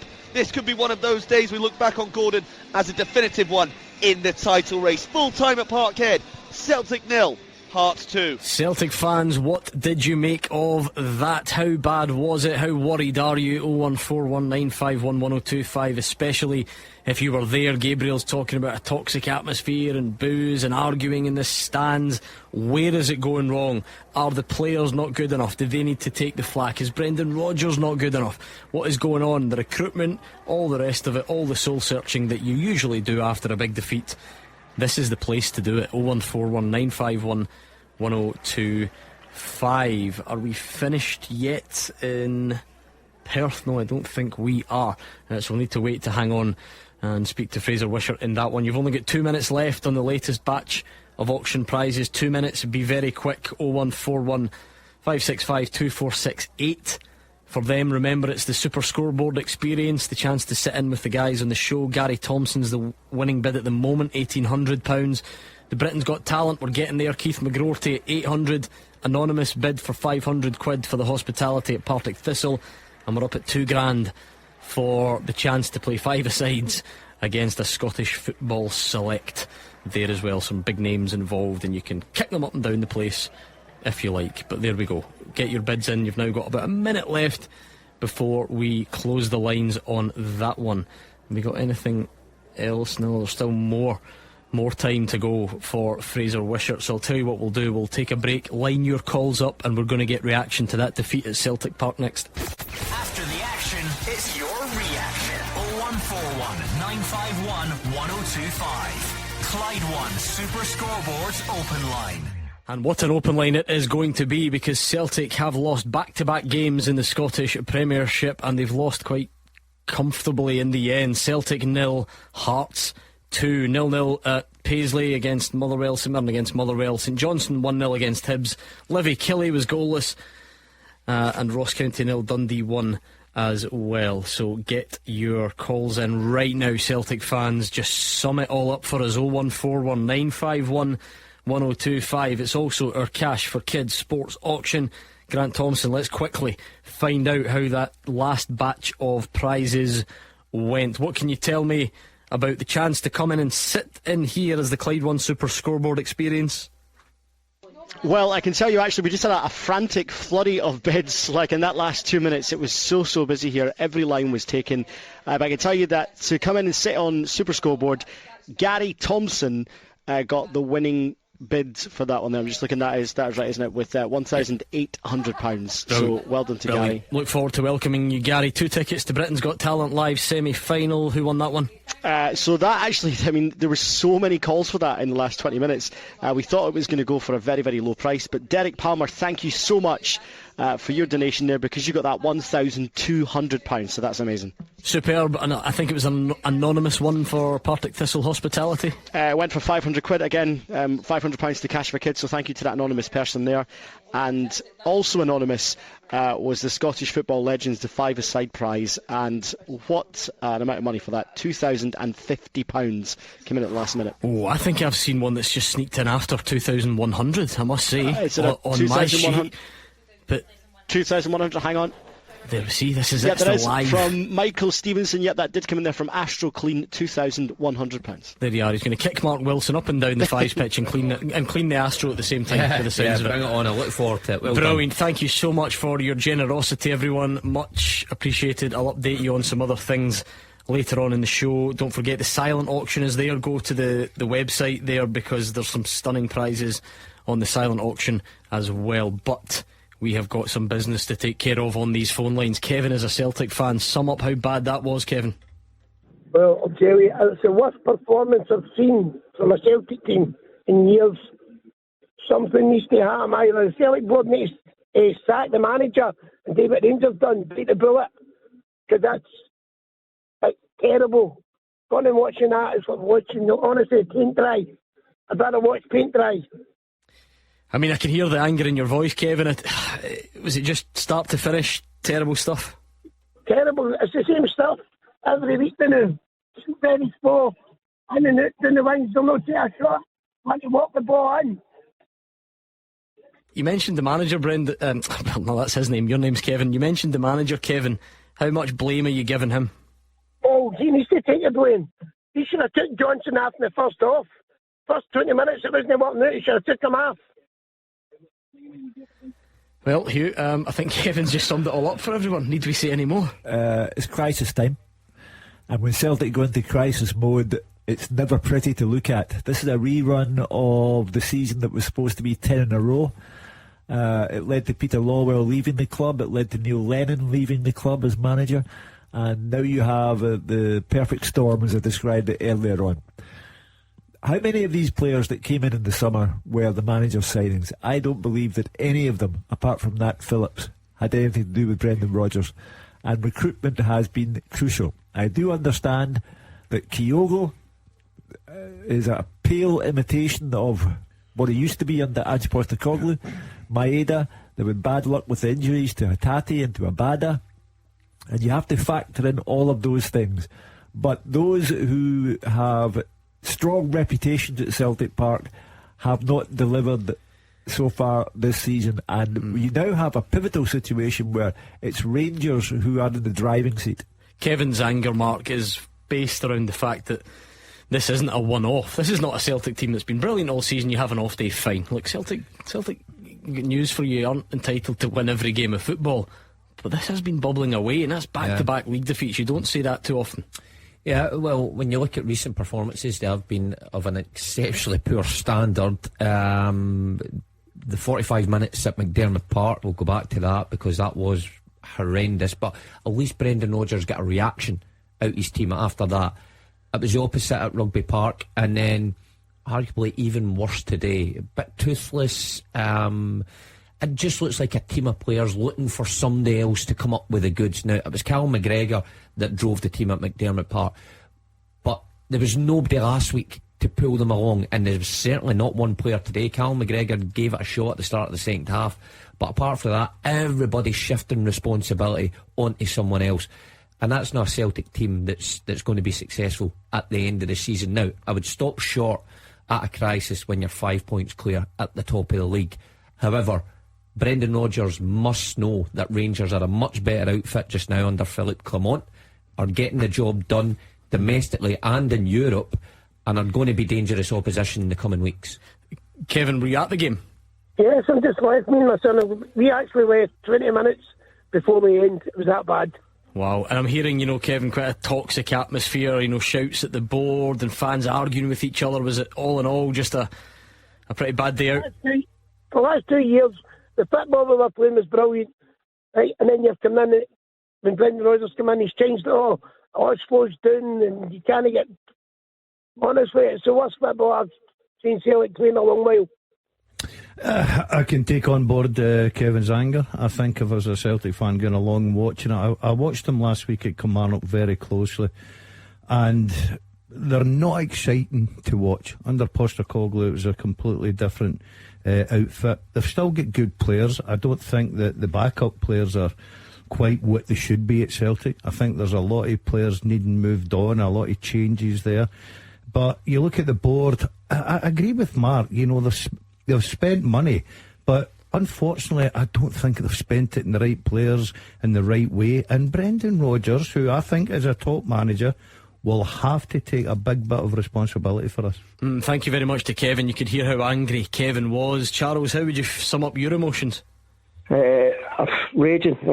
The worst thing about today is, as I was saying to the guy, the worst thing about the day is I'm not surprised. It's not a great surprise. I was at a Motherwell game, and I think it's one of the worst games I've seen, but today topped it. At the Motherwell game, none of the wingers were any good.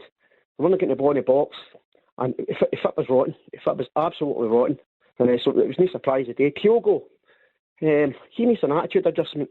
I was at a Lazio game the other night here, and he was doing all the kind of gesticulating sort of gestures, and he was running offside and shaking his hands and his hips. And what annoyed me about when he was doing the other night, he was running offside, and he was doing a bit here today. He's offside, and he's not even looking at the ball. He's then stood in an offside position, and the game's still going. It was rubbish. It was rubbish the other night, and Brendan's got to go. Got to go, like now, even though Celtic are still top. Oh, but my girlfriend sent me a wee text at half time. She says some changes needed, and my return text was, can you sub a manager? You know, I'd have had him away at half time. That's not the type of thing Gordon Dalziel has text females over the years, but that's fine. Who am I to judge? See, it's a genuine Brendan must go call, Hugh. Yeah. Is it that? I mean, is that too early, that type of discussion? When you're talking about Celtic fans, no. Because no, I mean for you though. For me, I don't believe that Brendan Rodgers is responsible for the recruitment that has left the squad in the type of disarray in which it is at the moment. But when Celtic go into free fall, how tough is that balance then, right? Because you're a manager who multiple times at the AGM and around that time has said that he is part of it. See, if you're not, there must be a temptation to distance yourself from this, because today Luis Palma started and was ineffective, fine. Kwon was on the bench for the first time since September. Bernardo on the bench. Home, Lagerbielka, Nawrocki, Phillips, Tilio and Yang not even in the squad. Yeah. Is it letting Brendan Rodgers off by saying he's not responsible for them? Because if he's not, it's starting to get to the stage where it would be in his best interest to let people know that. And that day's coming. And that day may very well come in the month of January. And if the quality is not there, it's Brendan Rodgers who's having his reputation torn apart. And if the next transfer window is as shambolic as the last transfer window, I think he'll go. Now again, I go back to the point about the guy earlier on in Super Scoreboard a few weeks ago who said that, you know, where do I get this stuff from? Well, come back on and tell me now, because you were clever enough that night and you seem to know the future, and you said there was something wrong with me for suggesting these things. Come back on and tell me how you feel now. I've got a funny feeling that call's annoyed Hugh. Yeah, it certainly has. The only thing I will say is you can talk about recruitment all day long, and yeah, all day long, but you look at that starting 11 today with Celtic, you've got to be getting better out the players you've got, Gordon. And so far, as I say, I watched them live last week. I thought they were dreadful second half, but all credit to Kilmarnock. They've been poor today. First half against St Johnstone, poor as well. Callum McGregor had to drag them by the scruff of the neck and get a result. I thought on Wednesday night at Patches, I thought they played well. I thought Joe Hart had a terrific game. I thought Scales and young Welsh coming back into the centre of the defence, very hard shift for them, especially not playing a lot of football. They're lacking a spark. There's a pattern forming with what Brendan Rodgers has said in recent weeks about the ball speed, how quick the play is, and sometimes he said, our ball speed was good and our tempo's good, but I think it's the opposite all season, and I'm even including games that they've won quite comfortably. It is too slow and pedestrian, and that was what was labelled at Brendan Rodgers in his third year in his first spell as well. They can't get an Ange Postecoglou tribute act. Ange Postecoglou was unique, and the football he played was unique. And I always thought the day would come when the Japanese players, after Postecoglou had gone to Tottenham, would say, this isn't really what I came here for. And there are signs all over the park. Matt O'Reilly's always been told now that, the big guys will be in for you. And all over the park, there are signs of people whose heads are not quite in it at the moment. So Charles, you don't trust Brendan Rodgers to turn this round? Well, I know there's some players, like Hatati's away, he's off injured at the moment, probably the most influential player at the club, in my opinion. It's not a case of he's turned it around. How has he turned it so bad? How has he made the team so bad? That's it. And it's the football. I know you're talking there about game time to come in and sign his own players. It's the style of football the guy's playing that's irritating most folk. It's like, it's going to be slow, ponderous, predictable, and side to side. I think he's got a philosophy of trying to pass teams off the park and tire them out. You're not going to do that, especially in Europe as well. You're just not going to do it. Joe Hart, I want to say something about Joe Hart. I've stood up for Joe Hart a lot, because I think he's a good keeper. I do think he's a good keeper, but wow, how far out of position was he for that free kick? It's not even like the ball went to top corner. It dropped in at the right hand post. It's been bread and butter for him. Yeah, we said shades of Lee Griffiths first at Hampden against England. I do think, Gordon, when we do it, it takes something away from Stephen Kingsley. If from 30 yards you can get the ball up and down and in the corner, you need I don't know what percentage of the credit, most of it, but could Hart have done more? I think Mark touched on it. I think that, that's the side he's going to put it in. You've got to move a wee bit quicker, get there, cover that angle, but take nothing away from the free kick. It was absolutely brilliant. I thought, to be honest with you, and I'm not taking it away from Shankland's header, I can't believe the poor again it, but I don't even think Joe Hart to me looked very poor at that as well. He's a set piece disaster now. Every time there's a corner kick, there's trouble because he never leaves his line. He's all over the place. But in the summertime, when I and others were suggesting that Celtic should get another goalkeeper in, no. Joe Hart's fine. And Joe Hart is not fine. The worry for those 2 goals that Celtic conceded, it's the 2 biggest dangers from set pieces. You must know Kingsley where he puts the majority of his free kicks, and you must know at set pieces that who's the most dangerous player in the opposition. It's Lawrence Shankland. Shankland's left free at the back post with a free header, and Kingsley puts in a free kick. Easily avoidable. If you'd done your research, you would know that, and Celtic failed on both occasions. Thank you, Charles. Craig, the challenge on nights like this is for me to ask you how you would sum up today's performance, but for you not to swear in return. It's going to be hard. It's definitely going to be hard because we've been watching that all season, and the thing is as well, we were watching it the last 2 seasons of Rodgers at Celtic before he left. The only reason they got out of it was because Rangers were so poor. It was against a Caixinha and a Murray team, and then the first 4 months he was there, we were watching the same nonsense that we're watching now. But Gerrard was just in, and then Gerrard actually beat us for the first time in 3 years, and then Rodgers ran away. But what we're watching now is absolutely horrendous. He's took a team that played fast attacking football, and it was amazing to watch. We're only going to win every game, but it was brilliant to watch, to what we're watching now, and it's predominantly the same players. And everyone keeps talking about recruitment and injuries and stuff. Ange Postecoglou, I think it's his first season, he went to McDermott Park with Montgomery on the wing and a couple of young ones who had all the hamstring injuries. He went with a nothing team who won 3-1 because he wanted to attack. We're watching this side-to-side passing, dreadful. Honestly, it's shocking. I know he won't get sacked, but I'd let him go because it's terrible to watch and it's not going to get better, and he just keeps talking about recruitment.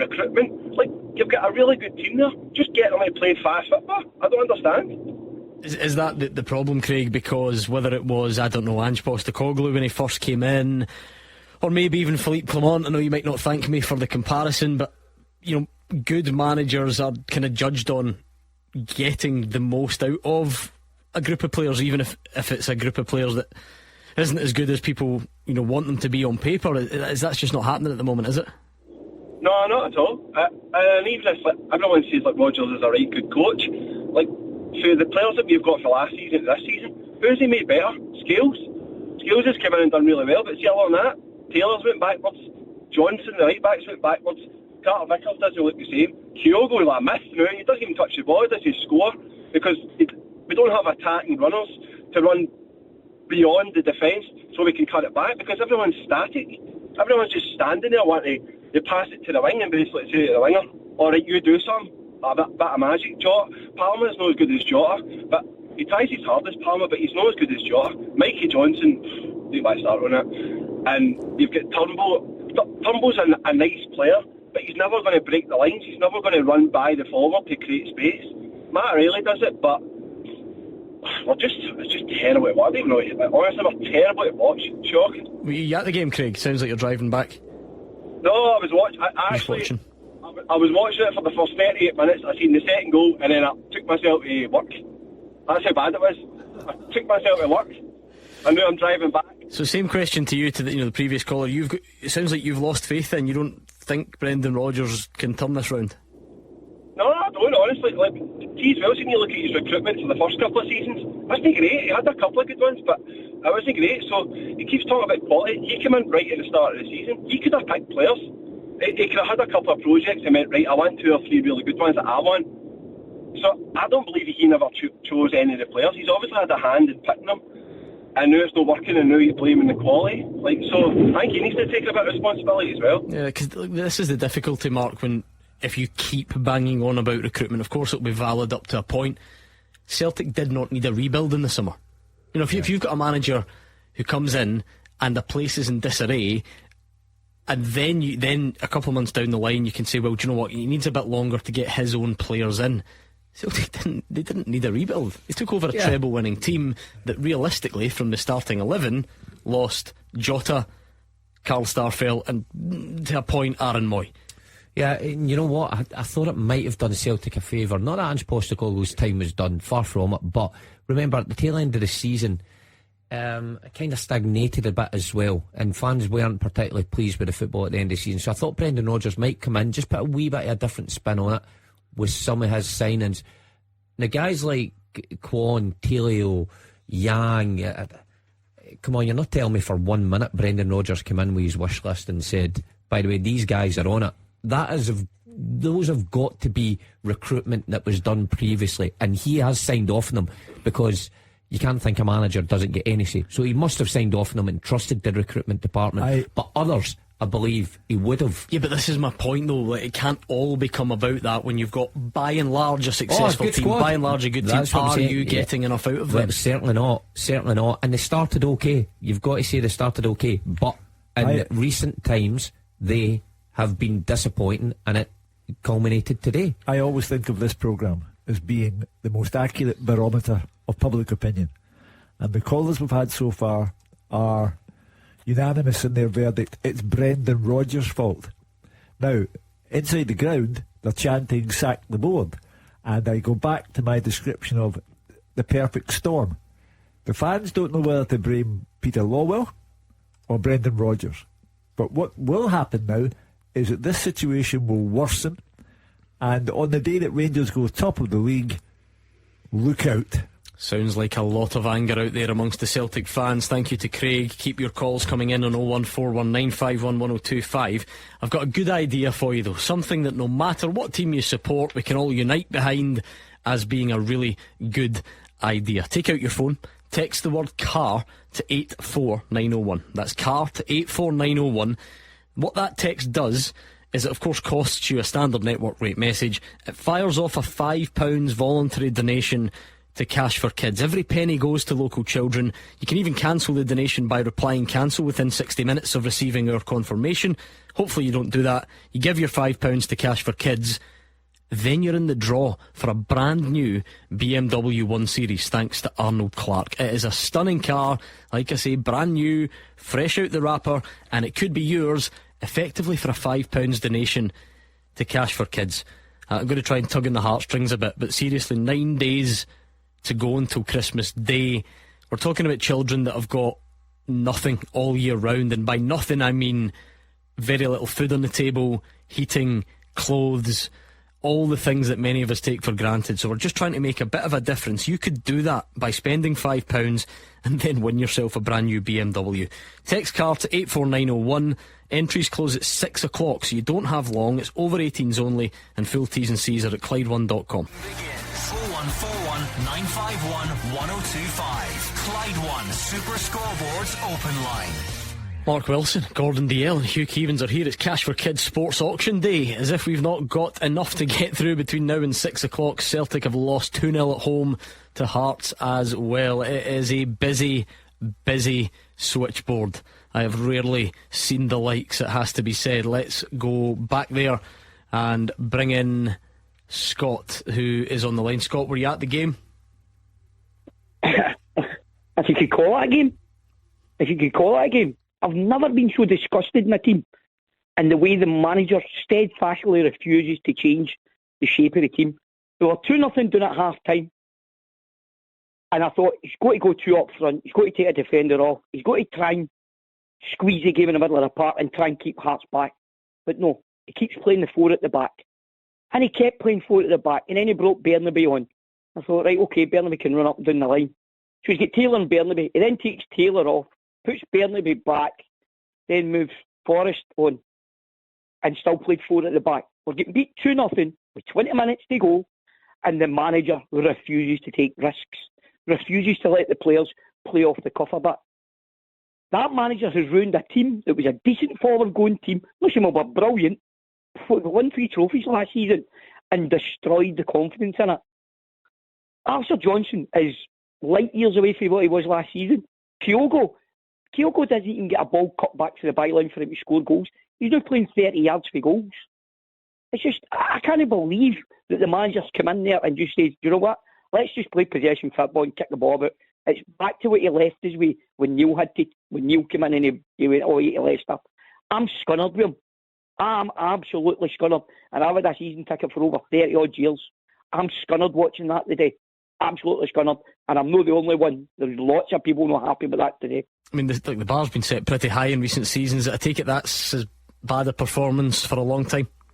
That's up there with, as you were talking about earlier on, the 10 in a row season that we went for 10 in a row. That's up with that, if not worse. See when the boy got the free kick, everybody around about me says, this is in. Joe Hart's miles over. The first goal, I've not seen it back yet, but Shankly doesn't even need to jump. Do you know the only player in that team today that I would give pass marks to, and he's been our best player in the last 2 months, I'd say, would be Liam Scales. At least that guy showed a bit of heart and a bit of desire. See the rest, and include the captain in that as well, who's probably hurting more than anybody else. The rest of them, just no good enough.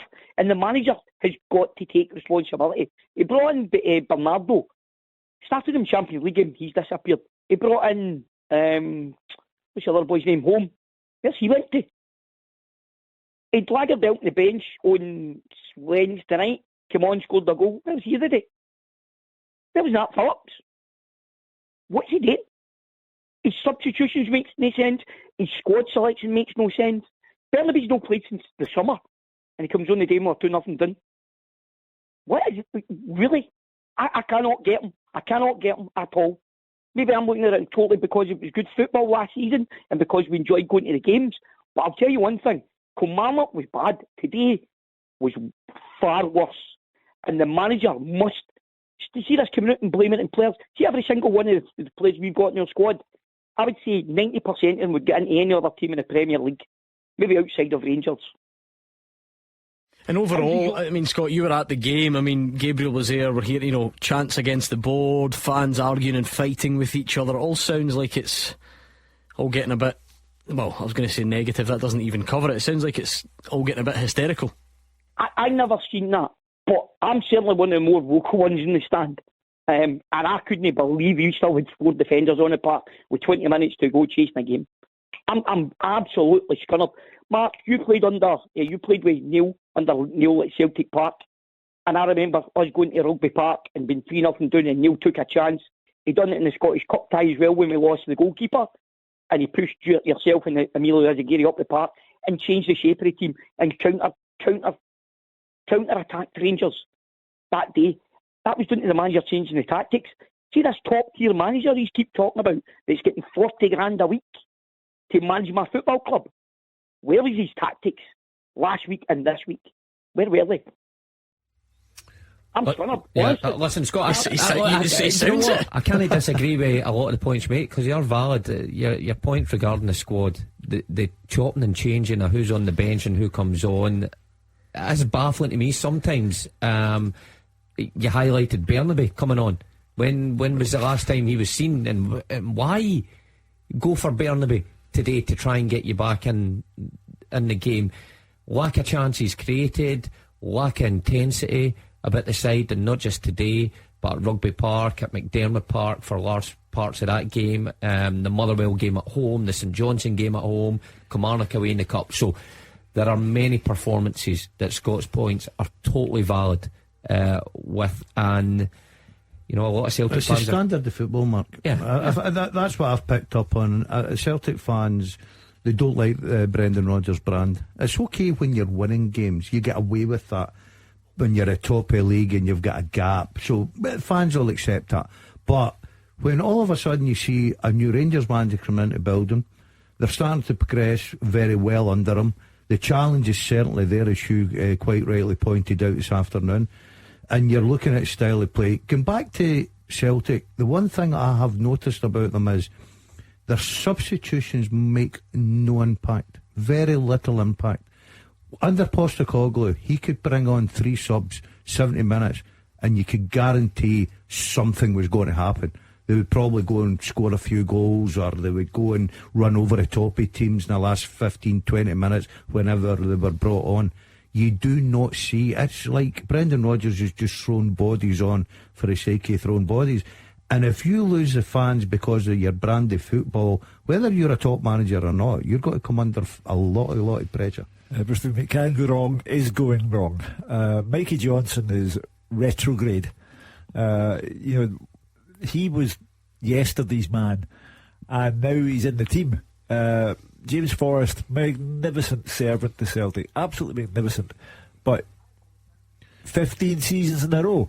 Celtic have to be more forward looking than that with regard to the recruitment policy. Hasn't worked out, and now the manager's tactics are being questioned. I'm afraid that when Rangers go to Celtic Park on the 30th of December and win and go top of the league, Celtic explode. Scott was scunnered, in case you didn't get the message. He was scunnered. It's a good way of summing up an old-fashioned word for us in here. If Scott was scunnered, Mo, how would you describe how you feel? Good evening, panel. Thanks for having me. Pleasure. So, yeah, do you know, for me, it's the feeling of apathy with the current kind of Celtic board. I was saying to your kind of producer there that we went along to the game, so myself and the kids went along to the game, and as the game was progressing, it was like the hostile atmosphere, there was a sense of toxicity, if that's the right word for it, kind of building up and festering, basically. Even up to the point where Hearts opened the score, there was a feeling of trepidation, I suppose, given what's been happening over the last 6 months, or basically from the summer.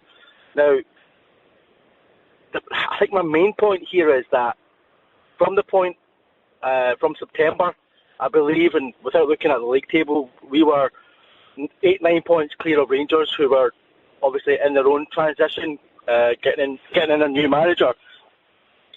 To get from there to now, where if Rangers win their games in hand, they'll be a point clear, and if they beat us on the 30th, they'll be 4 points clear. Now that swing, that trajectory is alarming, basically, and I think it's endemic of the culture within the club at the moment anyway, in terms of the direction in which the club is going. We can speak about Europe, but domestically, we always had the domestic form to fall back on, I suppose, so to speak. But even at that, it's kind of tailing off now, where we're now in a bit of free-for-all, I would say. And like I say, the atmosphere today was not one that I've came across before going to games, and yeah, it's extremely disappointing, and I think there needs to be changes, or people need to look at themselves in the mirror to think what's the end game, what are we trying to do, what are we trying to progress, are we trying to build up a decent club. It's quite apathy is quite apt. Is it the speed of all this, Mo? Without taking you down memory lane too much, the night that Celtic lift the treble, if you like, against Inverness, like, you would never have thought the calendar year would end this way.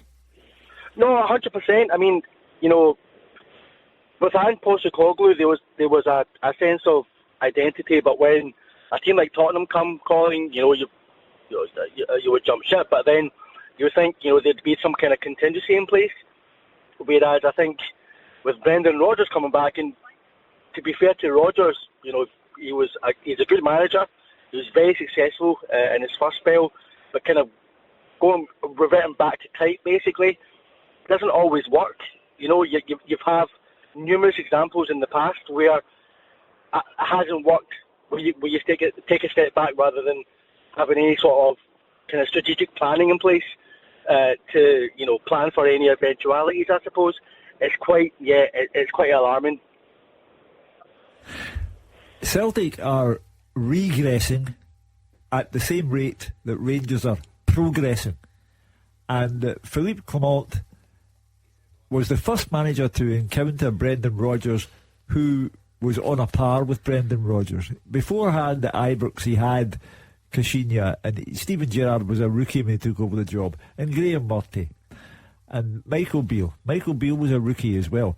For the first time, he's confronted by Kilmarnock, a Rangers team who are capable of going to Seville and beating Real Betis.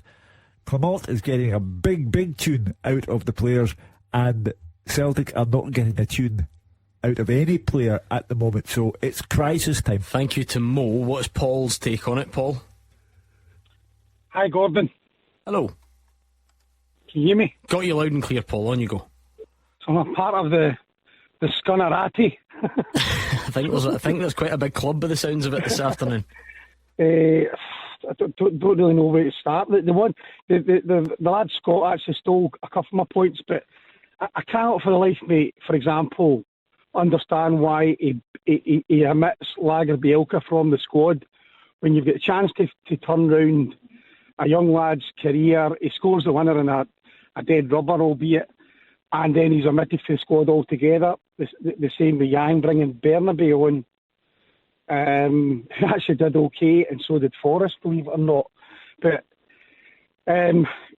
O is a downgrade on Giacomakis.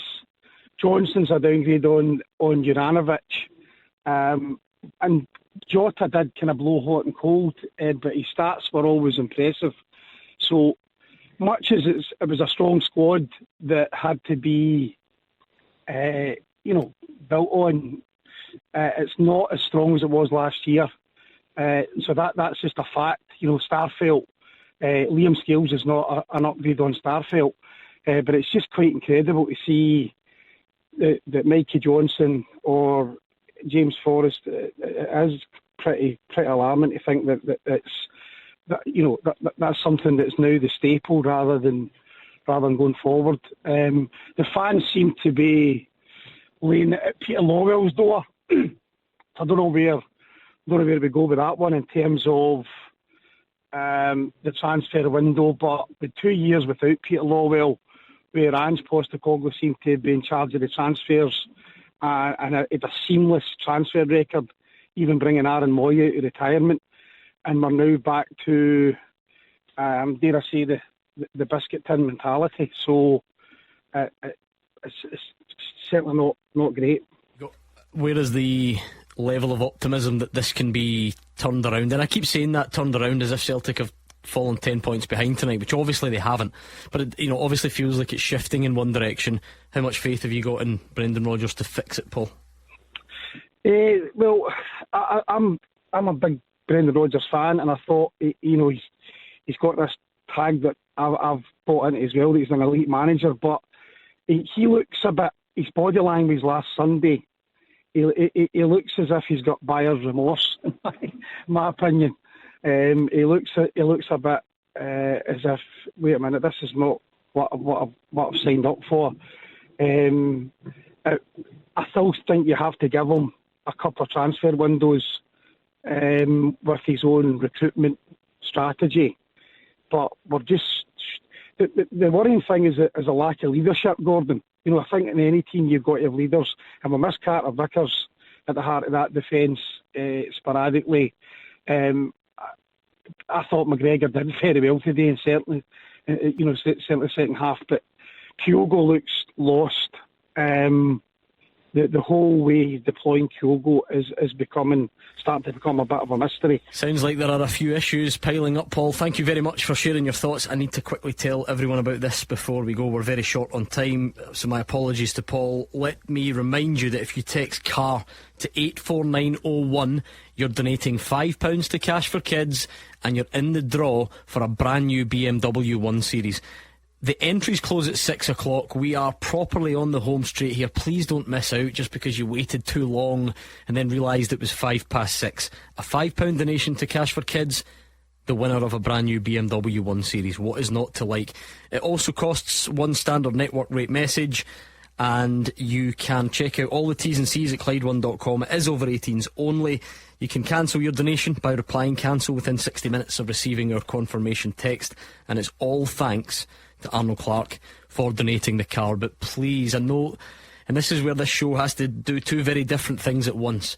We're all acting like the football's the most important things in the world and all that, and I get all that, and to many of us it is, but we're talking about trying to give local children food on the table at Christmas, clothes on their back, heating in the house, that sort of thing. So if you please could use this break wisely and text CAR to 84901, that would be greatly appreciated. We're going to hear from Brendan Rodgers next. It's Clyde One Super Scoreboard's open line 0141 951 1025. It's meant to be the season of goodwill. It is not extending to the Celtic fan base this afternoon. It was a really poor performance and result, and that has been reflected on the phone. Scunnered. I'm going to hear Scott saying that he was scunnered in my sleep tonight, I think. And plenty more where that came from, I am sure. We're going to get the reaction from Brendan Rodgers. You've now only got 13 minutes to get your text in for the brand new BMW 1 Series. It costs you £5. So if you could get involved, please do on that one. There's some brilliant items on the silent auction as well, so check out the website to send your bids in there. Colin is in Paisley. Colin, how are you? Not bad, thanks. How are you? You'll be part of the Scunnered Club, I would imagine.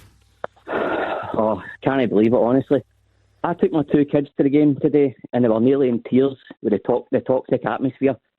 I don't think I can go back. I was saying to the producer, people think I'm going to be the wind up here, but I would bring back Neil Lennon, steady the ship, get a bit of aggression, a bit of fight back in the team, and try and move things forward. Because and you're not at the wind up. 100%. I'm being 100% serious. I had an argument with the guy sitting next to me. He said we can't keep going back the way. I said, how can we not? At least we've got a bit of fight, and the players might get a bit of hunger back. So that's my opinion. Last time Neil Lennon was here, they were chucking barriers around the car park. How's he the man to steady the ship? Well, I think the barriers will be getting chucked about soon again with Brendan, because he is not the man for the job. There's every chance. Hugh Keevins, I don't know what barrier plans people have, and obviously I wouldn't condone that type of behaviour. Colin says he's not at the wind-up, and I trust him. He sounds like an honest man. The reason why they're having a go at Peter Lawwell is because he's blamed for losing Celtic 10 in a row. The reason why the fans were outside the ground chanting abusive messages at Neil Lennon while he was conducting his press conferences was because they blamed Neil Lennon for losing 10 in a row as well. So if you don't want Lawwell back, I don't see how you can want Neil Lennon back. But this is again another indication of Celtic being in turmoil now. It is absolute crisis time. Sack the board, sack Brendan Rodgers, bring back Neil Lennon. All of this is indicative of a club who have totally lost their way and are in deep trouble. I totally take on board that the Celtic fans are angry, Gordon. Of course they are. They're not playing some good football. We're used to good entertaining football, but I've got to be honest and say I think it's a bit early to be looking to sack Brendan Rodgers. It's not going to happen. I know that they're disappointed. Brendan Rodgers will know that. He's an experienced manager. He knows that he carries a can. It'll be interesting to hear what he's said today after the game, but he'll know that the pressure he's coming under. But I think we're just getting a bit early for sacking Brendan Rodgers. Because if we're being official about the language, if we're to try and qualify it, Hugh, I would not stand here and deny you a prediction that Celtic are heading to crisis, but I would ask you, can a team ever be in crisis when they're top of the league, just generally? Well, we've had 7 callers tonight, and all of them want the manager out. I would suggest to you, and Colin is saying that he took his children were frightened by the atmosphere at the ground. So it'll come to a head on the 30th of December. If Rangers go to Celtic Park and win, by goodness, you have crisis time in your hands then. I think that's kind of my point though, Mark, because whilst that remains a distinct possibility, certainly looking at what's going on just now, it also remains a possibility that Celtic win that game. And like I say, I just wonder, I know that it's a pretty fluid thing, I'm not looking for a dictionary definition. I just wonder if it can still be crisis when you're number 1 on the table, even if that is about to change. No, not for me. We're a wee bit away from that, but I get everyone's point who's coming on, who can maybe see it going that way, because that is the direction of travel at the minute. And I don't think the situation with the club and the fans and the divide there ever helps the situation when the product on the pitch isn't as good either. So it all kind of comes together to make a negative atmosphere around the full club. However, you need to look at reality here and where Celtic are in the league. They are still top of the league. They've had numerous bad weeks, and it does look like it's regressed a bit. but I totally understand why fans think in the next few weeks. Don't get me wrong. I don't think we can hammer they're still top of the league message, because, as Hugh says, they'll now played different number of games. But it just feels like there is time there to fix this. It's the next few weeks are going to be massive, though. Well, crucial, absolutely crucial. And is it Livingston at home next week? Yeah.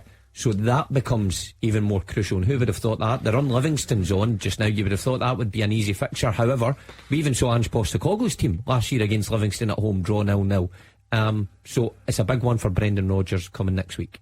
Would you like to hear the thoughts of Brendan Rodgers? Let's do it. This was his response about whether he is taking the blame or how much the board have to take some of it. No, listen, that result is on myself and the players. You know, we're there, we're on the pitch. We have to be so much better than that. That is us on the field. You know, we have to focus on that. You can blame whoever we want. The reality is that is us on the field, and it's not near good enough for a Celtic team. You know, I've been here long enough. I understand. I know the climate here and the expectations. So standing watching it, it's not the level of a Celtic team or anywhere near it. I think both were hugely disappointing. Our desire and the mentality right from the off was nowhere near the level of a Celtic team. Very passive. I can't say I'm surprised. You know, I think I've seen, like you say, performance level and having to activate, and sadly when you have to do that all the time, then that's a worry, you know. And it's not every player. I thought Callum McGregor was brilliant today. I felt for Cal.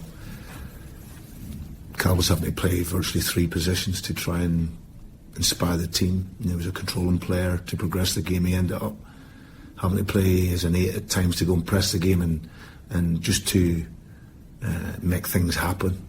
You know, whilst we had too many that were waiting on the game. I thought Liam Scales was good at the back in terms of competing with Lon Shanklin, and Matt O'Reilly always adds quality and work rate to the team. But other than that, it was bitterly disappointing. He sounds like a man who knows he's in trouble, but he doesn't know how to get out of it. And he sounds unlike any version of Brendan Rodgers the Celtic fans have known before. And I maintain that they are in trouble. Today's pivotal in terms of the title race, and matters will come to a head on Saturday, December 30, 12:30, Celtic versus Rangers. If Rangers go to Celtic Park and win, then it proves 2 things. Rangers are on the rise, Celtic are on the slide. The fans want the manager out, the fans want the chairman out, the fans even booed Santa. And on that note, we will have to leave it there. It's been quite the open line show, which is really weird. I don't know how this is. There's a Celtic player has accidentally called my mobile phone there. I just got like this weird flashback as if somebody wanted to phone in and have their say. A Celtic player? Yeah, it'll be an accident. It'll be an accident. No, it will be because it hung up straight away. Slaughtering the manager. It's just funny because I thought, what's going on here? I know who it is. I know who it'll be. Me and Kyogo are like that, Yeah, and you know it. Anyway, yeah. right, we will leave. That's maybe not who you would think, that's all I'm saying. Anyway, I'm sure it was the old pocket dial or whatever. Wants to speak to his only fan in Scottish football in Gordon Dalziel. We are sadly out of time. Let me thank you all for your thoughts on the football. A hugely significant day potentially, and it's really important stuff, but honestly, even that on a day like today, it's the second most important thing for us, because it's Cash for Kids sports auction. We are trying our best to make a difference to local children, and you, as always, have stepped up to the plate. You've got 5 minutes left to text to win the BMW 1 Series. Text car to 84901, standard network rate message cost plus a £5 donation. Every penny goes to Cash for Kids. Over 18s only, full T's and C's at Clyde1.com, and for a £5 donation you can win a brand new BMW 1 Series. You've got 5 minutes left there on that, so get your texts in very quickly. To everyone else, thank you so much. I can tell you, we don't even know the exact total because you've got 5 minutes left on the car and we've got a bit of time to count those up, but we are sitting at over £50,000 already. So a spectacular amount. Thank you for donating prizes, thank you for bidding, thank you for listening as well. Really, obviously we can't do it without you, and trust me, the children who need your help across Glasgow and the West will be extremely grateful. That does not even cover it. So thanks once again. It was quite the day on the pitch, which means the rest of the weekend's going to be quite something. We're actually on tomorrow. We've made it to 6 o'clock and not even mentioned the League Cup final. It's been that type of day in the Scottish Premiership, but we are on air live from Hampden at 2 o'clock tomorrow, so make sure you join us then, and then Monday night as well. If today's phone in is anything to go by, there's a bit of fallout to be done from that defeat for Celtic at Celtic Park. Have a good night though. GBX is up next.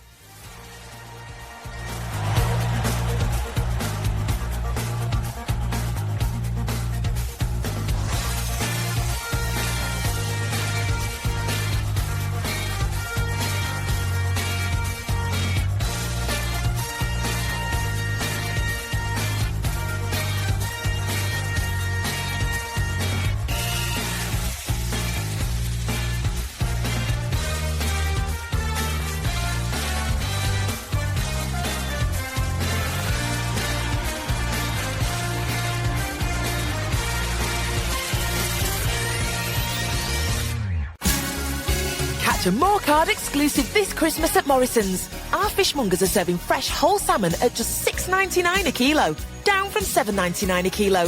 More of a merry Fishmas. Majority of stores subject to availability. Excludes online. Ends 31st of December.